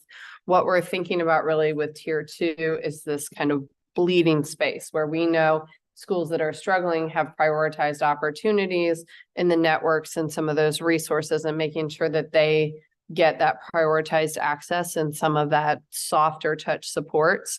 But as Brendan's team really digs in, that's the difference between tier 1 is all schools across the Commonwealth, all supports. As we think about tier 2, and as we talk to you and you help us shape what this looks like, we are thinking softer supports in tier 2, prioritized access, consultant type roles. But then as Brendan moves into tier 3, this is really the deep support. And so as we have this conversation, we're really excited to think with you about how many schools, what types of support, what kinds of resources as we build out the performance and support framework.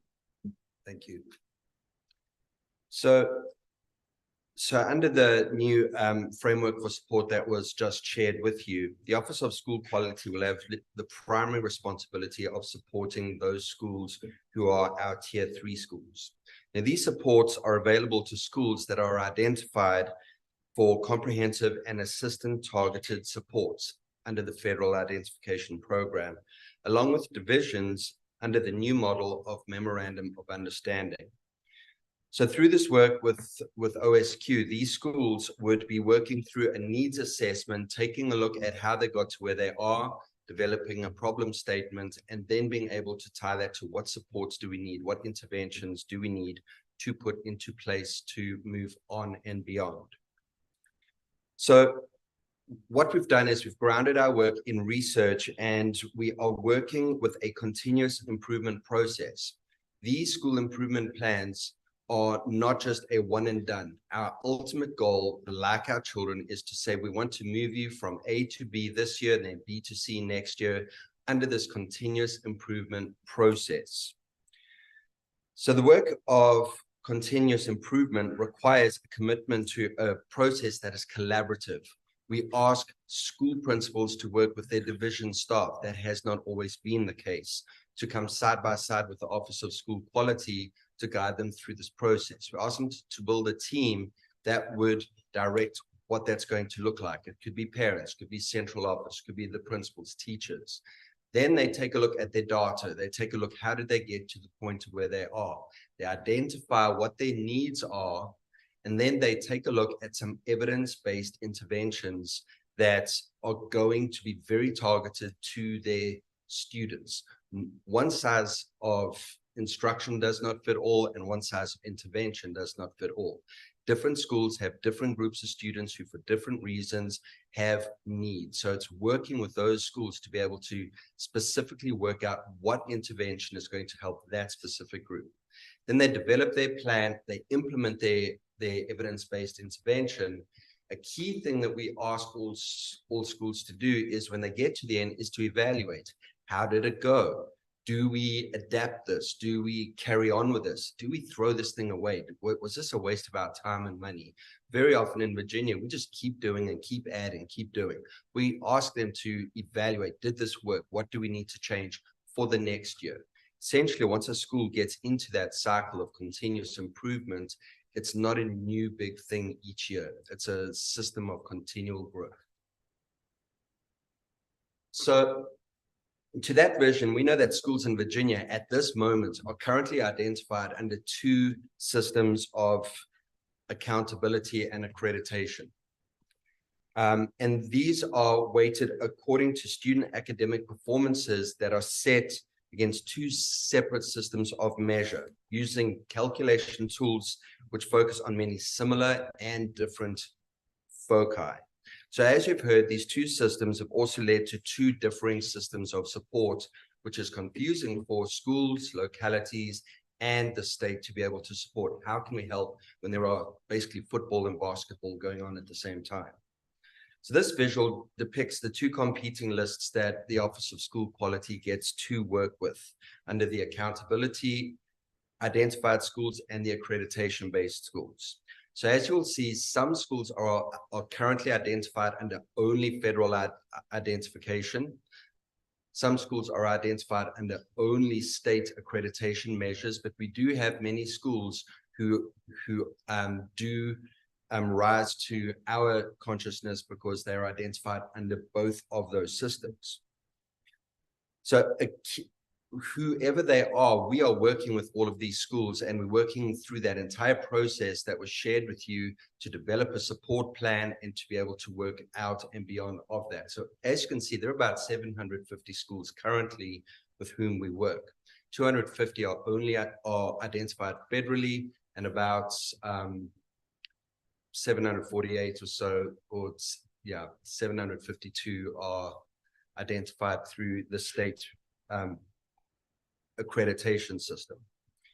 A key point to note is that the federally identified schools have access to school improvement grants from the U.S. Education Department for the implementation of evidence-based interventions. Meanwhile, schools over on the green side who are identified only through the Virginia accreditation system, they still required to develop a plan and to implement interventions. However, they more often than not only have access to local funds to being able to implement those plans. Yes, ma'am. So just to be clear, right now you're working with the 509 plus 243. You're working with about 40% of our schools at some level. Yes, ma'am. So just putting a pin in that, we are identifying more than, we've said that only 7% of our schools are accredited with conditions, but you're working with a lot of schools that are yellow or red on one indicator or another, and therefore require your intervention beyond the accredited with condition schools. Exactly. We are working with some schools who have level 2s and level 3s, and over time, if you have multiple level 2s with certain student groups, then you become a school that we work with. And then again, just to understand that this is a helpful diagram, but if I'm right, it's a little bit off on the proportions, because really most of the schools, almost all of the schools that are federally identified now are also stated. So really those circles ought to be, the 243 in the middle ought to be almost correct. I just covered. couldn't get the text Okay. in on the left. Okay, gotcha. Because there are only currently, really, our Virginia accreditation system is pretty much identifying all the schools in the federal accountability system plus more. So some of the interesting ones that where we do have some federally identified schools, or some who get very close. We've had a conversation today where we've spoken about the federal graduation index. There are some other things to note down the road, much like No Child Left Behind. There's not necessarily just a set pass rate, 70% pass rate for math. Down the road, many of the federally identified schools at 72%, and then a few years later, 75%. So even though they do appear to cover all of the schools. Federal is going to start to pick out a lot more schools just based on those individual assessments with time. And Dr. Albin, this is our current Right. ESSA. We are talking about completely redoing that entire structure so that they come together. So current ESSA has some challenges, current state has some challenges. These are just current systems that aren't translating to clear lines of support. Exactly. And numbers aren't clear. And like you said, there's different components that go 70, 75. We noticed a large number of schools going into TSI solely on chronic absenteeism this year. So there are a lot of things that are swinging all over the place, both in the federal system and the state system. Is that correct? That is correct.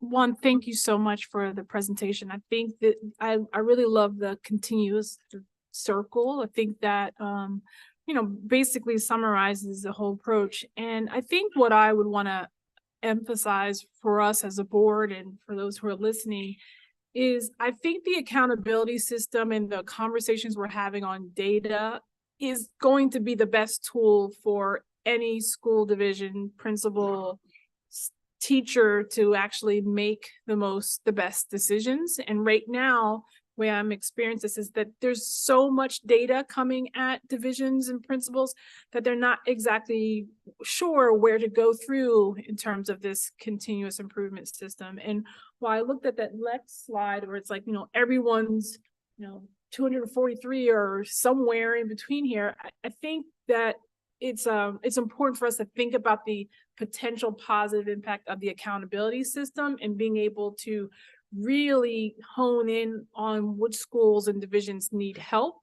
And that I guess the one question I have in this is how do we think about divisions versus like individual schools in terms of providing supports?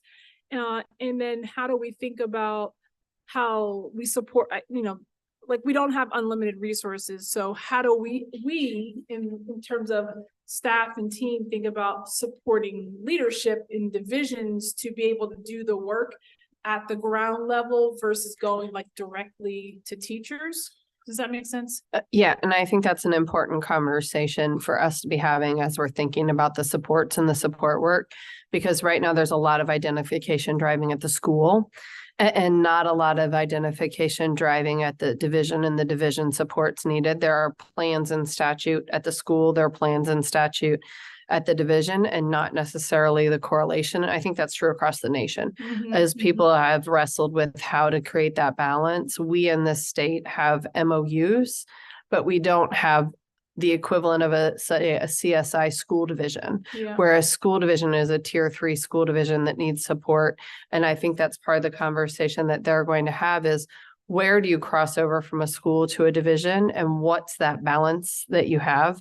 Because as we have seen in school work, you can get a really great principal, pull a school really far, but if that principal leaves that school and the system and structures will fall back behind. So I think there's an important dynamic that as a board, as we think about performance and support, we need to be very intentional about what it is for schools, but also thinking about what it is for divisions and what kinds of supports go in both places. So as they talked about the tiers, we've had a lot of conversations, but we're excited to collaborate with the board. Yeah, thank you. So the other thing tied to that question is we have had many conversations this year with school divisions, asking school divisions to develop a division support plan. How are you going to play a role in supporting your schools?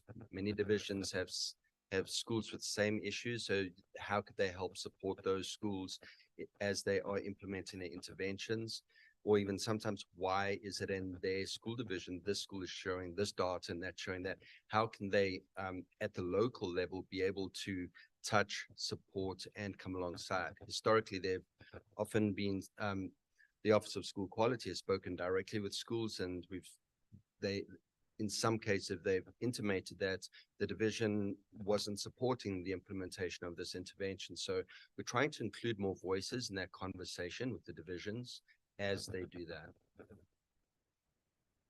So just a very important perspective is the Office of School Quality is not the old Office of School Improvement. And as Dr. Coons very clearly pointed out to you and me when I moved over to this office, is that our role is to be the support, is to be the coach, is to come alongside school divisions. We're not the ones identifying schools. We're just simply the ones saying, you've been identified, how can we help? And we help them to develop a plan, to find those great interventions and to implement them.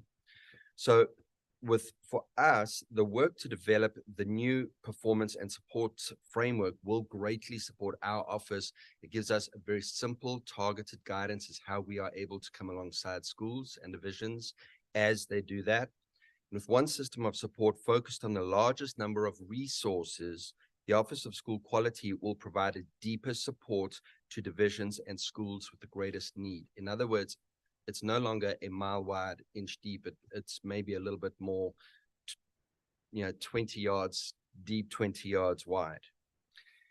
Additionally, the coordinators and the specialists in the Office of School Quality will continue to be assigned to work directly with specific school divisions and schools as the point contact as a measure of customer service for those schools.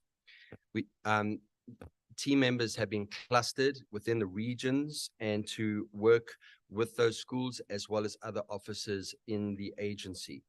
And what all of this work does is it allows for a sustainable support system that you saw in our cycle that will help us to support school divisions across the Commonwealth to work with familiar partners at the DOE on more of it's not Richmond versus us. We're going to be in their business collaboratively coming alongside with their growth plan on a year-to-year basis as they work through their support plan. Thank you. Any further questions?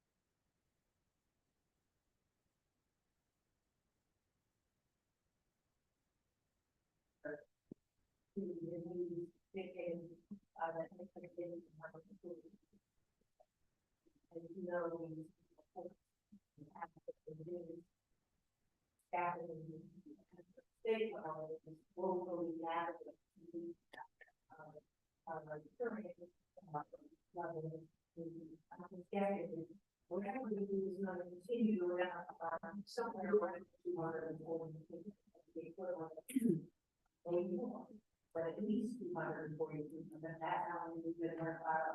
Various different activities. So I'm assuming at least that how much staffing do you need for that? Compared to how much staffing you've got. Dr. Coons? Yeah, so we're going to ask several questions tomorrow. There's a whole presentation on the components of how to measure what we're going to do, the number of schools, what that looks like. I think the important conversation is what do our schools need, not are we staffed, are we not staffed? But the whole point of this work is to understand where our schools are, where the overall health is, and then determine our current funding and what we need to be able to do that. So right now, we went from 93% to 90% accreditation. We're overstaffed technically. So how do we make sure that our system defines our overall health and what our schools need? And then what is the definition of support? And what is the definition of what the Office of School Quality is? So at this point in time, we're not prepared to answer that question. We really look forward to the modeling conversation tomorrow to be able to get guidance from the board on where the directionality you want us to go to make sure we can provide those supports appropriately to the schools who need the support.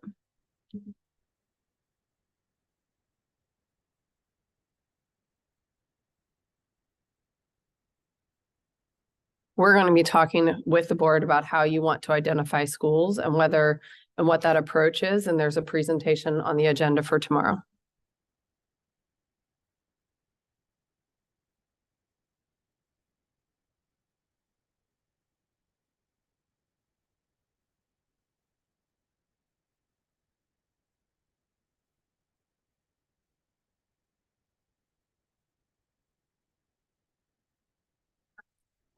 Been our hours down over the years, we're understaffed by a factor of several times over. I'm sorry, with our current accreditation system in the state level, what we need to do is better understand how we want to identify our school's needs before we understand the staffing and the support. So I would encourage us as a board and as the board to understand your accreditation, the performance and support framework before we ask these gentlemen to make crystal ball decisions on whether or not they're staffed or not staffed.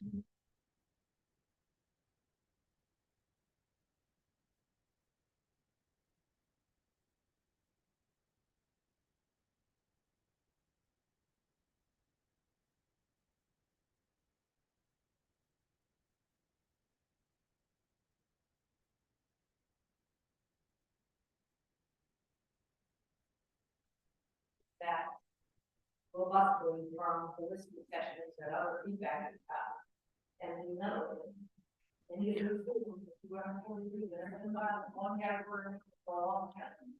And we know that some of the reasons they're not performing at the level we want to, because they don't have a quality teacher in every class. And we know that getting a quality teacher in every classroom is gonna take resources so that they attract and retain qualified teachers. And currently, Ms. Holton, what we have presented to the board, what we've presented in other places, and what we're seeing is our schools, our school divisions, and our office are turning dollars back in because of the bifurcated system and the duplicative system. So we need to fix the system so that we can drive the dollars that we do have to the supports that are needed before we identify additional supports, because right now we're sending a lot of dollars back. And so we need a system that works to identify needs, to allow our school divisions to dig into needs so that we can use the funds that we have and the federal dollars that are appropriated. So we're not carrying over funds from year to year and our schools aren't sending funds back. So we need to more appropriately understand what our system and our overall health is so that we can identify the appropriate needs and the appropriate supports and drive the dollars to those needs. So just two pieces. One is I'd love to see the amount of that money being turned back, because yes, absolutely, we want to capture that, but compared to some realistic measure of the need. And I think you will find if you look at the research that says our most challenged schools need 30 to 50% more resources than the state average, then I think you will find that those federal dollars that are getting turned back are quite small. And therefore, part of what we need is some state-based resources to be directed to these most challenged schools. That's the first piece. The second piece is one of the things I saw coming through the comments from the field was concern that actually part of what we're doing is targeting the existing federal resources towards our neediest schools, which I applaud and understand, but then the divisions are asking us, well, what about the rest of us? So, you know, if we're going to have are we going to actually have less resources to the tier 2 schools than they're getting now? Because we're concentrating, as we perhaps should do, is concentrate more of our resources in the tier 3 schools, but what's left for the tier 2 schools? We heard that a lot from the field. And especially since we're going to be putting more accountability pressure on them, what are we going to, where are the new resources going to come from, both for the state office, but also for the school divisions to help all the schools improve? Well, I'm incredibly grateful to the General Assembly and the governor who dedicated $438 million this fall. And we are watching our school divisions dedicate that and implement that extremely well. Jeremy and I had the opportunity to see all-in presentations at VAST yesterday. And there were 15 different roundtable discussions about how they are using those dollars and really driving those dollars. So I think our school divisions are using tier 1 resources very well at this point in time. And if I may, I think that 400+ million all-in money was a terrific boon. It was 1 year money only, as you know. It is not in the future budgets. So I believe the school divisions have 3 years. And if we look at the website, there are most school divisions using those for all 3 years. it was one-time money, but they had some flexibility to spend it over time. But that's not the same as ongoing resources that they can use to hire teachers, for instance. May I ask a clarifying question? And by clarifying, how much federal money did we send back? Was it 43 million, Dr. Coons? Off the cuff, I think it's 49, correct, Katie? It's been 49 over 5 years. Okay, that's real, even on an annualized basis, that's real money, and collectively, that's a lot of money. $10 million a year compared to this amount of need is not a lot of money. Well, I would say both those things are true. Compared to the amount of need, it's not a lot of money, but where I grew up, $10 million is an awful lot of money. My question is, and we may want to hold this till tomorrow. It actually builds on a point Ms. Holton made. And if you want to hold it till tomorrow, again, the frameworks is tough, but the question is basically, I do worry the track record of sort of turning around and addressing the lowest performing schools, the most challenging, is actually not good. That's not just here in the Commonwealth, that's across the country. You saw that with the federal SIG dollars during the Obama years. We see this again and again, and yet you've got this cohort of schools that maybe the ones that Ms. Holt was just referring to, who they have needs, but they're like, hey, you can sort of see a path. You can see, whether instructional coaches, some changing in teachers' curriculum, you can sort of see a path where they can go from kind of where they are to being stronger. How should we be thinking about that? Because I do worry we can disproportionately focus on places where we may need to be thinking about other kinds of remedies for the students there, or more dramatic kinds of turnarounds and then these schools that they need some help and they can kind of move up, they get overlooked. Is that a better question for tomorrow when we get into the models, or is that a question for today? Well, I do think, as Dr. Coons is pointing out, we are looking at tier 2 in terms of what we are able to do with state resources. And it might be that this year it would be all in, it might be grow your own opportunities that are available for everyone. For example, Dr. Coons already alluded to, we're working with a principal mentorship pilot in the following year. That type of program will be open to other school divisions as well. The difficulty that we have is we would love to be able to have the resources to support all of the schools. However, where we've been living for the longest time is we've had resources for that smaller group, but we've had compliance for everybody. And it's a challenge to be able to say, you have to do all of this, but we can't help you. That's where we've been for many of these years. The difficulty that we have, particularly with those federal dollars, is we're only allowed to spend those dollars on federally identified schools. Right. We're also only allowed to keep 5% back to staff our office or to do the very few things. So of those federal funds, we don't have the control over that. Much of that very often just comes down to school divisions not being able to expend that and returning it directly. I think one of the other things we need to look at as an agency, and one of the things that we're excited that M. Cooper is coming to help us do, is she will oversee the federal program dollars, the title dollars, and those kinds of things. In an audit, we have seen a lot of use there that could be driven more into our school needs and supports. Title IIA dollars have a lot of professional development, sustainability into the professional learning supports. A lot of Title I dollars, we just offered an opportunity for 20 schools in Title I spaces to be able to go to a national conference and work on those instructional support rounds. So we're really driving our dollars into this framework and making sure that all dollars go to, our schools in those different tiers. So it's about restructuring how we support schools and making sure we're driving towards a coherent braided support system. I would love to have us look at the states that we are looking at that we think have done good work helping the most challenged schools improve. And there are states it's tough everywhere, but there are states that have had success helping the most challenged schools improve, and see what they've done in terms of state resources. Because I don't think we're going to see, we can identify problems all we want without resources that make it possible for our challenged schools to get a high quality teacher and a high quality principal in every classroom and in every building. It's, all the identification isn't going to help without resources. Yeah, Ms. Holden, I am hearing you really loud and clear, and I just have to overemphasize the overwhelming amount of data and information and priorities and direction that schools experience, that by simplifying what is priority and where supports will be, I think that lifts a tremendous lift off of school leaders, teachers, principals, divisions. So I wouldn't underestimate that, is I think my point. The second point, and I think the data that is outlined in the document, I'm like reading it and downloading it because I'm about to send it to a whole bunch of people, is really awesome. The best strategy to get the best teachers is through leadership and principal training and development. That is the number one factor that keeps teachers, that recruits teachers, that develops teachers.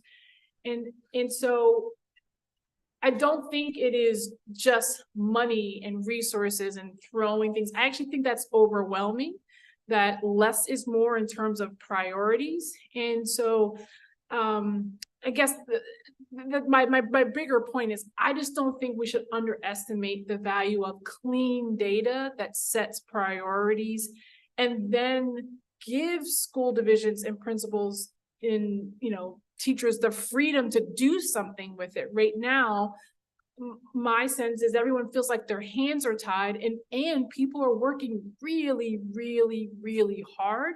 That if we can set some priorities and give them the roadmap, be transparent, I just believe that is going to empower our teams and people, and bring the much needed resource, which is people, not just the money. But I also say, more money is always good.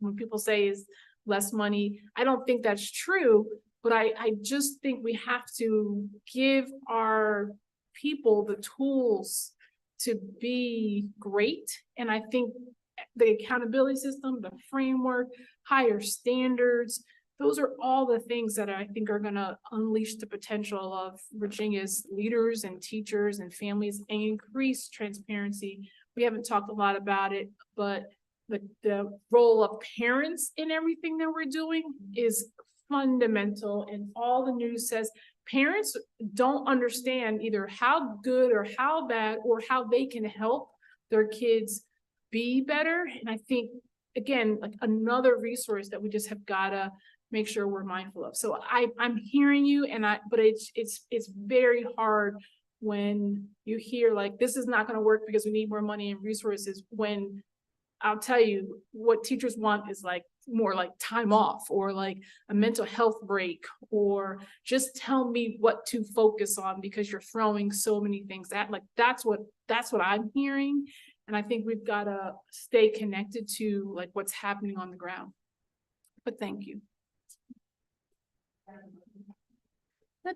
I hope these are 3 quick points. One is, I would love to hear, and maybe we're planning on doing this, from the schools who have been in these support categories in the past, what's been most helpful to them, what they really need. I'd like to hear definitely from the ground in terms of, how it's been in the past, how we really need it to work in the future, and just getting lots of input from the folks. And then rising up some proof points, illustrations in the form of case study narratives, that we can share broadly across the state. Like, here's what this place did, and here, write up these little case study narratives would be hugely helpful.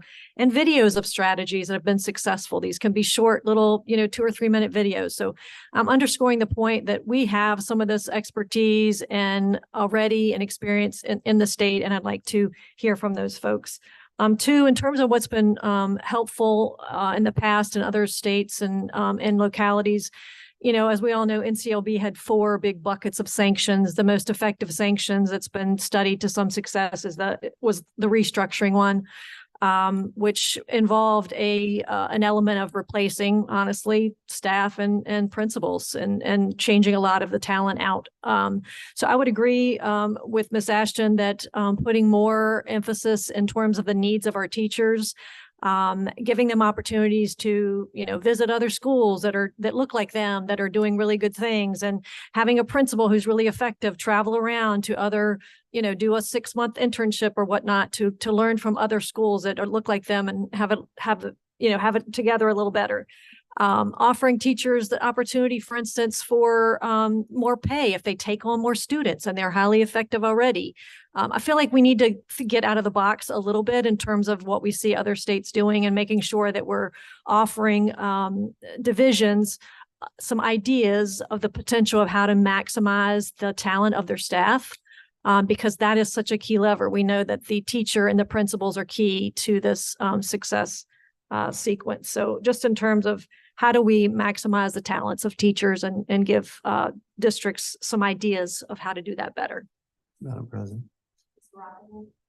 Yeah, I want to just underscore one thing that Dr. Northern just said, which I think is really important. We can look at other states, but there's contextual factors in those states. In fact, a lot of the places have seen the best success with turnarounds. They've had a high degree of choice as well as a piece of that. That's not something that's going to be on the table for us. And so I think like this, we're gonna have to figure out like what works here in the Commonwealth with our context for doing this. And I want to underscore the conventional wisdom that you will hear, including from some of Dr. Northern's colleagues, is that the President Obama's turnaround SIG program just didn't work.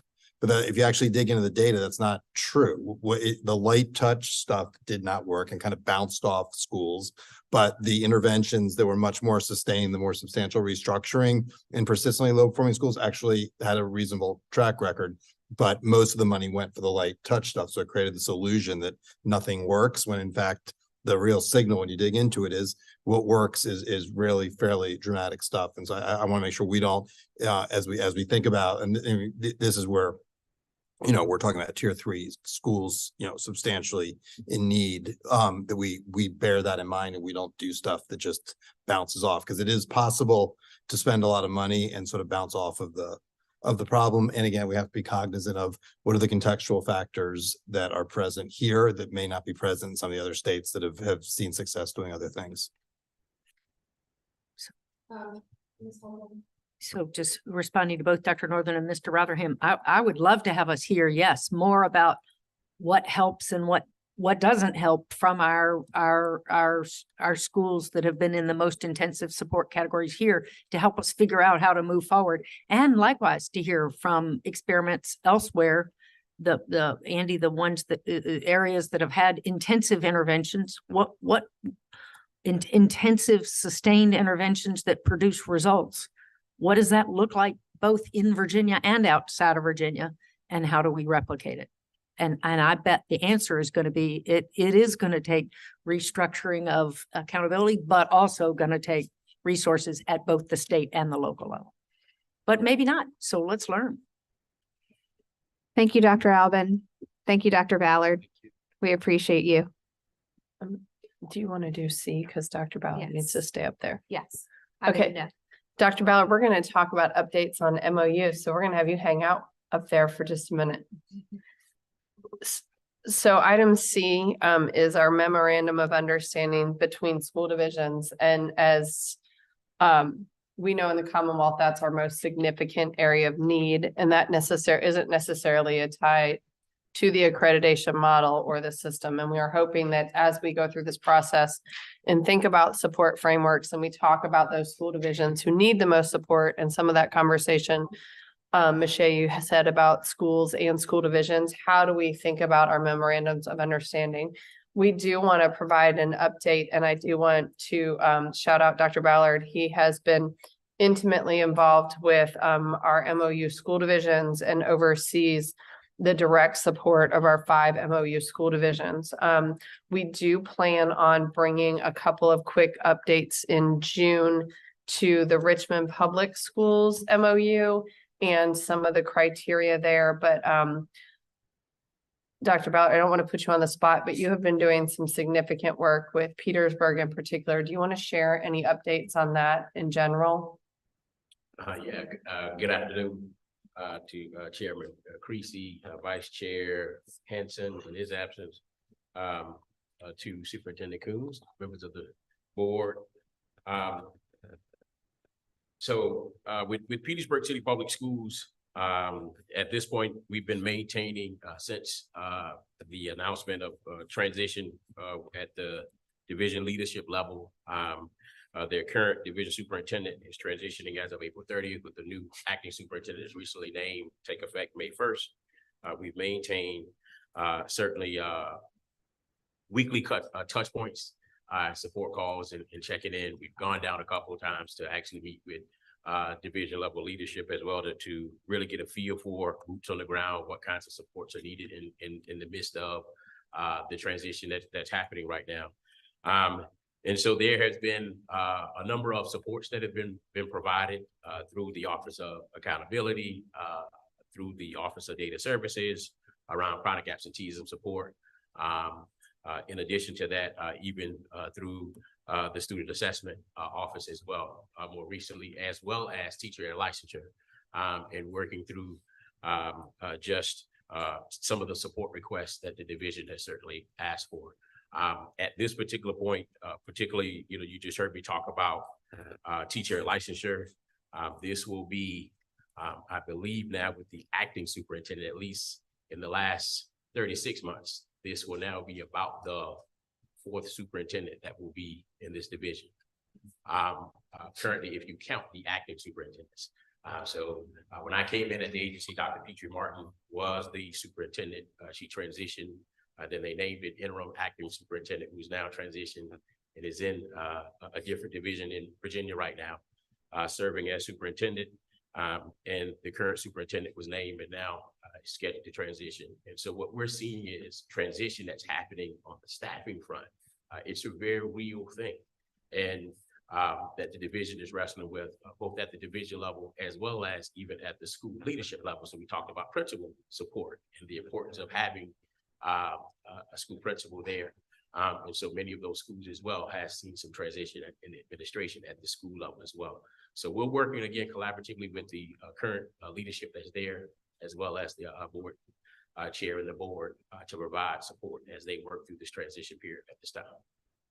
Dr. Gaines? And I really appreciate Dr. Ballard. I want to shout out President Creasy. We all met with Petersburg when they made the announcement about the outgoing superintendent and the intent for the acting superintendent. We had a great collaborative session on supporting them with the national search, and we plan to support the school division with the national search. But some of the conversations around the framework today, we've talked to them about additional intensive supports for both their central office and their teams around academics.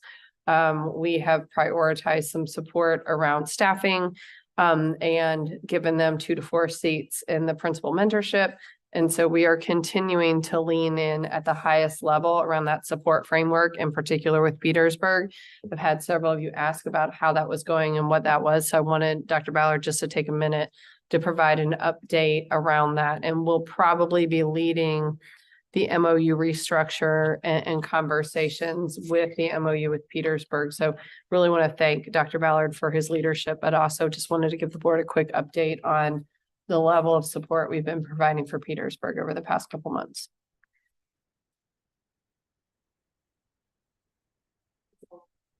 Thank you for that work. Have they had, I know they've been working, you identified the turnover in superintendents. It's just heartbreaking. And you identified school leadership. I'm not sure whether you said vacancies or turnover, but issues with consistency of leadership at the school level. I know they've been working for many years at trying to address teacher retention and trying to improve the numbers of fully licensed teachers as opposed to provisional teachers. Have they made any progress on that? So we actually had our teacher licensure, director of licensure go down and sit down with their director of licensure a couple weeks ago, do an audit for them. When we sat down, we reviewed that audit, made recommendations. We're actually working with a couple of partners with their board chair and have some applications in to support them with staffing. But because we don't have final decisions, I would hold off on giving what next steps are with Petersburg until we have final decisions on that. So I hear you as to next steps, but I just remembering we had a presentation from them several years ago. The Petersburg team came up and presented to us with OSQ or its predecessor and shared the programs they were implementing to try to keep their provisional licensed teachers once they got licensed. Have they seen any results from that? It does not appear that that is the case. I mean, That's correct. Yeah. I would concur with Superintendent Coons, and there is a new director of human resources right now that just transitioned into their role, just to kind of speak to the turnover and new leadership. So within the last 60 days, This is a new director of human resources that's currently serving in the division. So So we're the, gonna pe- but the leadership, the turnover in leadership is also turnover in the front lines, teacher turnover as well, is still unusually high in I Petersburg. would say that it's a priority and focus area for Petersburg, just as it is for many of the school divisions across the Commonwealth, to ensure that every classroom has highly qualified teachers, and not only to get them, but to retain them and keep them. And so it is important, to your point around adding some more resources, but I think it's equally as important because there are people there who have been there for several years. We need to make sure that we don't forget about them and why they stay. So why people stay to serve in these divisions and in these schools is equally as important. And so it's not an either or, but an and both that we need to work on. And that's part of the support work that we're eager to do with this new framework that allows us to kind of really make sure we're connected the dots and be efficient with our efforts. Dr. Ballard, I really appreciate that comment.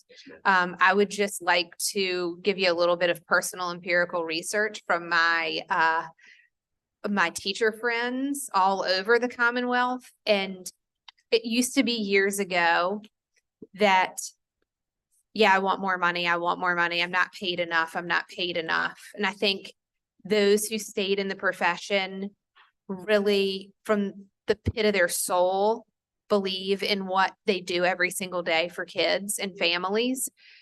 And at this point, I am really dismayed that the main reason people are leaving a school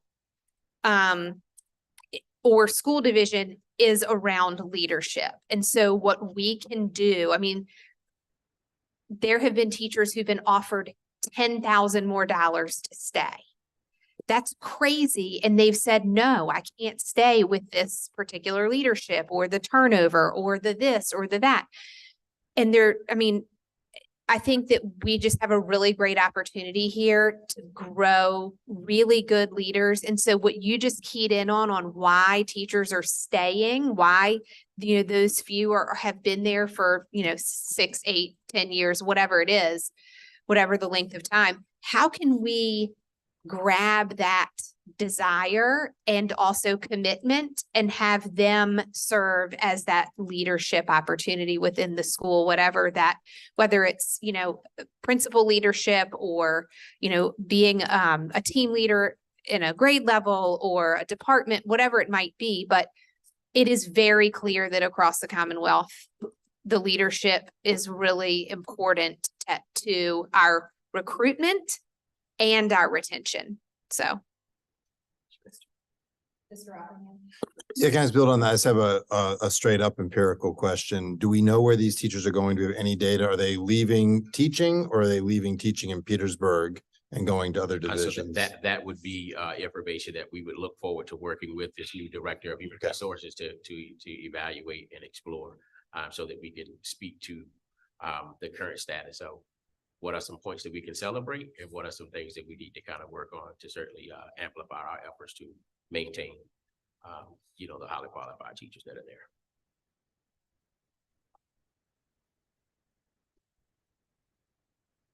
Okay. Thank you, Dr. Mallory. Thank you. Get it.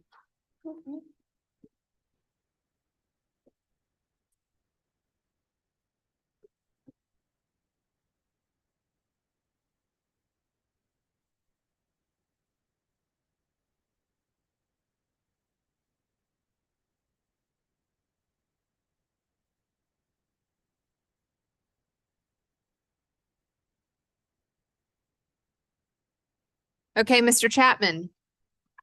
Thank you. Good afternoon, President Creasy, members of the board, and Superintendent Coons. The next item is a discussion on the board work plan. And you may recall that the work plan that was circulated around March of this year, in early March of this year, was really an outgrowth of the board's comprehensive plan. So on December 12th of last year of 2023, the board approved its comprehensive plan from 2024 to 2029. That stemmed out of conversations in the July board meeting of last year, the October board meeting, the November board meeting, and of course culminated with its approval in December. And as part of that process, the board expressed an interest in having a little bit more robust idea, a 1-year snapshot of the types of things, the types of items that would move before the board. And so in March, staff circulated a kind of a first draft of this work plan. And the work plan that you have is organized around the comprehensive plan's priorities, what the board identified it wanted to focus on for the 24 to 29 period. And so priority 1 is high expectations. Priority 2 is focused on learning loss. Priority 3, as you've just heard about, is high quality licensed teachers. Priority 4, innovative pathways. Priority 5, safe schools and behavioral wellness. And priority 6, a student weighted funding formula. And so in accordance with, I believe it was at the March meeting, the March meeting, to have some dedicated time to discuss this further. We have this work plan for you and on the agenda, and would love to open that up to discussion and feedback.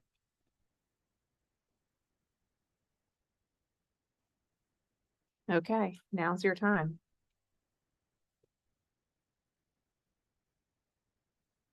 Miss Ashton.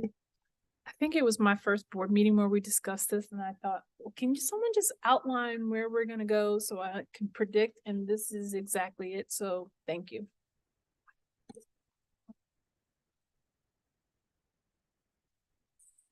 Anything else? Ms. Holton. Yes, thank you. Very helpful. I have one structural suggestion that I think would help us, and this is particularly on the board work section. The pink and the gray up top are more, I think, the department work, but our work is all at the final part of the work plan, if I understand it correctly. In the blue, is that the right way? That's how I understand the distinction. I don't think so. Dr. Coons, if there's a Yeah. Then help me understand what's above. Yeah, What's the blue, yellow, and The color codes are your priorities that you put in your overarching. And then across the board, you're seeing where the months are, where you're going to have presentations. You guys asked for presentations, asked for some school divisions to come in. So we mapped that out for you across the year when, for example, we can't present on chronic absenteeism data today because there's no data to present on. So we mapped out when we would have strong data so that we could provide opportunities throughout the year around those priorities that would make sense. So each color represents one of those priorities. And in the bottom, those are the statutory actions that you have to take and the rhythm of those actions in the bottom part. okay. I think that helps me understand. Had a lot of extra data. And so we wanted to make sure the board had a complete picture of all of the items, regular and otherwise, that we expect to be part of the board's work over the next year. I do think to the extent structurally you can align horizontally the items, and I see what you're trying to capture here, but it makes it very complicated now to see that well, just on the very end of it, the award of school construction grants, it shows up in April at the bottom on the bottom row, and then shows up at June for final review on the top row. So to the extent you can align horizontally first and final review on items, I think it would help us understand. I certainly appreciate that. I can tell you, we do have a draft where we did that. It was like 25 pages long. Yeah, okay. But given that we're looking at them all electronically, I found it hard to follow from March to June. But, and it may be that there are things that are on there that I can't find because I'm having a hard time following. So maybe give us both versions if you still have the draft, but maybe it's too hard, but that's just one visual request. And then a couple of substantive ones. One is I see, unless I'm missing something, I see the first discussion of cut scores coming up in January with the first review of the recommended cut scores. I think we need before then some discussion of revisions to the process for setting cut scores. If I'm right, we have a standardized process for setting cut scores, articulation committees, and I can't remember there's 2 levels of expert panels that review the cut scores before they come to us. And I understand that there is some appetite on the board to change that process. I remember a particular suggestion from you, Mr. Rotherham, some time ago, that if we're gonna still have those articulation committees, that we need to maybe make some change to the composition of the articulation committees to include college level people, not just high school level. So for that, just by way of example.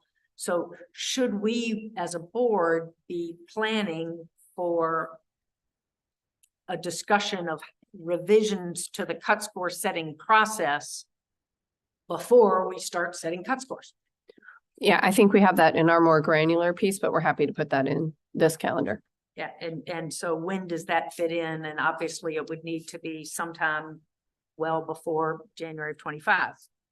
Because you all are gonna, for whatever process we Yeah, approve. I think we have that in October, but we're happy to add that. Well, in but here. we need to do it even before October, right? Because we need to approve the process in time for you all to then carry out the process in time for January. So that would be one. And then the second is that the textbook reviews, and I'm not sure where we are on, did we review math textbooks in March already? We reviewed in textbooks and did not have enough that came back for comprehensive. So they're back out for review and we'll have them this summer. You're So going to we have a haven't actually- presentation. We haven't actually approved any textbooks yet. You have a presentation this month on Thursday. So we will see the textbooks themselves. No, you will see the new timeline on Thursday. Okay, so I think we need to incorporate those timelines, the textbook, because that is a big responsibility that we do, that the divisions look to us, need us. You know, the divisions can adopt textbooks that aren't on our list, but to do that, they have to go through their own whole procurement process, which is quite burdensome for our smaller divisions. So that textbook process is an important responsibility of this board. And we need to see that, I mean, the tradition anyway, is we see the actual textbooks at 1 month and have an opportunity to look through them and then do a final review at a subsequent month. And so can we make sure that's fully integrated into this schedule? And I think I'm right that what I'm hearing, so that's my first question on textbooks is, and maybe it's already on here and I'm just missing it. So yeah, I see it on for April, but that's no longer accurate because that would mean We have a discussion up for April. but okay. And obviously, when you asked us to do the board plan, we did it on a schedule. Right, And that's going to evolve over time. right. And this is the board work plan for discussion today at the retreat. Obviously, we have an item on the agenda for Thursday. Based on that feedback, we'll probably need to revise the board work plan, and that is going to happen over time. So, yeah, and I'm not saying it's inaccurate in the sense, it was accurate when printed, but now it needs updating because it says we're going to be approving final review of math textbooks this month. And now I do remember, now I think you all have got us approving final review of math textbooks, something like January of 25. Does that sound right? I can't speak to that off the top of my head. Next school year. But I don't think so, but your presentation is on Thursday. Well, so after Thursday, maybe we can come back and revisit this, but I do think that's an important responsibility that needs to be properly reflected in here. And then if we're not going to approve math textbooks until well into next school year, and I think that's what the schedule says, then what are our schools doing this school year? Are they just using old textbooks even though we've got new standards? And does that work?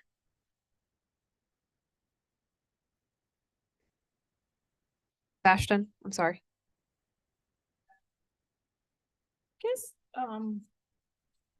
I thought this work plan was a guide for us to, engage thoughtfully in strategic conversations and decision points. And I think, Ms. Holden, what you're saying is that there are points on there, but we're not actually making decisions in this draft or proposed timeline. But I think that's okay because our work is iterative and that we're getting feedback and we're asking for information, and that this should be a plan that we use to make sure that we're, marching through things. But if I'm off on what this plan is, then I would love to clarify, because that's what I assume we were asking for. And again, I think the questions are right, but I just want to understand what the plan is. How do we use it as a board to make sure we are doing the work of the board? Dr. Northern. Yeah, I just reiterate that. That's what and when I brought some of this up, that's what I wanted it to be too, sort of strategic and not reactive, and us really being able to chew on some of the struggles that the state is having, our schools and districts, and even the agency is having. So the one piece of, I guess, feedback I would give, like some of these questions read like updates, like what does the data say about learning recovery? That sort of sounds to me like we're going to get a presentation about what the data says about learning recovery, which is fine.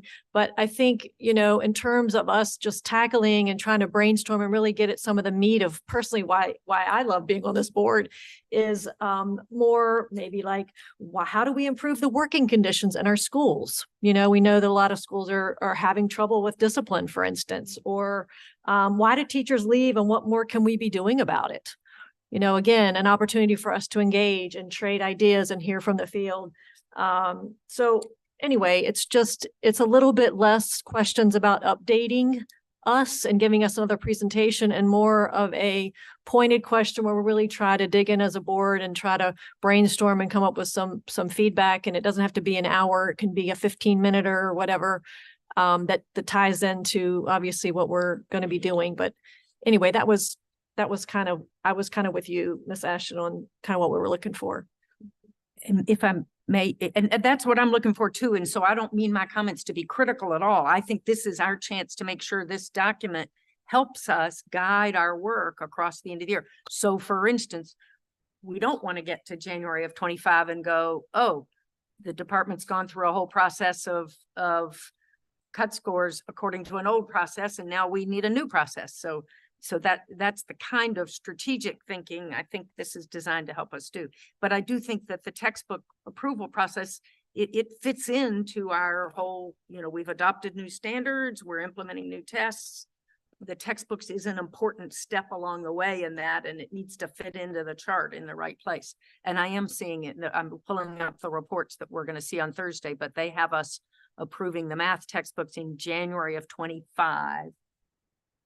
And approving the literacy textbooks in August, though that's not right because we don't have an August meeting.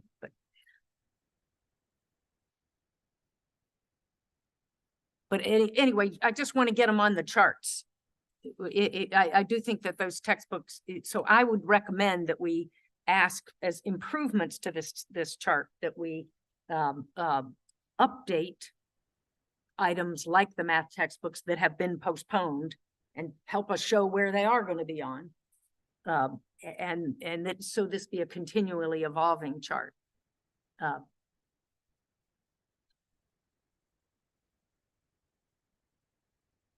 Any other comments? Thank you, Mr. Chapman. Thank you. Okay. So we are moving on to item E. That would be Ms. Love. So, okay, do you have the motion? Yeah, can we take a 5-minute break before or almost 10, I guess? Yeah.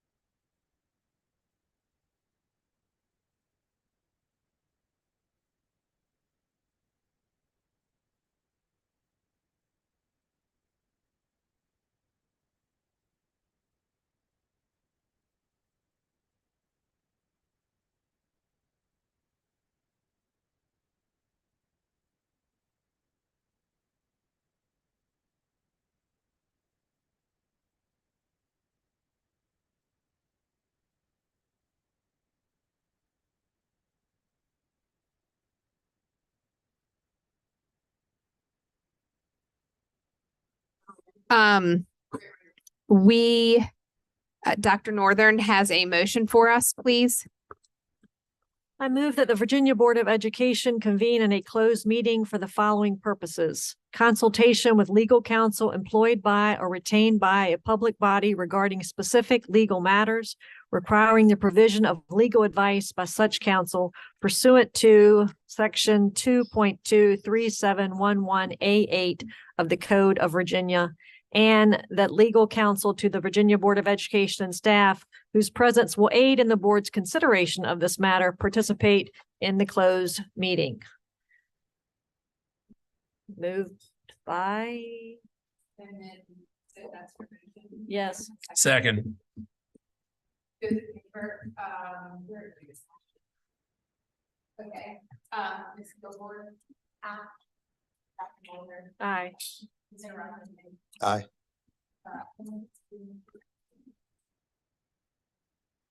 I think we're good. Aye. Aye. You.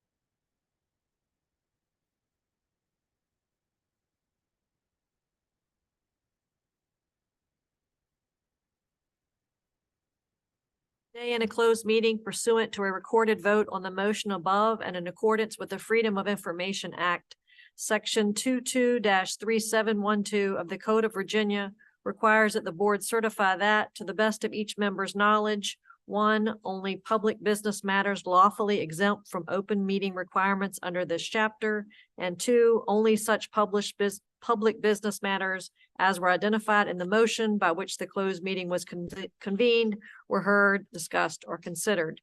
Any member who believes there was a departure from these requirements shall so state prior to the vote, indicating the substance of the departure that, in his or her judgment, has taken place. The statement of the departure will be recorded in the minutes. Ms. Ashton? Aye. Ms. Kilgore? Dr. Northern? Aye. Mr. Rotherham? Dr. Siebert? Mr. Sturdivant? Ms. Holton? Aye. And chair votes aye. Before we conclude for the day, I just wanted to make sure that everybody saw in the agenda for tomorrow, there is an update to the licensure cases. So case number 2 has been removed. Just so you guys are aware of that. Yeah, last night it wasn't loading for me, so Nothing added. Okay. yeah, no, nothing new. You'll just see application, something, I don't know what the word says on there. Anyway, then, you'll see on our schedule, speaking to this, sorry.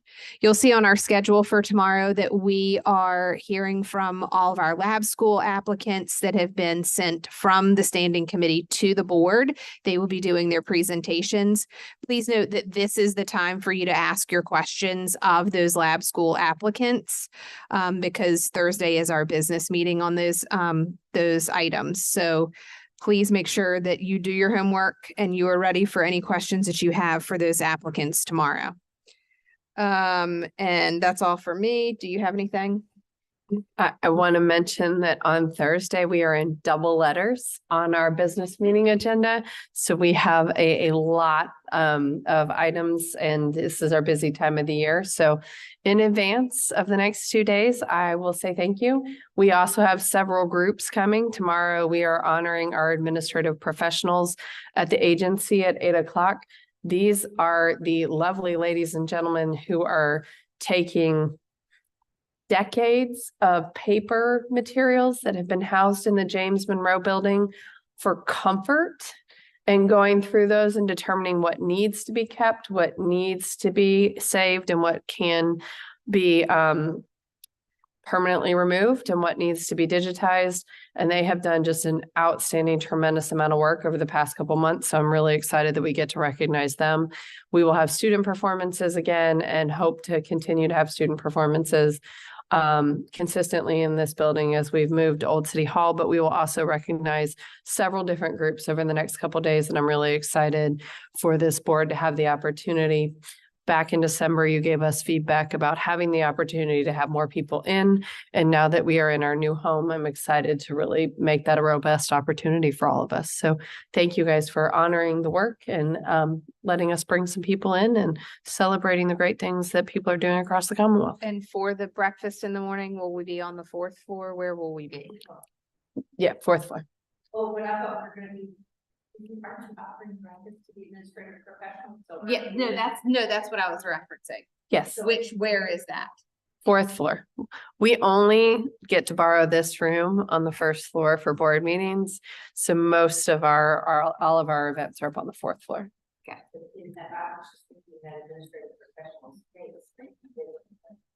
I would love to say that their space is bigger, but that is the standardized big space for this building.